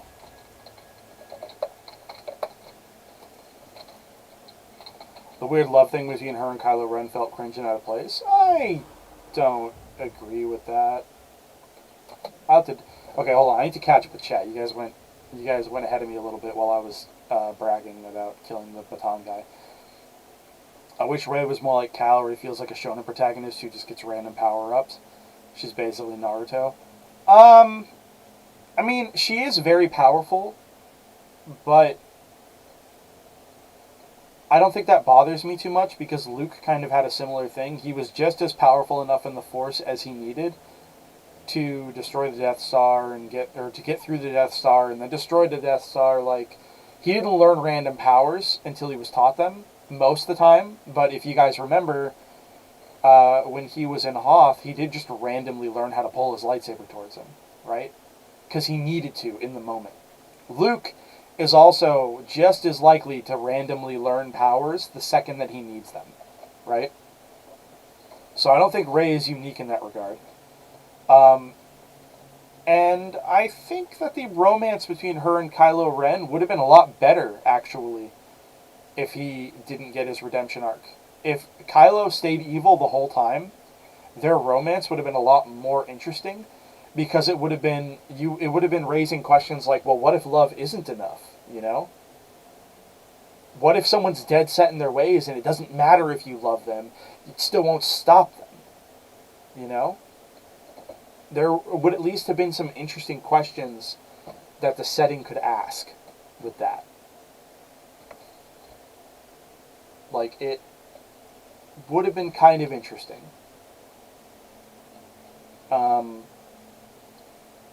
I don't know, her relationship developing with Kylo in the second movie, basically, like, I'll just say it out loud, Rey was pretty much the only character in the second movie, specifically of the new trilogy, who I actually enjoyed their sections.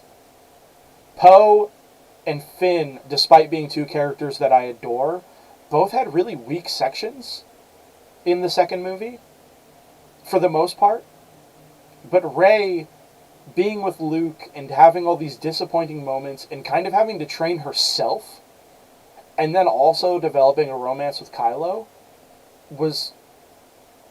I actually really enjoyed that aspect of the second film. Like, I think Rey was the most interesting character in the second movie. Granted, in the first movie, by far the most interesting characters are Finn and Poe. In the first movie, it's Finn and Poe all the way. I don't think the third movie had a character that I found especially interesting. What's your take on her being able to pilot the Millennium Falcon straight out? That does not bother me even a little bit. Star Wars tech is incredibly accessible. There are so many characters who in Star Wars jump into a pilot seat or jump into the seat of a vehicle or are interacting with a piece of technology for basically the first time ever that they've done it, and they kind of just make it work. Star Wars technology has been around for tens of thousands of years. It's all pretty universally adaptable. You know, it's very easy to work with. Characters just randomly seem to know how to fix things or adjust things or pilot things. Star Wars tech is incredibly intuitive. Right? It's very intuitive. It's very widespread.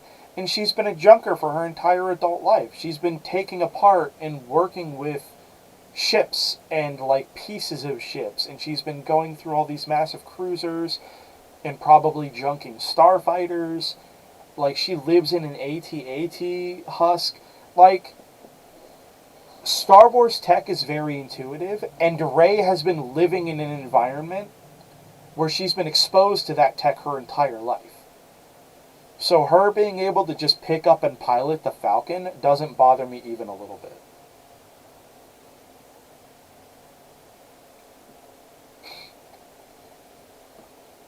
That's kind of a thing across most sci-fi, like in Star Trek, someone can come to a terminal belonging to a new alien species and basically instantly be a master of their computer system. Yeah, there's a lot of sci-fi where that kind of stuff happens, but I think with Star Wars, it works better because most species in Star Wars seem to be using the same base tech. It's not one of those things where you run into some other species tech and they're using something completely different. Most Star Wars species are working off the same base, so all their tech is really similar. It would be like if you drove cars, like a normal car, like a Nissan or something, and then you jump into my big rig. There's a lot of switches in there, and you might be kind of confused, but it's still pretty intuitive, and you can kind of just pick up and go. Or like if you jump on like a tractor. It's not the same machine, but it's similar, and it's using the same tech base.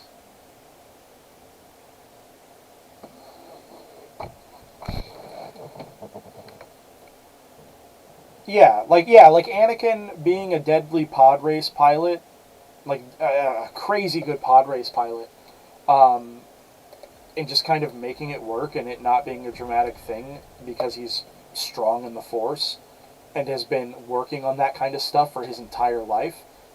Like, yeah, if Anakin can do that, absolutely Rey can pilot the Falcon.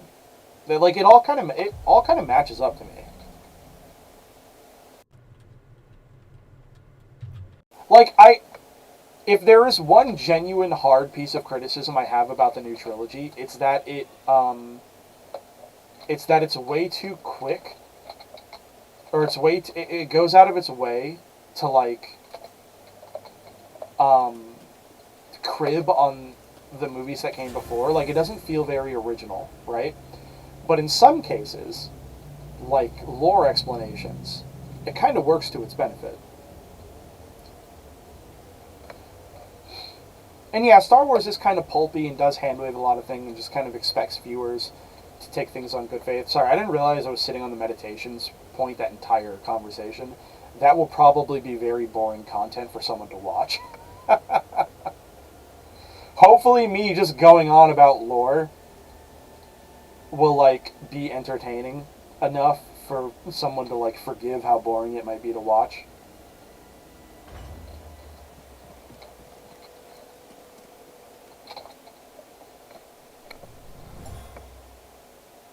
We came here for the nerdish. Yeah, I mean, if you guys are here for like Star Wars nerd talk, I'm definitely able to provide that. I'm a big like Star Wars lore guy. I'm a huge Star Wars lore guy. I love it. It's probably my favorite sci-fi property.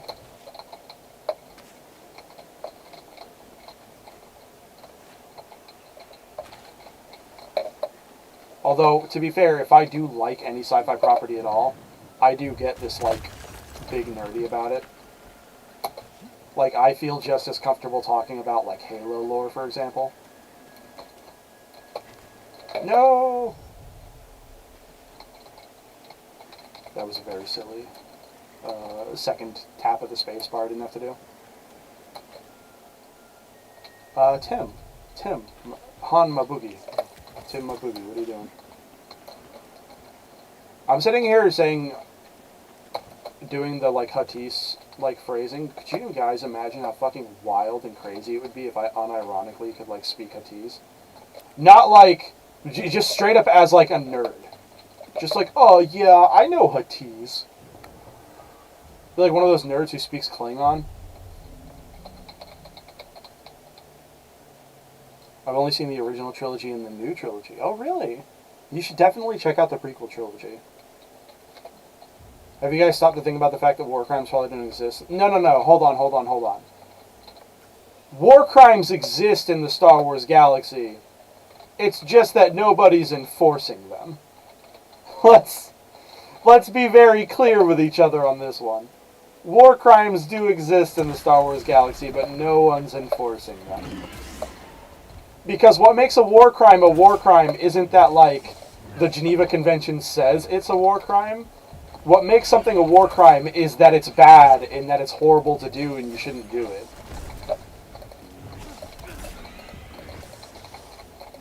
Okay, no hit that Jotas, by the way. Getting very comfortable again with this game.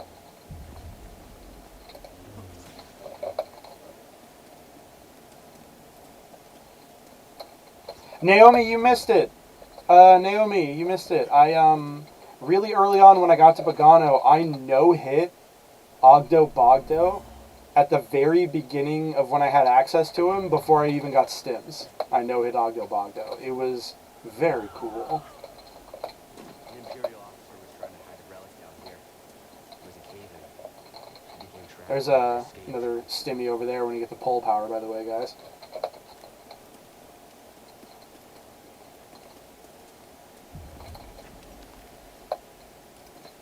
So...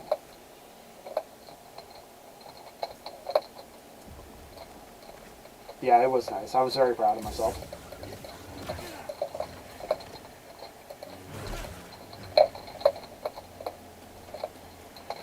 For those unaware, anyone who pays attention when I'm like in Jacob's stream and I talk about how I have like a girlfriend, Goldfish is the lucky lady in question, or I'm the lucky guy in question, you know, depending on your perspective, I guess. Yeah, she's cool. She's a wizard, and I don't know how she does coding shit.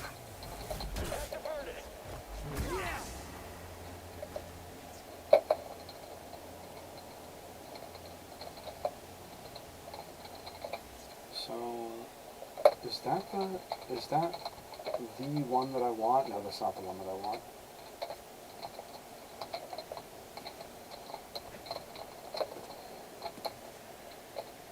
Oh wow, Cal did grab that. Look at you go, Cal.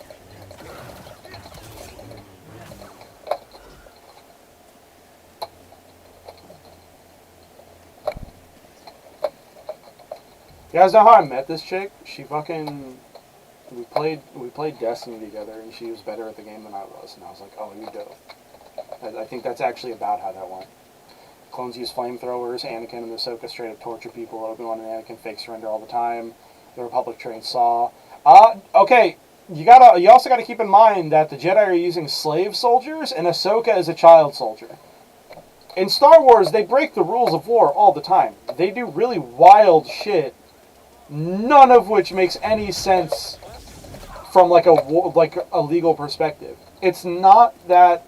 This actually goes into my Age of Suns conversation earlier. Anyone who was around for that, I was talking about how like the Jedi are in kind of like an Age of Suns, and the Republic is in kind of an Age of Suns, and they're like the Republic falls apart not only because of the machinations of a Sith Lord, but because it is a crumbling society that is corrupt and rotten from the inside out, and the Jedi are complacent in that corrupt government, and they maintain the status quo of that corrupt government. The Jedi are not really doing what Jedi are supposed to be doing, right? And the thing that the whole thing about how there's like a lot of war crimes that happen in the Clone Wars and nobody really does anything about it fits that theme. We're in an age where the government is insanely corrupt. The Jedi are tools of that corrupt government. Everything is fucked up, and nobody is trying to limit themselves because they just want to win the war. You know? Like, Insight. We got a lot further than we thought. like there's a lot of war crimes that happen in Star Wars. In the Clone Wars specifically, but that's because I think it's in part because maybe the writers didn't exactly know what a war crime was, or that some of these war crimes like faking surrender, maybe they didn't know that. But I think it's meant to be an intentional thematic decision. Ahsoka being a child soldier is supposed to be fucked up. The audience is supposed to notice that that's fucked up. Right? The adult audience, at least. We're supposed to go, wait, why is this 15-year-old, like, a soldier? You know?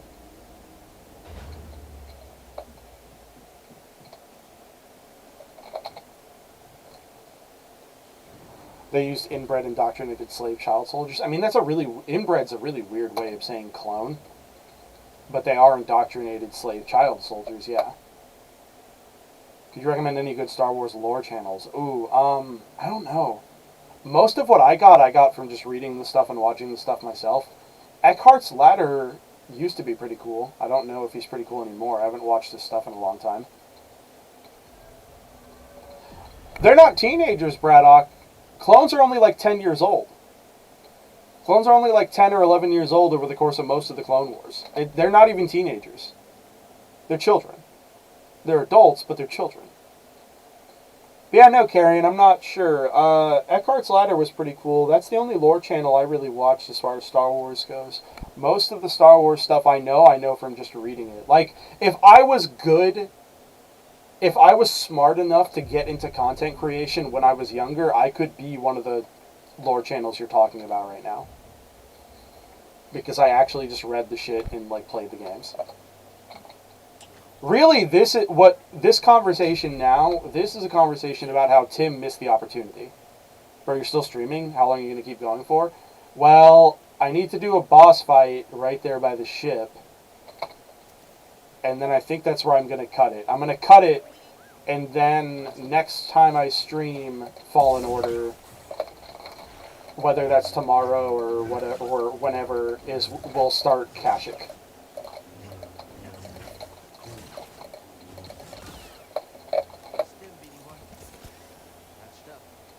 It's not technically genocide. It's, well, actually, no, it is, because the Jedi are a religious group, and genocide includes religious groups. So yeah, next stream will start with me going to Kashyyyk. That's how we'll do that.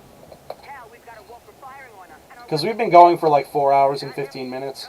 So what I'm going to do for anyone who stepped in really recently, I'm going to be downloading these archive streams, and I'm going to be just uploading them on the channel as just normal videos.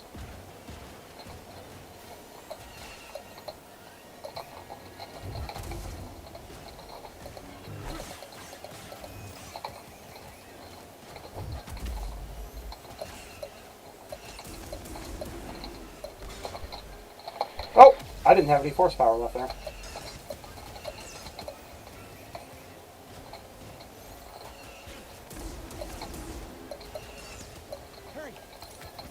Come on, fire another rocket at the big guy.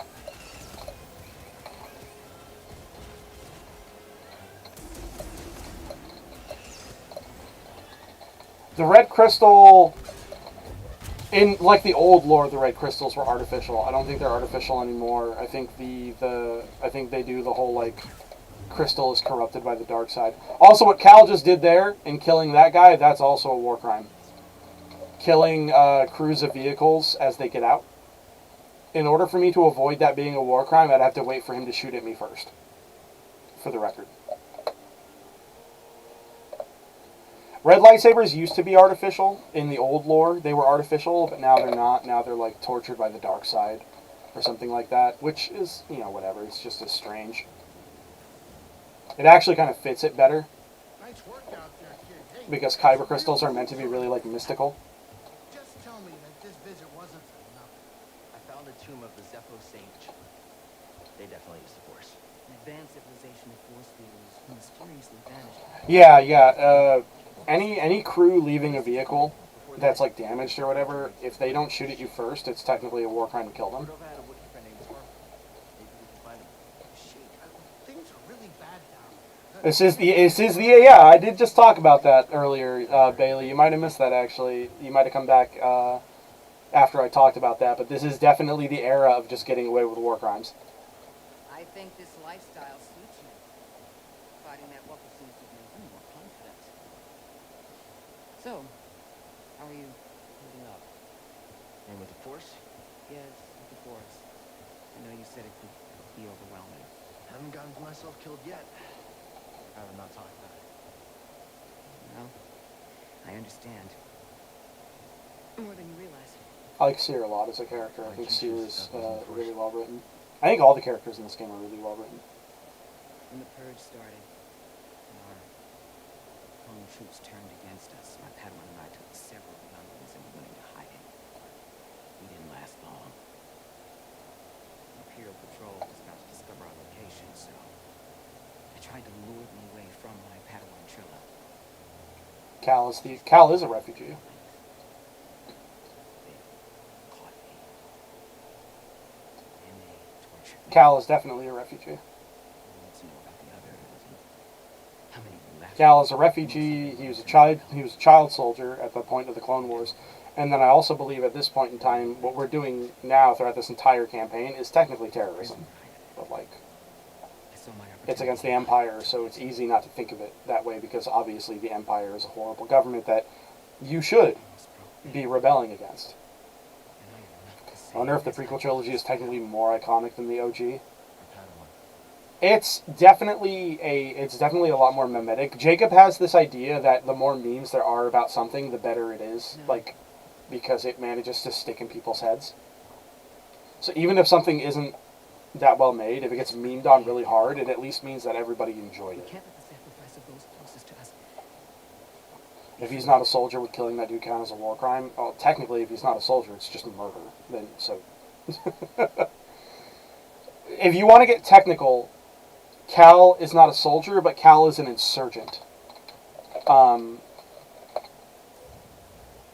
And if he's an insurgent, then yes, effectively he's acting as a soldier and killing that crewman was a war crime. Let's go back to the original definition idea of a meme. Yeah, well, I mean, when Jacob and I talk about this kind of stuff, we do like to also consider OG, like, definitions. In theory, he's not actively participating in the war until he joins the rebels on Kashyyyk, I guess. I mean, by being a Jedi, he is technically participating in resistance against the Empire because the Empire has made his existence as a Jedi illegal. If you want to get technical. But, that is, I believe, it for tonight, guys. We made it all the way through the prologue. We made it through Vogano. We no-hit Ogdo Bogdo like a boss. And we made it through all of Zepho Part 1. And when I hop back on this, either tomorrow or... if it won't be tomorrow, then it'll at least be within the next couple of days. But if it'll be tomorrow unless work screws me hard. We will continue by going to Kashyyyk and joining the army. So, thank you all for joining. I very much appreciate you guys. This is my first ever proper stream, not counting my test stream last night. I really appreciate all you guys. If you came here from probably Jacob's channel, I will be posting in the self promo channel, like text channel. And to all of you guys who came here from my channel, from my server, thank you personally. I appreciate you guys a lot. I appreciate all you guys a lot. I don't have any real pluggables to plug. I'm going to be uploading these streams as normal videos, so if you would like to rewatch them or maybe catch up if you came in late, consider subscribing to the channel.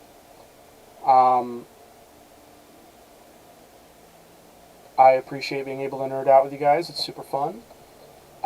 Everyone, have a nice night. Goodbye.